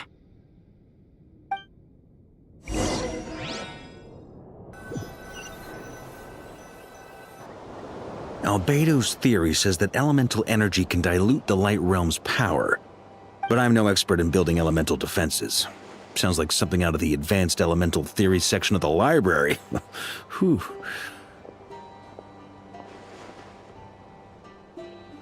You seem quite troubled. Well, yeah. I mean, who doesn't get a little flustered when they're completely out of their depth?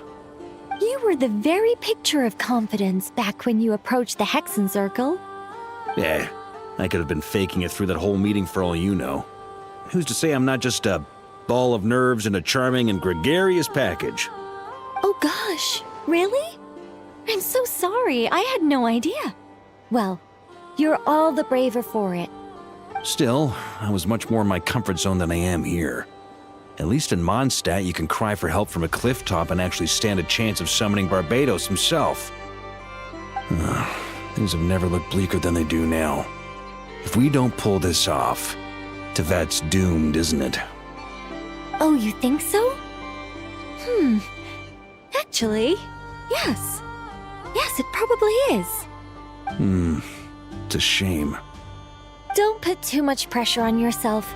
Tevat has faced annihilation many times in the past, but it also gave us you, didn't it? Hey, don't give me that. It's not like I'm anyone special. I disagree. Every human born in this world is special. We angels have always believed that. In that case, this humble human being has a big favor to ask of you. I thought you might say that. I'm sure Alice, in her great wisdom, sent you here precisely to help us in this difficult time, yes? Well, that has less to do with her wisdom and more to do with my power. Of course, of course. Well, the thing is, these elemental defenses we're about to build, I don't think it's a question of if they'll fail, but when. Durin's findings from his patrols make it clear that Dottore is constantly expanding his territory. First it was his lab, then the design bureau, and now this. It's not realistic to completely stop him encroaching on the rest of Nod-Krai. Rather, our goal should be to stall him for as long as possible. If Miss Androne's calculations are correct, well, they're the closest thing to certainty we have in this situation, so let's assume they are. Anyway, her calculations suggest that our best hope for victory lies in Miss Columbina's return. It's up to us to slow Dottore's advance and buy time for her to make a return. Are you asking me to help you with building the defenses? No. I'd like you to prepare for what comes next. When he eventually reaches us, we will have to fight him. You were an angel once and a mage now. I'm asking you to lend us your protection. Oh. Can I take it that you're triggering the terms you fought for during our three-way talks? Well, technically those terms were about protecting Mondstadt. But if you're happy to agree to the change in location, then yes, let's do that. You're cashing in on this much sooner than I'd imagined. Well, yeah. The way things are going, I might not get another chance. Very well. The mages have heard the knight's plea, and we will respond. To tell the truth, Alice and I had already discussed how we might help you all, so I didn't come empty-handed. I always like to be prepared.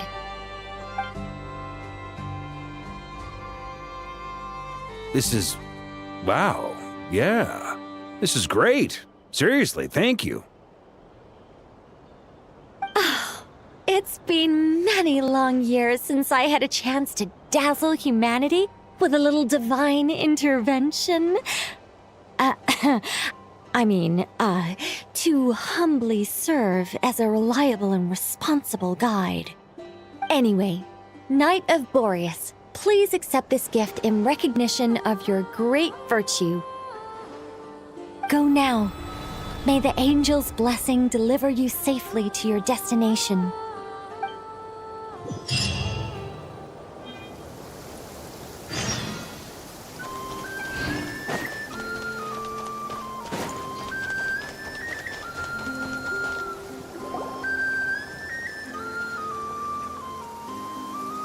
Ah, you're here. Sandrone! How are things going? Glad you asked. You two are about to become the first people to lay eyes upon my masterpiece. Or should that be the first person and the first, specter? Hey! Whatever. Come, feast your eyes on this. Wow! We've never seen something like this before! This meter displays the progress of my formula. Currently, it's still making the most important connections. Once it's finished running, I'll deliver it right to your side. And then, we can finally bring Columbina back. What do you mean, deliver it? Can't you just tell us over the Dodo communication device? It'll just be some numbers, right? Ugh, you're such a greenhorn. This isn't the kind of formula you solve in math class.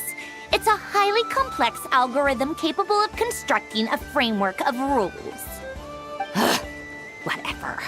We'll be here all day if I start trying to explain it. All you need to know is the formula must be completed before we can bring Columbina back. I'll share the data with you. Nicole's agreed to let me use her information channel, so we just need to use the Dodo communication device like so. And... there. Now you can check in on my progress. Wow! Look at that! You're amazing, Sandrone! About time you recognized my genius. Took you long enough. Anyway, that's all for me. You should check on the others if you have time.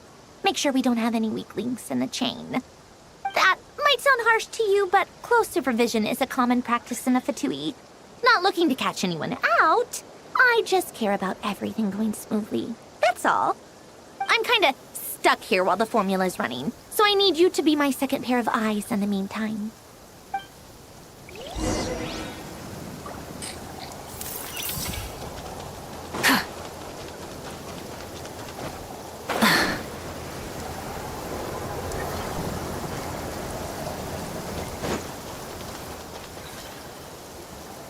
Thankfully, Miss Nicole has come to our aid. Nasha Town is now looking very well defended. Golden Flame. Yes, that's Nicole's power, all right. Based on the latest message from Grandmaster Varka, it sounds like they've reached an agreement. The situation should be more stable with her assistance. Everyone will have at least some degree of protection. Albedo! Durin! Hello there, you two. Are you well rested? That's good to hear. As per the plan, Albedo and I will be in charge of Nasha Town. As Dotori's energy field expands, it's creeping ever closer in that direction. but we will do our best to hold our position. We fought side by side many times before, and always with great success. I believe this time will be no different. So don't worry about us. Focus on fighting Dottore.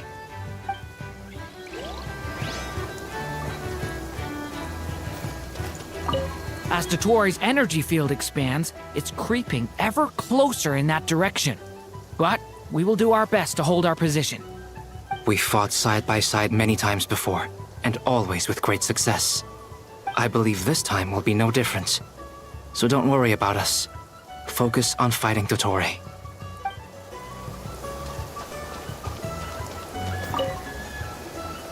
Traveler, Paimon, a pleasure to see you both. Friends! How's everything coming along? Fairly well, if I do say so myself. Personally, I am ready to confront Dottore head-on. Ooh, you sound much more serious than usual. To be honest, I am not usually fond of exercising my full strength. For one thing, it's hardly conducive to maintaining a low profile. Besides, I believe one should have the right to choose when to show their hand. I am conserving my strength until the moment of battle is upon us. Anything to boost our chances of victory. Seeing you get into the zone like this really puts Paimon at ease. Huh, Traveler? I consider it an honor to have your trust. Rest well. I look forward to seeing you both in your element during the battle.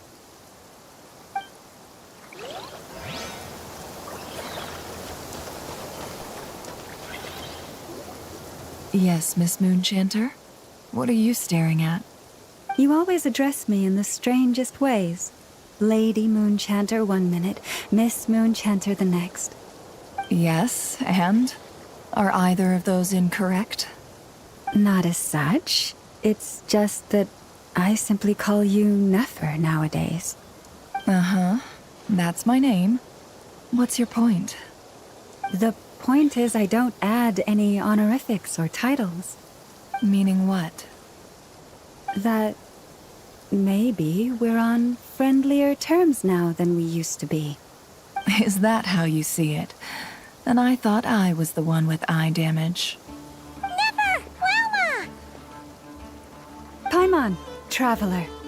Just swinging by to check in on you. How are things going? Did you manage to get some rest? Don't worry about me.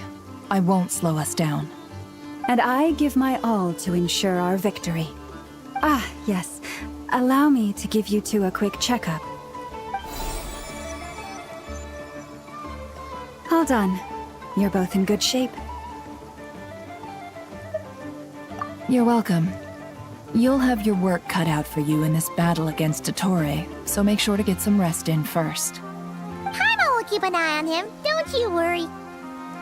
I'm glad to hear it. Take good care of yourself, too, Paimon. Sure thing!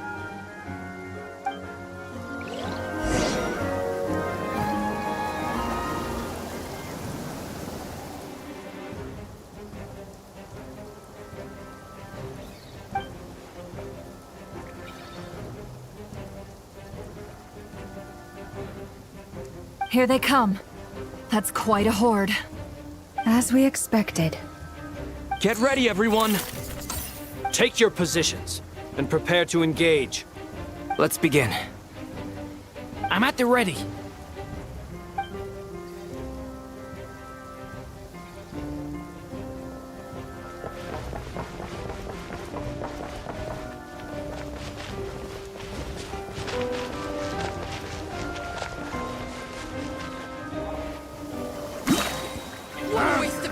Your skull! Bombs away!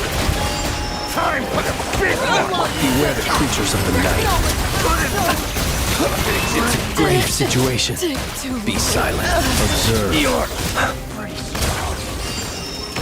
Night falls.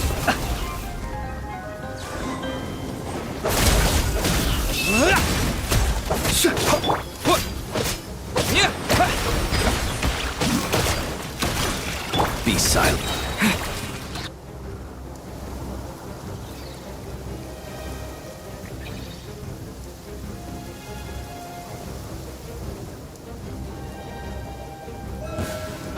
Your scalp! With one heart, we pray. Time for the big one! Leave this place. The mystery unravels. These creatures cannot stand against us. Oh, fighting talk. Just don't let your guard down. That goes without saying. I'm hardly the risk taker in this group.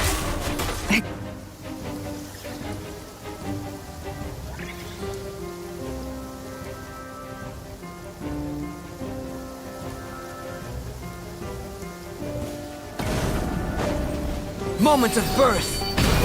Burst forth. Turning point in space!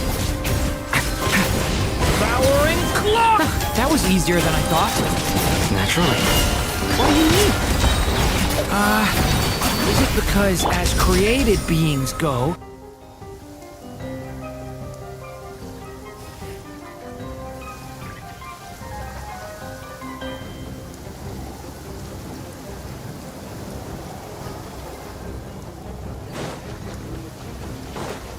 wipe out!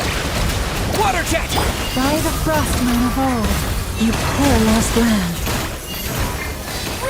Observe the night coming. No more lies. People have always used fire to drive away wild beasts. Wouldn't a lantern work just as well? You read my mind, my dear friend. I was just about to say that. All right then, dear friend. Bring the light!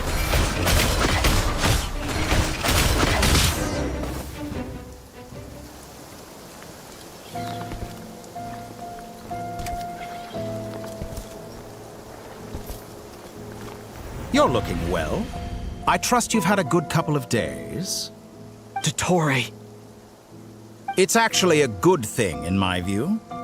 If the subjects of my experiment were to die prematurely, it would throw quite a wrench in the works.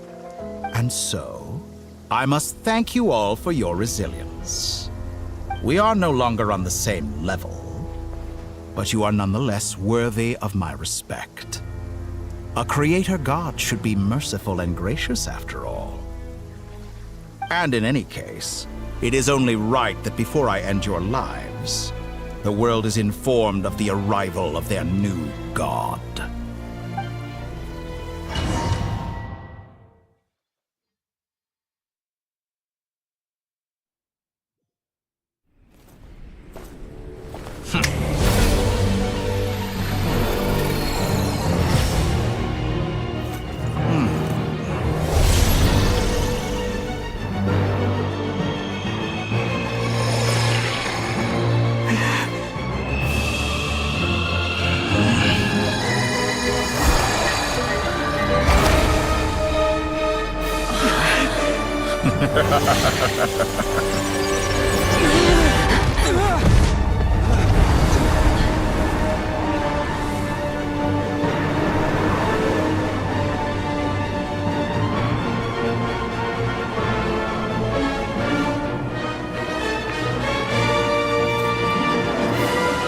The experiment begins.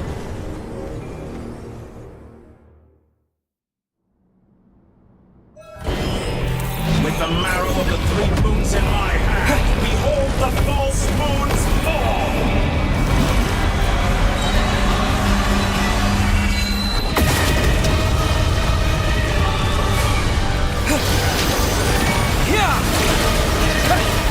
No more lies. The deception ends here. Time to go clear. That's more like it. Pathetic. Forest, protect us with one heart. Be silent. Keep your beware the creatures of the night. Observe. Be silent. Entropy. I'm still collecting data. The mystery unravels. Can't hide the truth.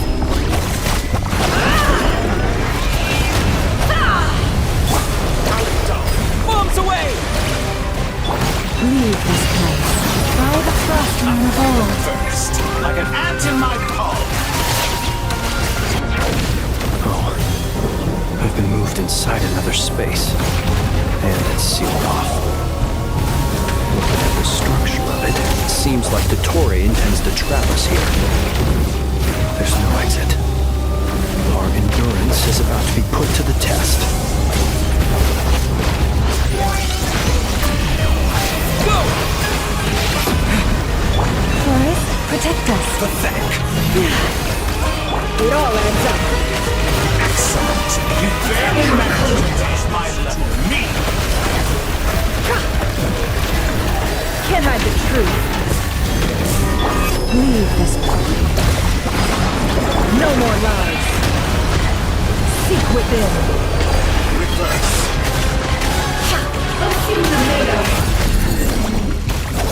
Good. Keep it up. Did you honestly think that would hurt me? With one heart, we pray. Can't hide the truth. Still fall to the truth. That's more like it. Some results of Moon's remnant.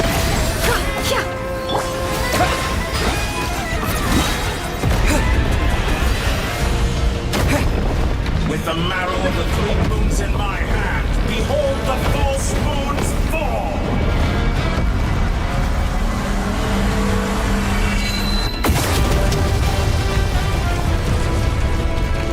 You cannot face me! Go! Wipe out! No more Tell me, lies. where will you try flying off to next? A great trend. Looks like Dottore has opted for a divide and conquer strategy. But we will not allow him to triumph. Now, I shall pray for our victory.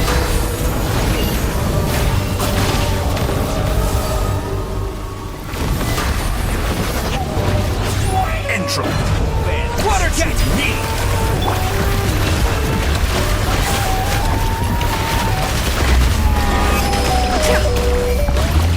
Excellent! You barely managed to touch my level. Water jet!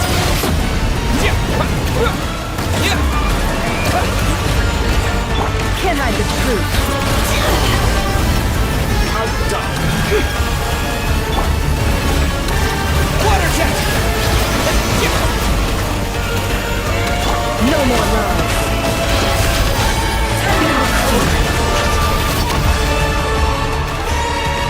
Can't hide the truth. Moon's remnants fall! Good, keep it up. I'm still collecting data.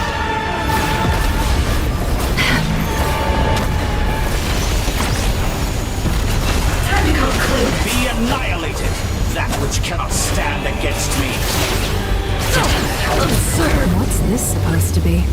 A knockoff version of the space Columbina got trapped in? There really is no way out. We'll see about that, Dottore.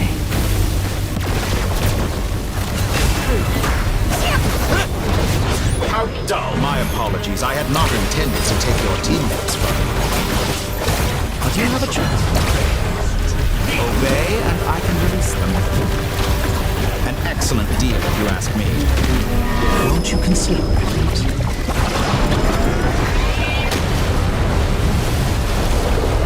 Reverse.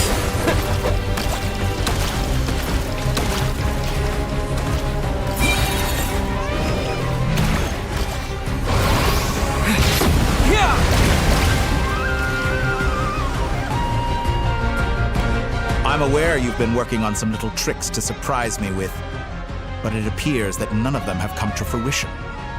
My guess would be that you're trying to bring Columbina back. But then, where is Sandrone? Or are you trying to buy time for her? I always found their friendship to be a curious phenomenon. 2 highly incongruent personalities, and yet they share a deep connection. Speaking of Columbina, I once saw her as like a younger sister. We got along quite amicably while she was with the Fatui. But then one day she suddenly decided she would refuse to take part in any further experiments. To this day, I truly don't understand what I could have done to upset her so much. It's such a pity. I could have had a sister, a family. But alas, she grew to dislike me. You're not fit to be family to her. That I can't deny. So many people, all obsessed with playing out the same tired old dramas. This world is rotten to the core. And then there's you. You had every opportunity to reach the right conclusion. The thought of killing you off like this? But I maintain that I approached you in good faith, so I will offer you another chance. Will you work with me? You have until I count to 10 to make your choice. 1, 2, 3. Not in a million years.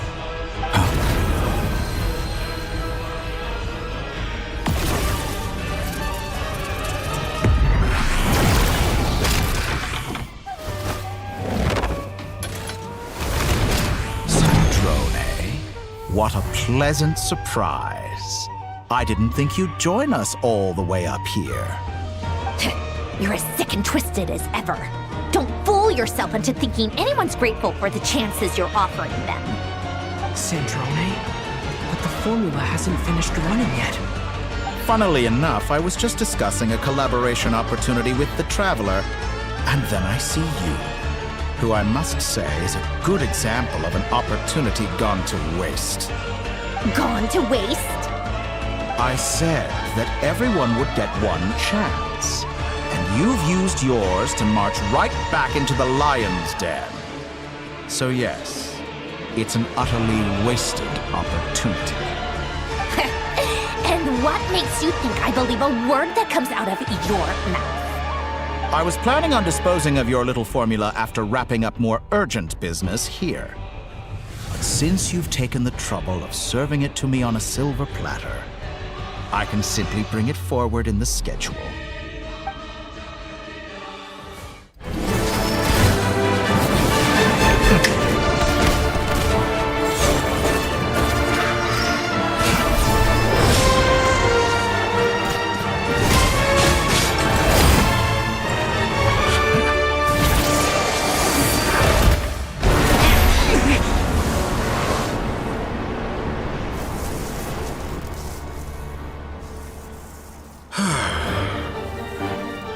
Is this your life's work?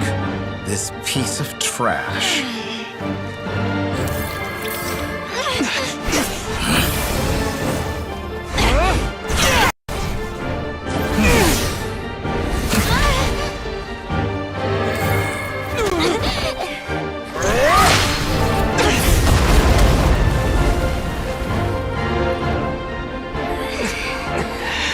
Your formula runs too slowly, Sandrone. You put your hope for success on others instead of fighting dirty. That is why you have failed. Now, whom should I slay first? Any volunteers? No one? How nice of you to leave the decision to me.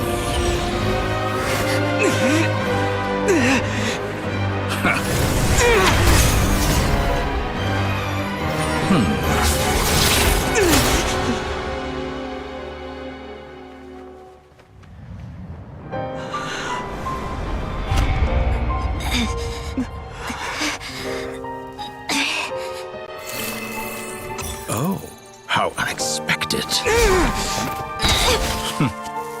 Sandrone, any last words for me, comrade?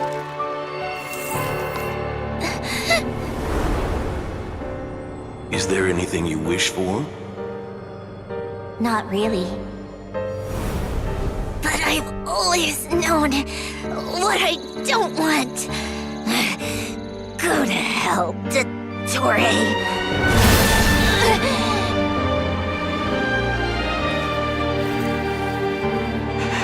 No!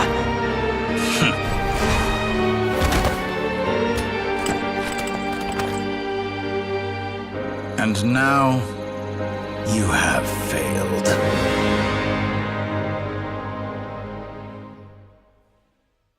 Sandrone! Now you see how fragile mechanical contraptions are. Just a gentle tap, and they fall to pieces. However keen of an inventor Sandrone may have been, her death spells the end of the formula that was running inside her body. Of course, I have to commend her for making it this far. As her colleague, I have to admire her stubborn tenacity. Now, it is time for you to take your place by my side. My count was interrupted, but the second chance I extended to you still stands.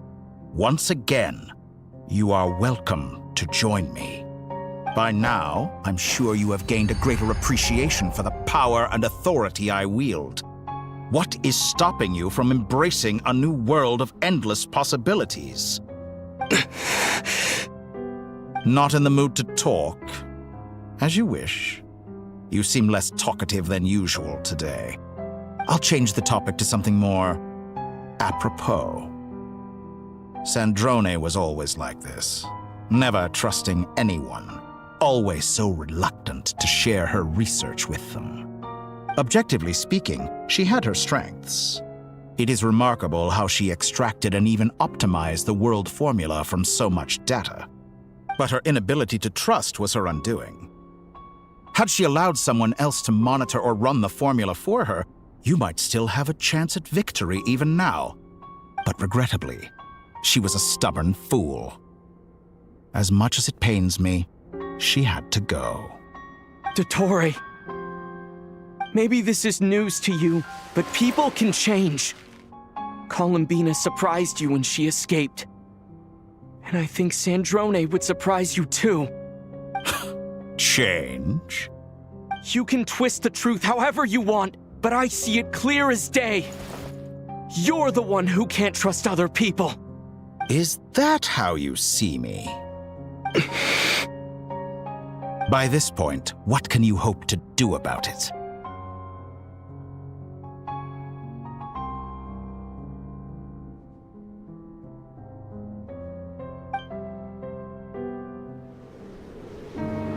It is pointless to fight on. You've already lost.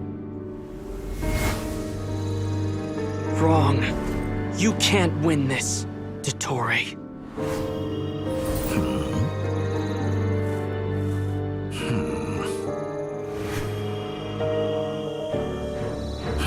What?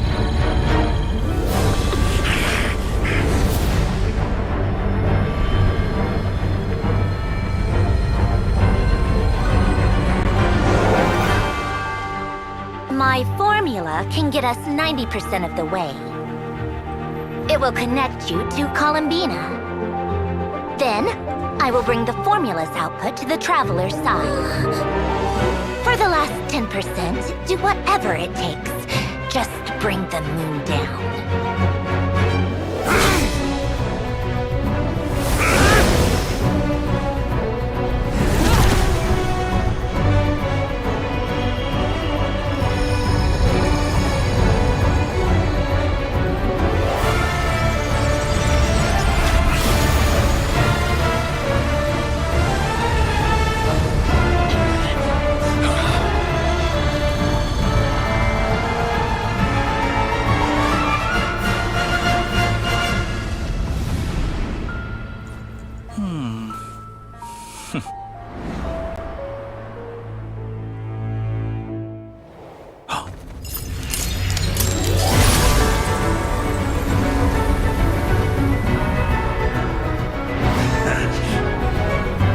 The moon will never be yours!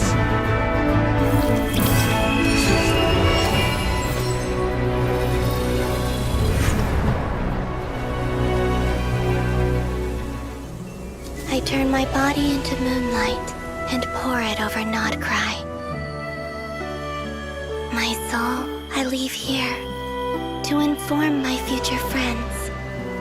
Lastly, I will hide the Trilune Authority within the Frost Moon. And when my body, soul, and authority are reunited, finally... Columbina!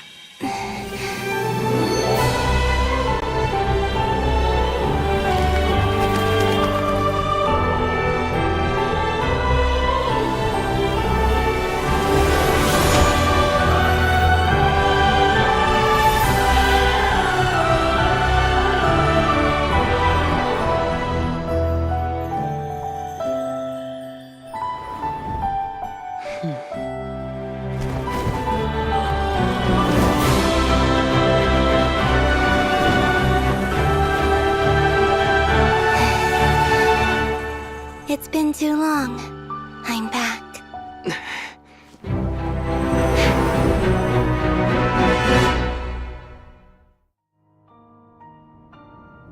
Stay focused on the battle, Traveler. What a touching reunion. Though I personally find myself repulsed by the sight of weaklings huddled together for war. Now, you're quite finished patting yourselves on the back. Show me how long you can struggle. Or you... Watch out, Columbina! He can manipulate space itself! I know. Wait for the right moment. We'll strike together. Moon's remnants fall!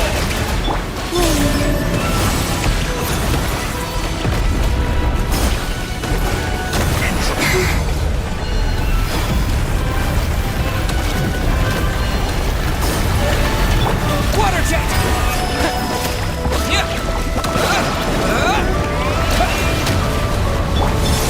Did you honestly think that would hit me?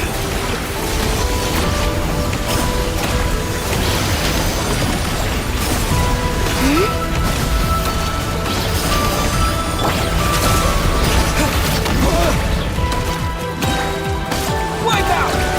Reverse.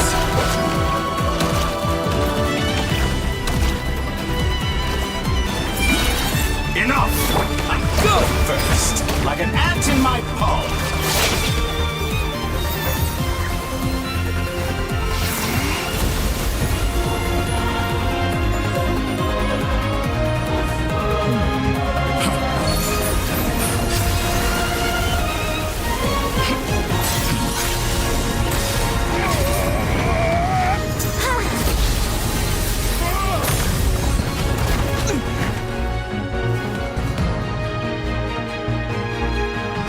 You the new moon's blessing. The new moon shines upon you. I am growing weary of your... It's over, Dottore!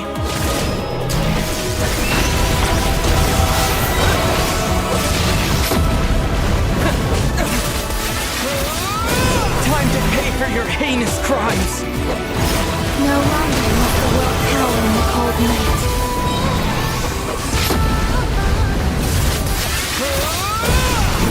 It's not yours to command! So close. Let them...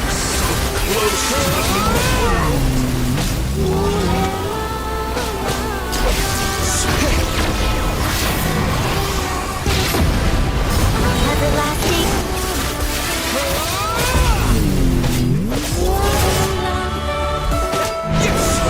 A wallow in this rotten, decaying world!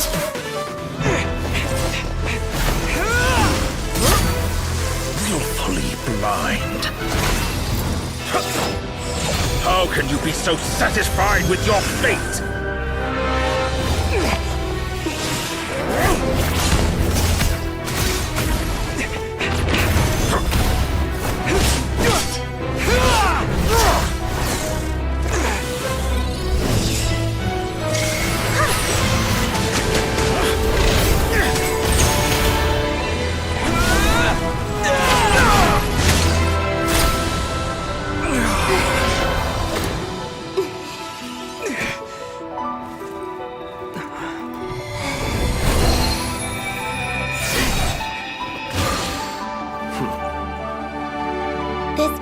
Was never about fate. It's about friends, family, and the home you stole from them. So dull. Only the weak rely on each other for comfort. You shall see. Once I transcend fate, you will be nothing but fodder for my grand experiment! That will never happen.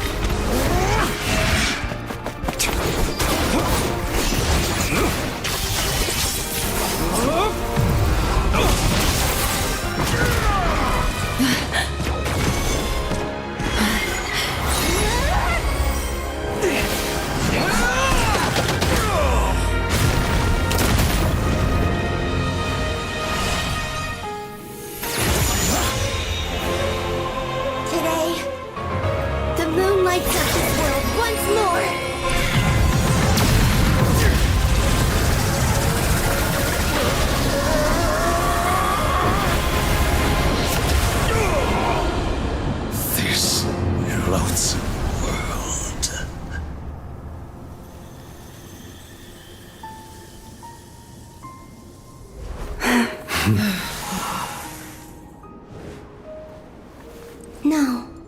This world is our home.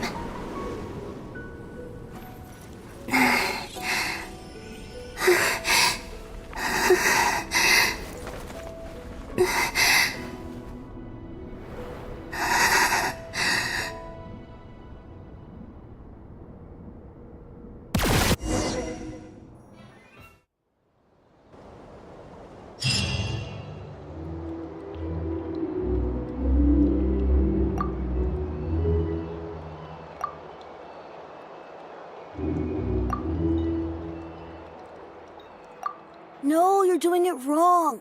The moon looks like this now. What are you trying, children? The new moon, Mom. It looks different than before, doesn't it? Also... Can I go buy a sugar sculpture today? Please? Just one? All right. I suppose today is a special day after all. Almost like a festival. Extra, extra! Get the latest Nasha Express here! Post-disaster report! Nasha Town reborn beneath a new moon! The voyage begins today! The future looks bright thanks to the League. Want a copy? I knew things would be different, but I didn't think that would include the moon. They say a new moon goddess has been born. A new moon goddess? Who's saying that? The Frost Moon Scions? I guess so. I'm not too clued up on the details. As far as I'm concerned, the moon's still in the sky and it's business as usual. Hey, since we've come all this way, shall we grab ourselves a free meal while we're here? Are you a convert now? Or are you just here for the free lunch? Oh, come on, what does it matter? After everything we've all just been through? That smells good. All right, that's it. I'm hungry. Time to eat. Come on! We gotta get there early, or there won't be any good spots left! Shh, keep it down. This is a residential area. What if people are still sleeping?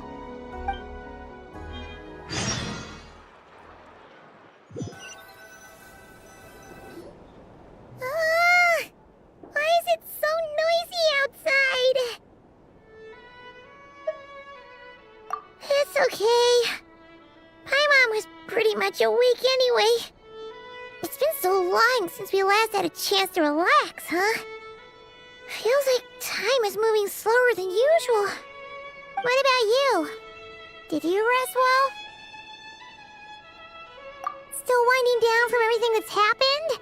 Or are you wondering how our friends are doing? Or is it about what Dotori said to you? Okay, if you say so. But don't push yourself, alright? Let Paimon know if you need to talk. What we just went through was a lot. It's totally normal if you need some time to get back in your groove. Luanatar disappeared after Columbina came back. Apparently, she was part of Columbina's soul or something. Still, Paimon kind of misses Luanatar somehow. But anyway, you did great. So did Paimon. We all worked our butts off to contain this disaster, and in the end, we made it. So, chin up, Traveler. You should be proud of yourself. Hey, don't poke fun. You should be glad that Paimon's growing as a person.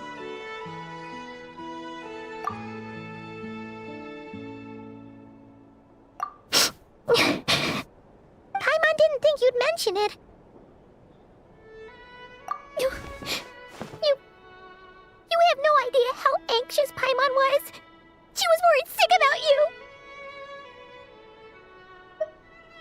Well, if you really want to show Paimon you're sorry, you're gonna need to make it up to her. You better be ready to splash out on a lavish meal.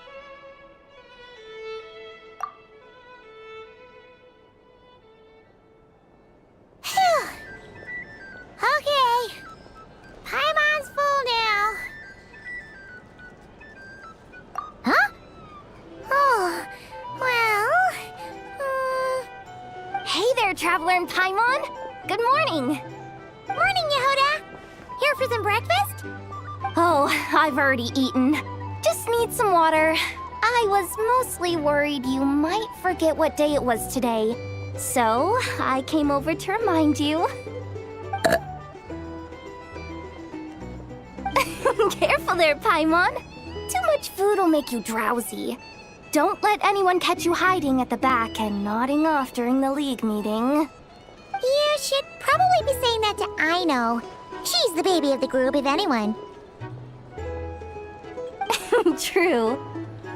You know, I'm surprised that all these competing groups are actually coming together to try to solve things together. Definitely a first for Nod-Krai. Well, nothing like a region-wide calamity to bring people together. After that, surely even the most self-interested people have to realize that going it alone isn't worth the risk, right? Try telling Boss Neff that. She's not exactly convinced that people are gonna get with the program. Really? But if she's so pessimistic about it, why'd she agree to be the Curatorium's representative in the league? Probably 'cause even though Unity sounds like a pretty far-fetched idea, the benefits it would bring make it worth a shot. I think things will work out, though. I swear, Nod-Krai feels like one big family now with everything that's happened. More than it used to, anyway. Paimon's with you on that one. And it seems like plenty of other people agree, too. Just listen to the bustling streets. All right. Everyone's been rebuilding these last 2 weeks, and the evacuees have been coming back in droves. Life's slowly returning back to normal. Which means my workload's probably gonna shoot back up. Were you about to head out? There's still some time before the ceremony begins, you know. Yeah, we were gonna take a stroll around the square and say hi to some friends first.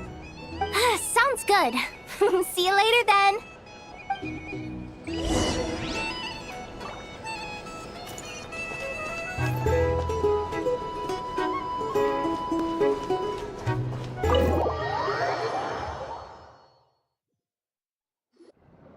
Please accept today's boon. Have a nice day. Are Paimon's eyes deceiving her? Or is that Inefa handing out food for the Frost Moon Scions? Hello there. Would you like a feast of the moon, along with some snacks of the day? So, what's new, Inefa? It was only a few days ago when we last saw you, but it looks like you've joined the Frost Moon Scions in that time. And Aino too? What are you talking about, Paimon? We're just here to help, duh. In the wake of the disaster, it's all hands on deck. We responded to Lama's request for support. At times like these, the smallest good deed can inspire others and help them through the hard days ahead. And we're using eggs and heating tubes to make that a reality, in true Kromkake Craft Shop style! Inefa! Did you hear that? The Traveler said I did good. The Traveler! That's because it's true, I know. Proposal. If you can resist eating today's dessert, I will provide you with compliments, too. No way! Well, that proposal got shot down quickly. I need something to get me through the hard times, too, you know. Mom! Yes, dear. Go right ahead. Excuse me. Could I take a photo with the robot lady? She helped us get safely out of Nod-Krai, and she helped us get back home too. She's the best. Of course she is. And since I'm the whiz kid who built her, that makes me even better than best, right? But you stole my snacks though. Oops. Shall we move to the open space near the center? The view there is better. Thank you! Aren't you the better pick for this job, Flint's? You underestimate yourself yet again, Master Ilua. Not at all. I rarely come by Nasha Town. I don't know any of the big shots here. All in good time. Socializing is a step-by-step journey. But you're much further ahead on that road, aren't you? You're not seeing the full picture. You know the truth now. My friends do not understand my habits. There is no question about it. The Lightkeepers need a representative in the League. Someone who is upright, cares about other people, and can realize their self-worth through group action. You say it like you wouldn't make the cut. I am most flattered that you think I would. Sigh a little less, Master Ilua, and have more faith in yourself. All the Lightkeepers agree that you're a very promising young man. That is precisely why Starshina and Nikita felt safe delegating such important work to you. I'm sure we all also agree that we would sooner die of dehydration than manage to wrangle anything out of you in a discussion. My apologies. I am not in the habit of bringing water with me when I go out. Whatever. I'll take the job. By the way, who else is part of this? Oh, it's quite the who's who of Nod-Krai. There's the Moon Chanter of the Frost Moon Scions, the boss of the Curatorium of Secrets, a representative of the Voynich Guild, and even someone from the adorable Kromkake craft shop. I'm sure you will find speaking with them to be a genuine pleasure. If you say so. I've never done this work before, so I'm honestly a little scared of making mistakes. But I'll do it. Not only is it our duty as Lightkeepers, but because I want to make Nod-Krai a more welcoming place. An admirable attitude to take. The beacons are lit, Ilua. We're but one step away from breaking through the blizzard. We have the chance to band together and build our shared homeland into an Elysium. This is unprecedented for Nod-Krai. An opportunity not to be missed. Yeah. You're right. I'll do my best. Quite a few familiar faces have arrived. Let's go, shall we?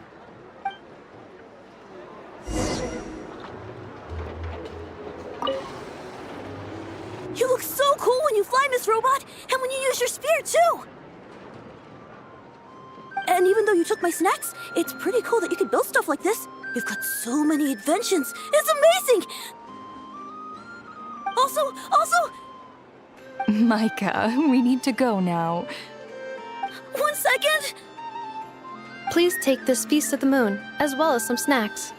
Share them with your mother and your lovely family.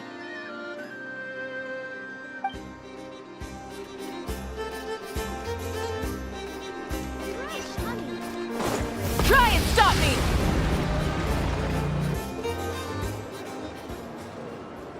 Wow! Everyone's here!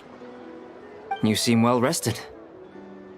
I know no one's asked, but I'm sure you all want to know, so let me just say, we're doing great. Thanks. Well, great, but not perfect. I'm starting to lose my mind from boredom. Can't drink a drop of alcohol while I'm waiting for my wounds to heal. I'm sure you had a sneaky swig or two. Wait, how'd you find out? I'm sure you must be missing Mondstadt after all these years away, Grandmaster. Yeah, you could say that again. Every time I get news from Mondstadt, it makes me want to go back and see the place for myself. Honestly, once things are wrapped up here, I think it'll be time to head back home.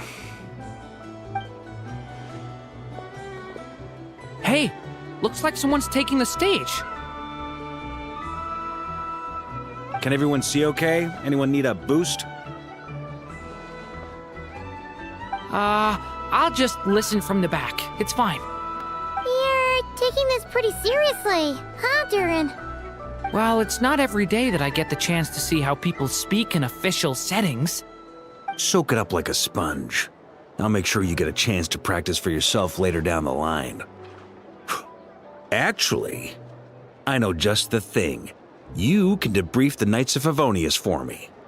Mr. Varka, are you forgetting that I'm not a Knight of Favonius? I can knight you. Any particular title you'd like? Is he joking? I really can't tell. You'll have to figure this one out for yourself. It'll be a good learning experience. It is my honor to host the opening ceremony for the League, and to have this opportunity to speak to you all in my capacity as Voynich Guild representative. Could this person also have been pushed onto the big stage by the real big shots? Guess I'm not the only one then.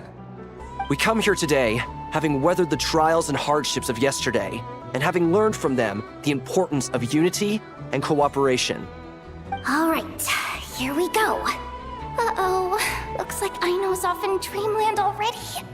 Wait, Boss is looking kinda drowsy too. What's up with her? Come on, get this speech over with already. Nod-Krai is our home, the land we rely on for survival.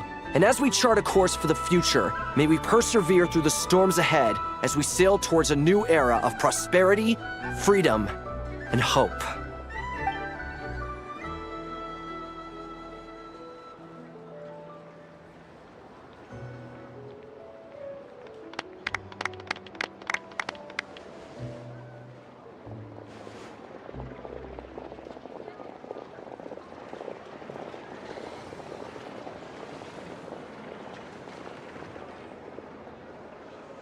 Looks like we'll have more opportunities to travel in the future.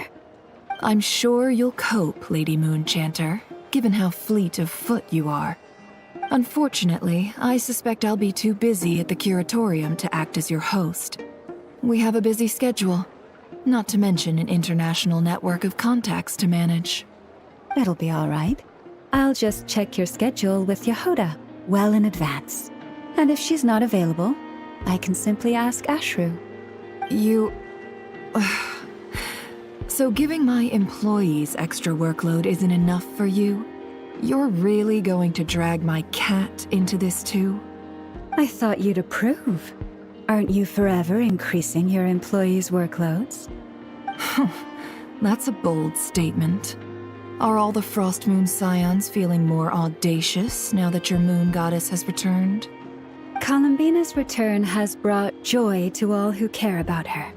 That includes both you and me.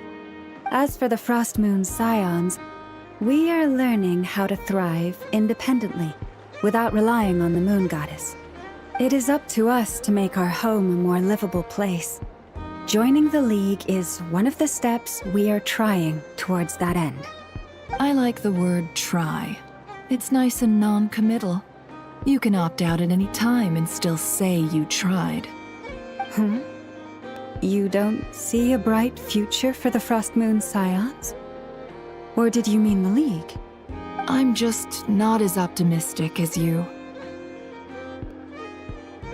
The Frostmoon Scions should count themselves lucky that they have a leader as stubborn and enterprising as you. But Nod-Krai's a big place, with all kinds of people. Most of them don't enjoy answering to a leader, or even listening to reason. Well, that's where you and your methods come in. Unless the Curatorium of Secrets is only here for appearances. For now, yes. And that won't change until this venture becomes worth my while. What would make it worth your while? Getting out more than I put in. Right now, I'd barely break even, but I'll grant that it's a good start for Nod-Krai. Then maybe it's worth a try. All right, you can stop now. Or do I have to join the Frostmoon Scions before you'll get off my back? You'd be very welcome to join us. Hey, you two! Congrats on all your hard work! What are you chatting about? Nefer was trying to dissuade me from adding to her employees' workload. Also, she's considering joining the Frostmoon Scions. Sorry, what? Your conversations are always the most interesting. Would you two care to join me for some tea before heading to your next destination?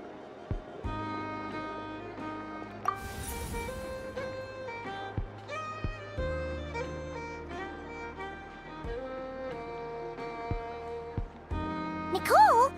Wait, where are you? Aren't you gonna show up today? Sadly not. I'm otherwise occupied right now. I'm sorry, Paimon. I can hear how disappointed you are. If it's any consolation, let me say that how things appear on the surface is a far cry from what they are at their core. Perhaps you'll feel better if you focus on the fact you have a special line of communication with the great mage herself. Okay? Has something happened? No, or not yet, anyway. Well, that's not ominous at all. Not for the time being. Just think of this as a general check-in to make sure this communication system is still running smoothly. Besides, it's good to chat once in a while if we want to maintain our friendship. You could have just said so. Paimon got all worked up for nothing. Still, the best friendships are built through face-to-face interaction, you know. It's never gonna stop being weird having tea with you when you're not there and just talking to thin air. All right, fair point. I'll bear that in mind for next time. Yeah.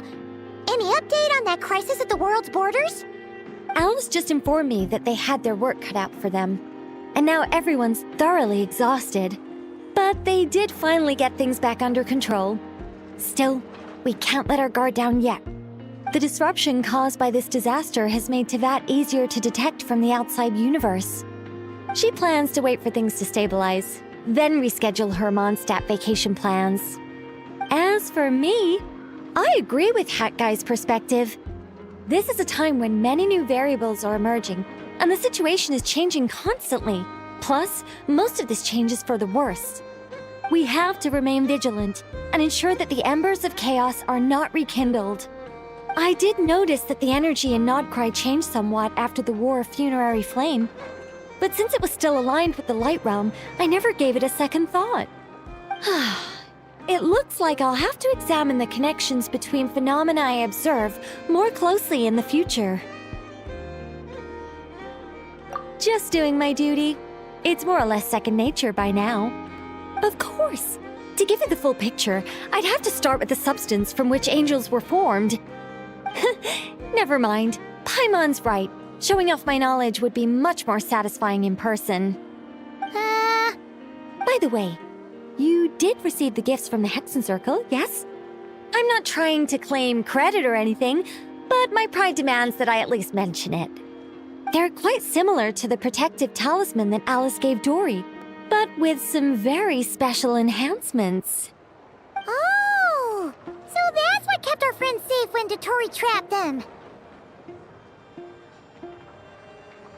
Indeed. We went to great lengths to make sure they were invisible to his eyes. I'm so happy they came in handy. Still, not fishing for gratitude, by the way. I just want you to be aware that sometimes your friends may be protecting you in ways you cannot perceive. Anyway, I'll contact you if anything else crops up. If not, you know what they say, no news is good news. Oh, my angelic instincts are tingling.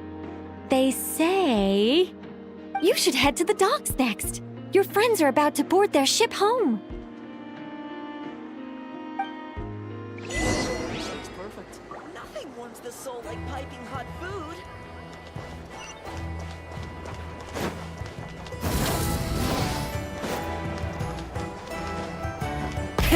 Rev the engines!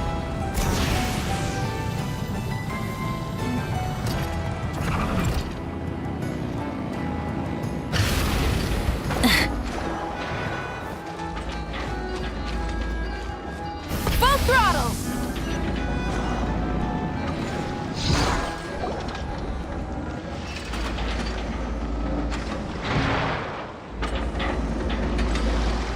You're here.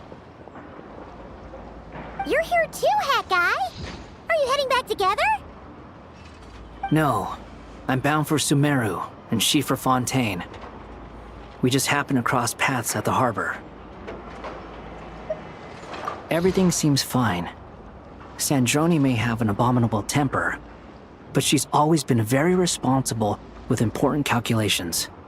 and things entrusted to her by valued friends. You always speak as if you know us inside out, Mr. Hat Guy. Maybe I'm just a good judge of character. I certainly hope that's all there is to it. Regardless, you have been a significant help in this matter. For that, you have my gratitude. I didn't do anything special. Sandrone's the one who completed a seemingly impossible formula and turned the tide of the entire battle, even giving her life in the process. She's the one we should be thanking. Even we were unaware that Sandrone had hidden the real formula inside Polonia's body. She managed to fool Dottore into thinking the formula was running in her system by installing an identical-looking decoy within her. She probably realized that she didn't have the strength to stop Dottore. But this way, she could at least get him to lower his guard. She always worked like that. Always had a backup plan. Well, that's why I'm traveling to Fontaine. She made a request of me long ago, and the time has come to fulfill it. Think of it as her will. She said that should she ever fail in a mission, she'd like me to deliver her core and Polonia's to the Fontaine Research Institute. She also mentioned that she had made arrangements for people there to set her affairs in order. Some of her personal effects, such as her notes, were left to me. I've decided to take them back to the House of the Hearth, for safekeeping primarily, but also as mementos, I suppose. However, there is one book among them that I'd like to leave in your care. I'll have someone deliver it to your residence at the flagship at a later date. No, I was specifically warned not to tell her. This is her last wish, and I will abide by it. I can only hope so, but none of us here can know for certain. I bade farewell to Columbina earlier today. As promised, she turned the iridescent moon's marrow over to me. She spent a long time with Sandrone's body, saying her goodbyes. Oh, is she alright? Sandrone's passing has left a great wound in all of our hearts. It will take time to heal, but Columbina surprised me. She offered me some words of comfort before I departed. Despite being grief-stricken herself, she showed an awareness of the feelings of others around her. She never used to act like this. Clearly, she has grown. And I suspect that we have you to thank for much of the change we are seeing in her. After these recent events, the Tsaritsa has revoked the Pale Star Edict. Snezhnaya now realizes that the arrest warrant for Columbina was just a ploy by Dottore, who coveted her powers. I shall return to Nod-Krai to see her as soon as I find the time. I hope that from now on, she too will explore more of the world. Columbina Hyposelenia's journey is only beginning. My ship is here. Traveler, Paimon, we shall meet again. You too, Hat Guy. What are you still bumming around for? Isn't Columbina waiting for you? I thought today was the day you'd agreed with her to go find out the truth about your sibling. You're afraid you won't like the truth when you see it. Well, this is new. I was starting to think that nothing could scare you. Don't say that! Wouldn't you be if you were in this situation? Fair point. But I'd say I have more experience facing up to unpleasant truths than the Traveler. They say blood's thicker than water. I know how much you need your family back. More than you need any of your friends. And I'm sure that all your real friends understand that too. No matter what the truth turns out to be, they will stick by you and support you, whatever decision you make. Finding the truth is important. But more important still is what you choose to do once you've found it. At least, that's the life lesson I've learned from my experience, grappling with the truth. What? Now that Dottoro's dead and gone? A little, I guess. But it hasn't solved everything. Maybe I regret not getting to end his life with my own hands. Or maybe it's something else. But for whatever reason, I still feel like I have a chip on my shoulder. Either way, I'm going back to Sumeru. Lesser Lord Kusanali is gonna need help dealing with all the chaos Dottori left in his wake. Not just from this incident, but everything he did in the past, too. You should continue with your journey, as you've always done. Who knows? Maybe we'll meet again someplace else. So, what should we do now? If you want to explore a bit more to steady those nerves, Paimon's game! After all, when Columbina said she knew where your ship was hidden, Paimon promised to give you two some alone time with the truth. It hasn't been all that long since we were last apart, sure, but with Columbina there, Paimon's sure things will be just dandy. Ain't no biggie. Paimon might be all about that food and fun, but she knows how to do right by people. Paimon's sure you'd prefer to digest the news about your sister in peace. But, no matter what you see, just know you can share it with Paimon. Of course, as long as it's not super private. If you can't make sense of something, let's give it some thought together. And even if we both can't figure it out, Paimon can at least treat you to a nice meal. Glad to hear it. Feel better now? Alrighty. Next up, time to meet with Columbina.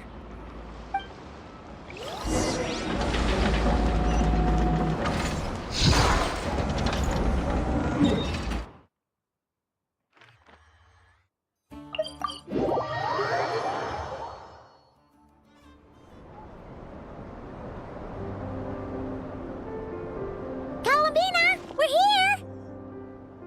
Can't quite believe we're meeting out here. We've gotten used to walking over to Silver Moon Hall whenever we go see you. Well, you're still welcome to go there whenever you want to see me. It's just, now that it's all over, I've decided to make some changes. Try and fit in with the Frost Moon Scions, like Lama suggested. The older generation are still timid around me. They don't dare get too close, and they bow their heads when I walk by. But things are much better with the children. I see more curiosity in their eyes. Hopefully, by the time the next Moon Prayer Night comes around, I can enjoy the festival with them as myself, without having to pretend that I'm only dressed up as the Moon Goddess. You'll do fine, Columbina. Paimon's sure they'll realize you're super nice once they get to know you better. You really think so? When we first met, you thought I was a little up in the clouds. We were just starting out then, come on!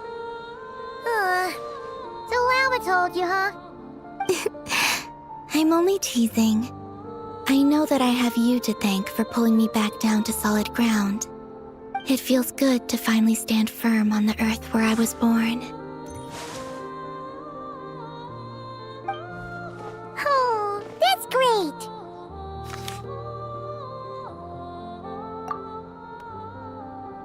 Thank you. I'll make sure not to lose it this time. Well then, are you ready? Lumine, what happened to our spaceship back then? Why did you leave? It's time to learn the truth at last. Ready as I'll ever be. Good. Then let me open the way for you.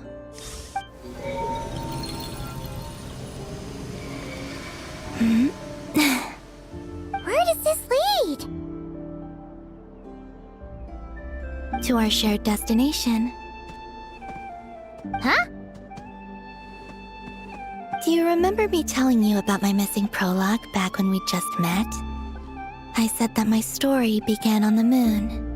But while I was inside the moon's reflection, I realized that my prologue was really hidden in the future. I just had yet to discover it at that point. The story of the time before I was born, was in fact the story of my distant future. It's truly fascinating. But when I obtained the Trilunar Authority and returned to our present reality, I sensed something I hadn't expected. Your prologue. So you mean... Yes, your spaceship. All this time, it has been hidden on the Frost Moon, which lay beyond the sky. The great ruler of the firmament. The heavenly principles. Wait, them? Why would they do that? I don't know. Perhaps your ship contains something that is incompatible with Teyvat. Or something that cannot be known. Oh, did I pick a bad time to say this? I know it must have been hard to work up the courage to do this. Maybe I should have waited until you were on the moon, with no chance to back out. That would have been kind of mean, you know.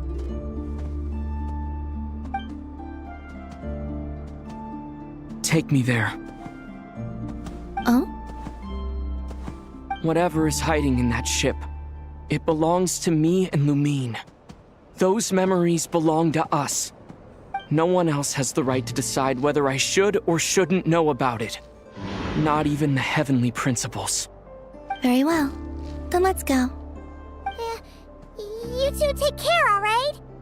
And don't forget to come back soon!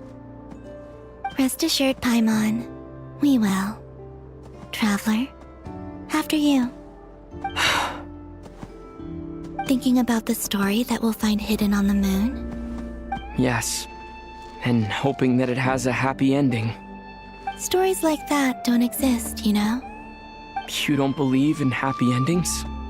I don't believe in endings.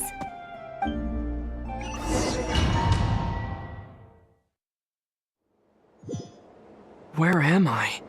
This is the pathway I built between Teyvat and the Frost Moon.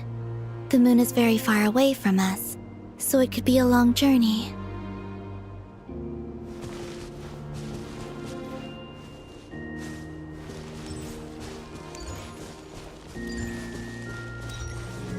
After I obtained the Trilunar Authority, I unwittingly saw past events from many of my friends' lives.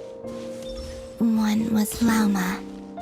She was so young when they chose her to be the Moon Chanter. From then on, the Frost Moon Scions looked to her to bring messages from their goddess. But, for better or worse, I had left Hisi Island before she was ever born. It was not until much, much later that she met me. I think it's for the best.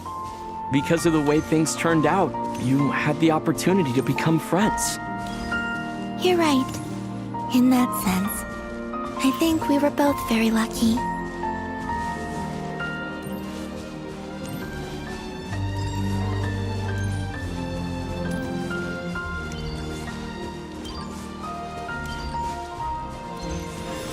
Oh, and about that mage, Nicole. I only recently learned that she has lived in Teyvat since the time of the Three Moon Sisters. The Moon Goddesses always had a good relationship with the angels.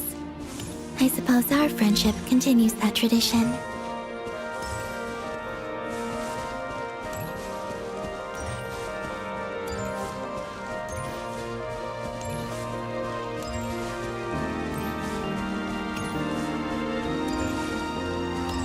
And then, there's Sandrone.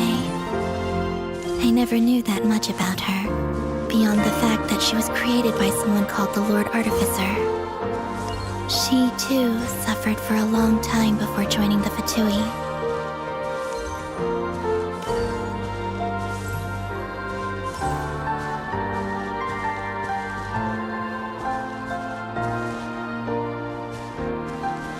How I wish I could talk to her again. Even if only to hear her say nasty things to me.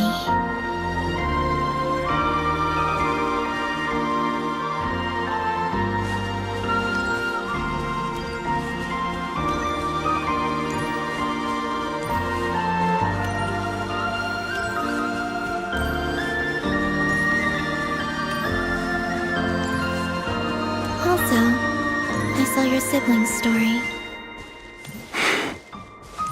I'm afraid I didn't see much.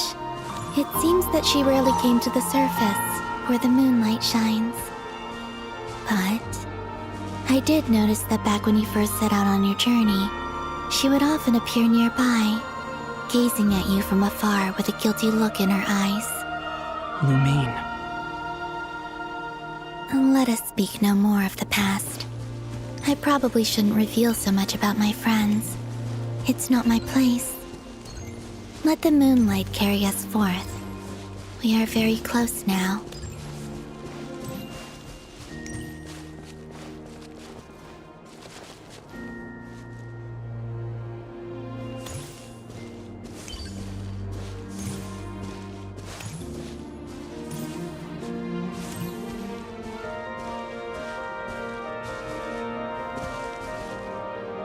After this, I'd like to bring some kuhenki to the moon as well.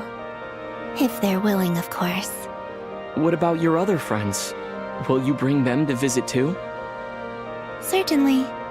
But I'll need to tidy the place up first. This home hasn't received any guests in a long, long time.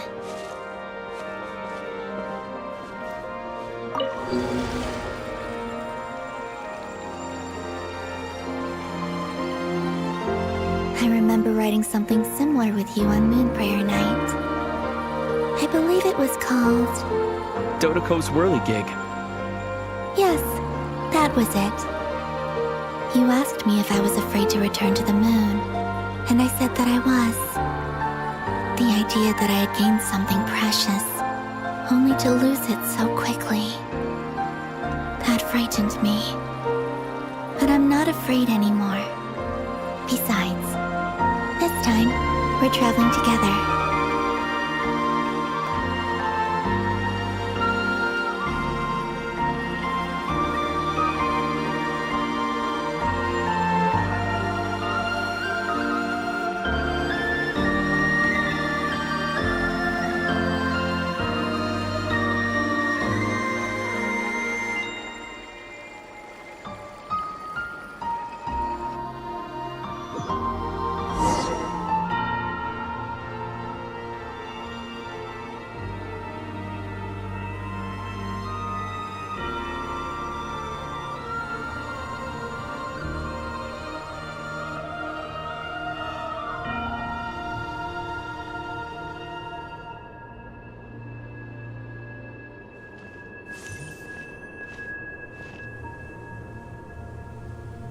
We're here.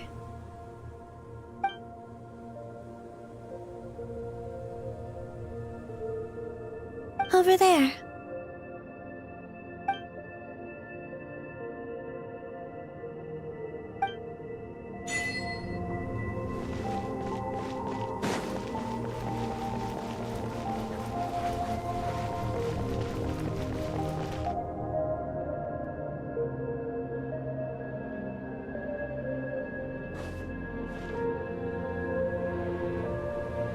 Our spaceship. It's huge. I suppose that the moon is the only place one could hide it. It'll be all right. Huh?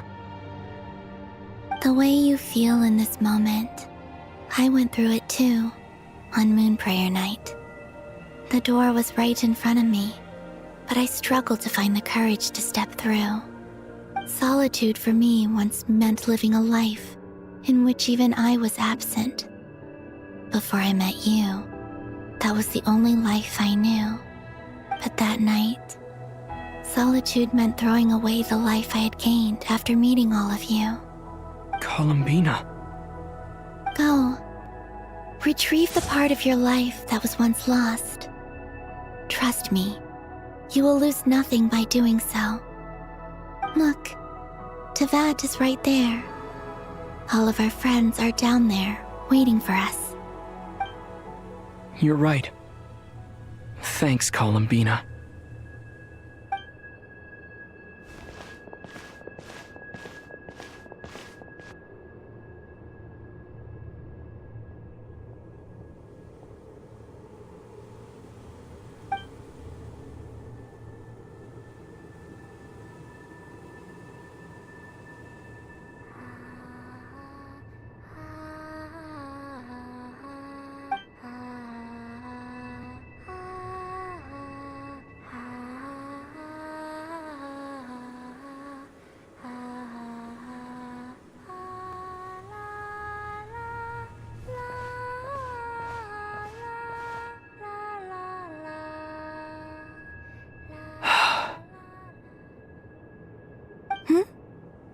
Finished?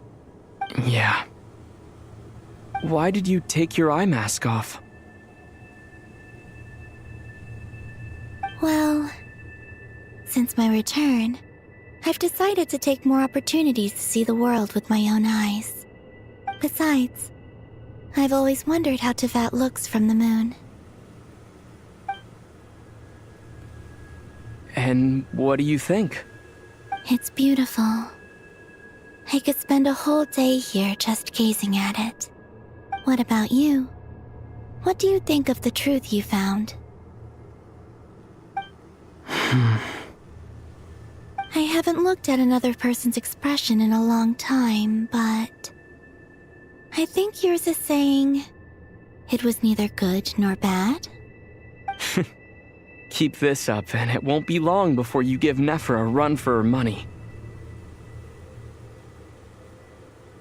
Oh, I don't think that's going to happen.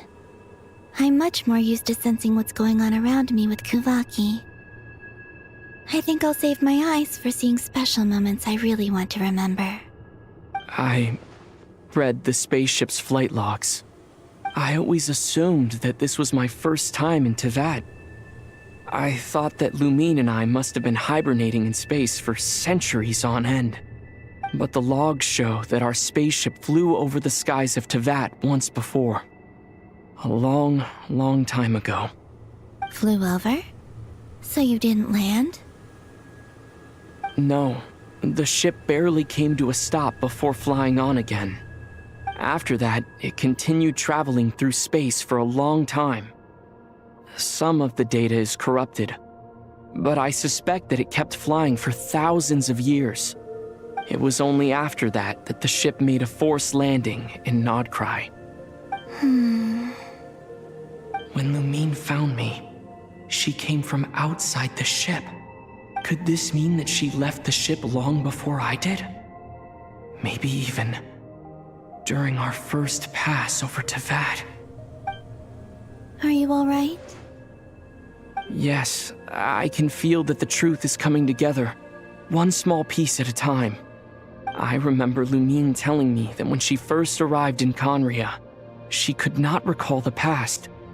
So this might be something that even she doesn't know. Here, I made some space for you. Your mind must be racing, and this seems like the perfect place to relax and clear your head. Oh, wait, there's one more thing. What is it? Wait here a moment.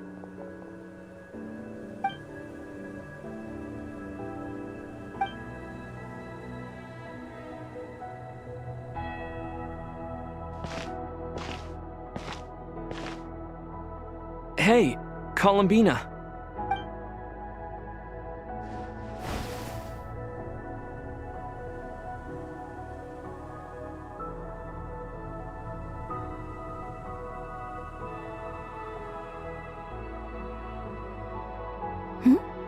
Is that a new outfit?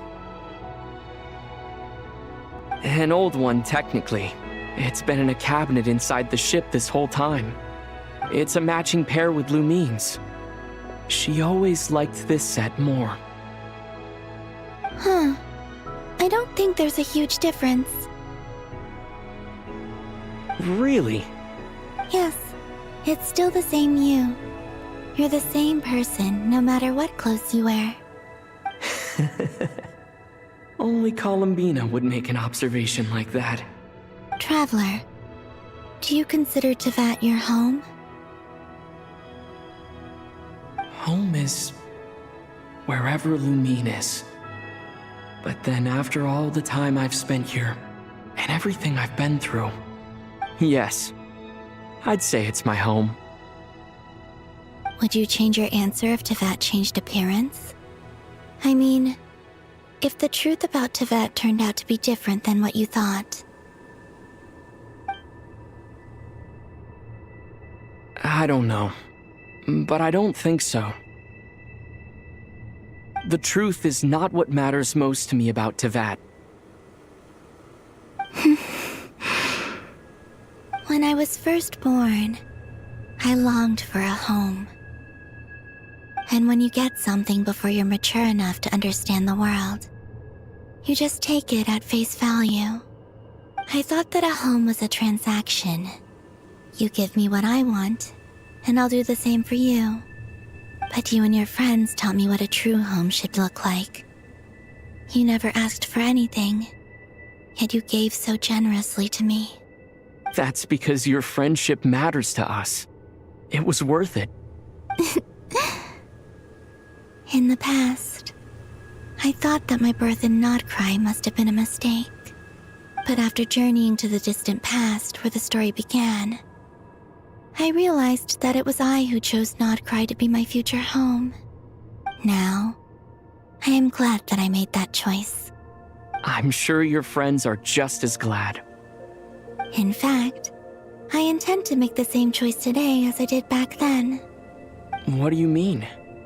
Well, I've given the Eternal Moon's marrow to Lauma, and the Iridescent Moon's marrow to Arlecchino.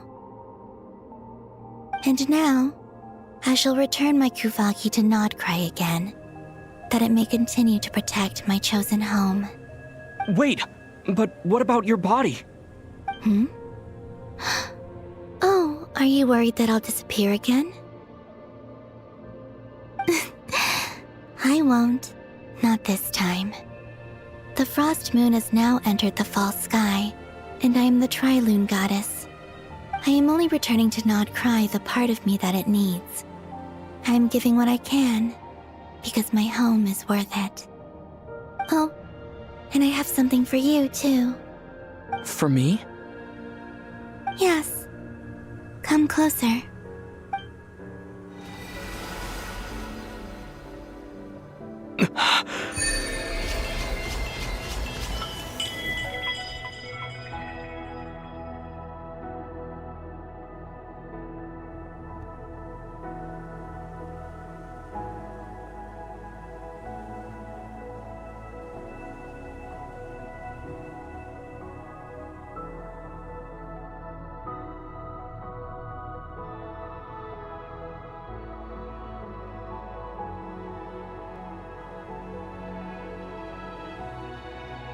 What was that? I lifted some of the restrictions this world placed on you. I trust this will help in your future adventures. My power. It feels like it's grown. I can use the elements more freely now. Thank you. This will be a great help. You're welcome. I see you as family, and after everything you've done for me, In fact, no. It's not because I owe you. It's because you're worth it. Here, this flower is for you.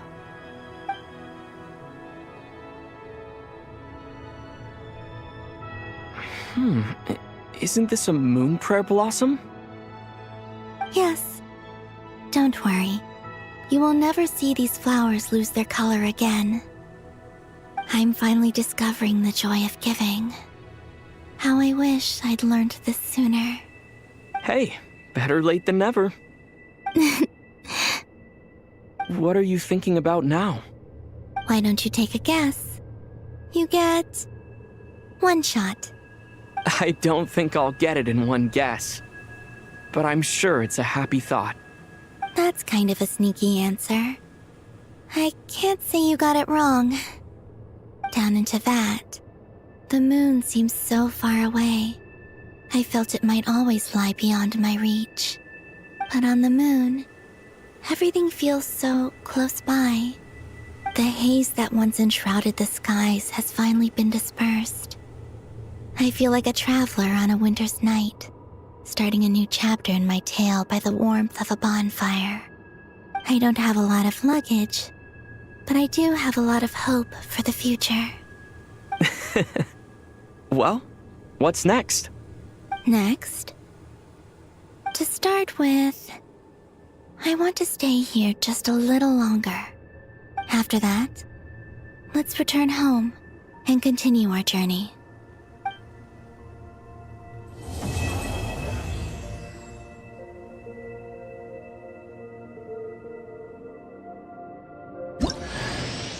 These clothes bring back so many memories.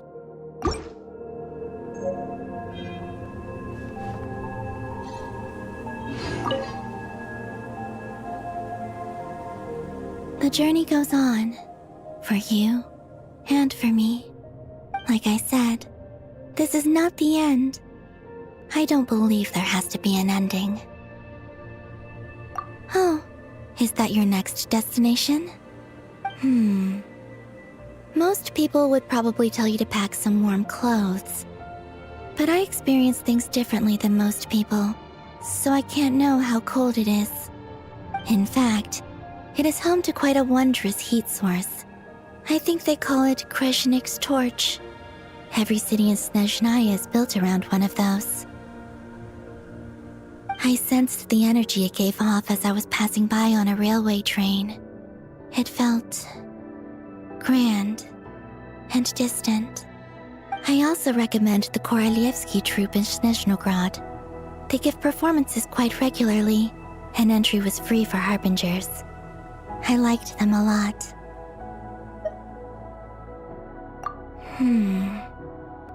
Ice cold and sharp. Crystal clear in some ways, yet profoundly unfathomable in others. Like the thick layer of ice on top of a frozen lake. That's just the impression that Tsaritsa gives me. I was never able to glimpse what truly lies beneath that icy exterior. In fact, I don't think the people of Snezhnaya even know what kind of power their god wields. Maybe that's because the Tsaritsa herself has never acknowledged, nor accepted that power. There's Regrator, the Rooster, and the Jester. Between them, they control a lot of what happens in Snezhnaya, but I can never wrap my head around how exactly power is split between them. I just know they are each responsible for many specific domains. I noticed that the Rooster and Regrator often appear to get along on the surface, while working against each other in secret, and theirs is not a friendly rivalry. But I wasn't particularly interested, so I tended to keep my distance.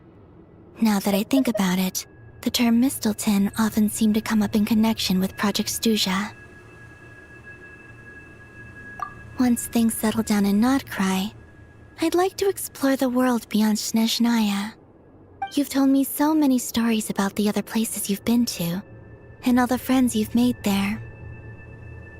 I'm curious to visit those nations and see them for myself. It would also help me learn more about the journey that has made you into the person you are today. Okay. As you continue on your journey, don't forget to gaze up at the moon once in a while. It is, after all, no longer an illusion. It shall cast down its true moonlight, connecting us in truth.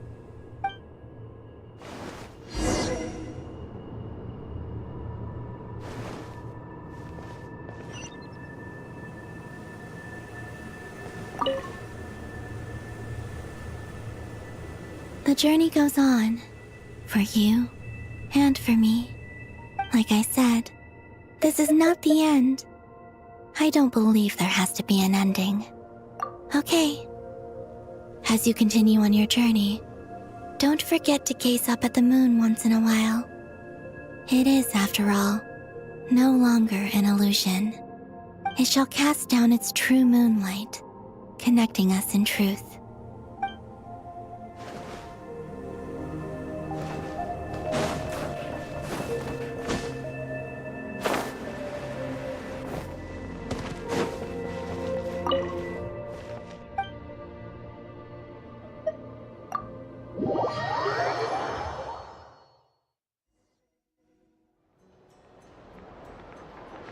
To Jean, acting Grand Master of the Knights of Favonius. This preamble is such a pain to write. It's probably high time we got rid of this acting business. I trust that Dern has updated you all on recent events. Hope we didn't worry you too much. The good news is, we managed to come together and put a stop to the Doctor's evil schemes. With that, I think it's safe to say that Nod-Krai is finally out of the woods. As for the Fatui, not counting the Damselette, aka the Moon Goddess, who has left their organization, we found ourselves allied in this instance with both the Knave and Marionette. May she rest in peace. As ever, we find ourselves better off for making friends rather than enemies. But until we can ascertain the Tsaritsa's true intentions, the future remains uncertain. In a short while... Wait. How am I meant to surprise everyone if I tell them in a letter that I'm heading home? Well, that would be a huge waste. Okay, got it. I will begin sending the expeditionary team back home in waves. I'm sure they'll be able to answer any questions you still have. I hope they won't gloss over the details of my many heroic deeds. But if they do, I'm sure it'll be because they're just too exhausted from the long journey. I think of Mondstadt daily. Please give everyone my best regards. P.S. The honorary knight went above and beyond this time. Are there any other honors we can give him? I'll leave it with you. P.P.S. Please be extra nice to Klee for the foreseeable future. I cashed in on the last favor that the Hexen Circle owed us, so we need to earn some more goodwill. If there's any serious problems, feel free to stick me in solitary confinement when I get back. I'll do the time for her. Whew. And that, as they say, is all she wrote. End of an era. And with the moon shining down brighter than ever, I think everyone is going to sleep well tonight.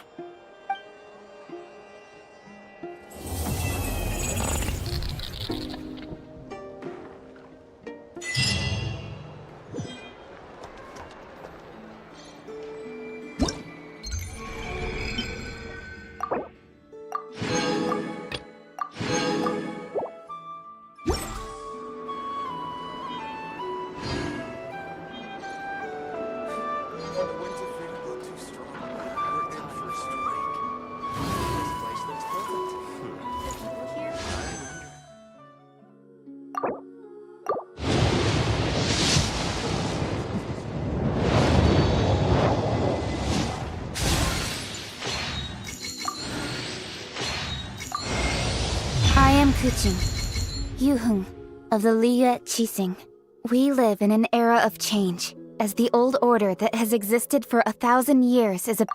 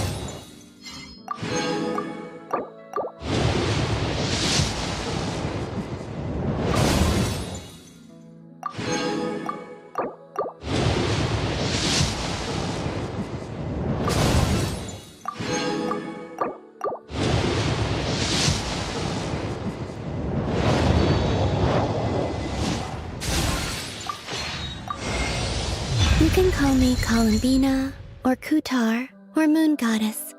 Whatever you prefer. I'm used to having many names. The moon...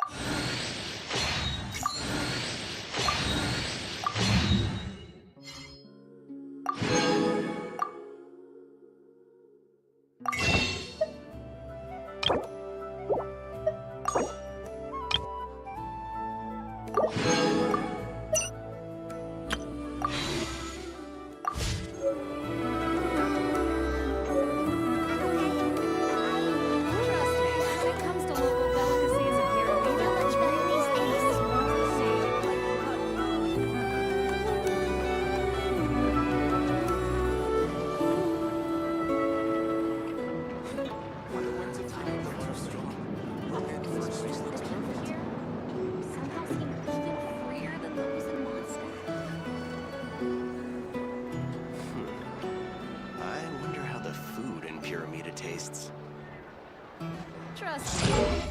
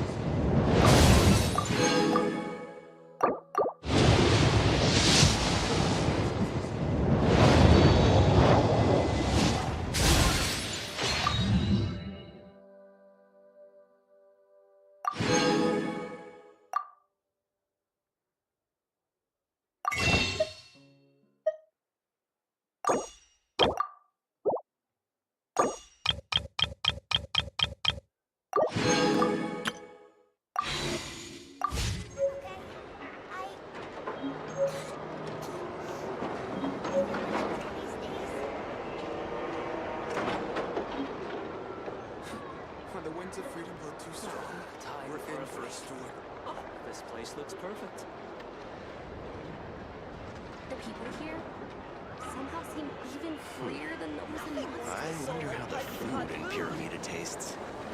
Trust me, when it comes to local delicacies in Pyramida, nobody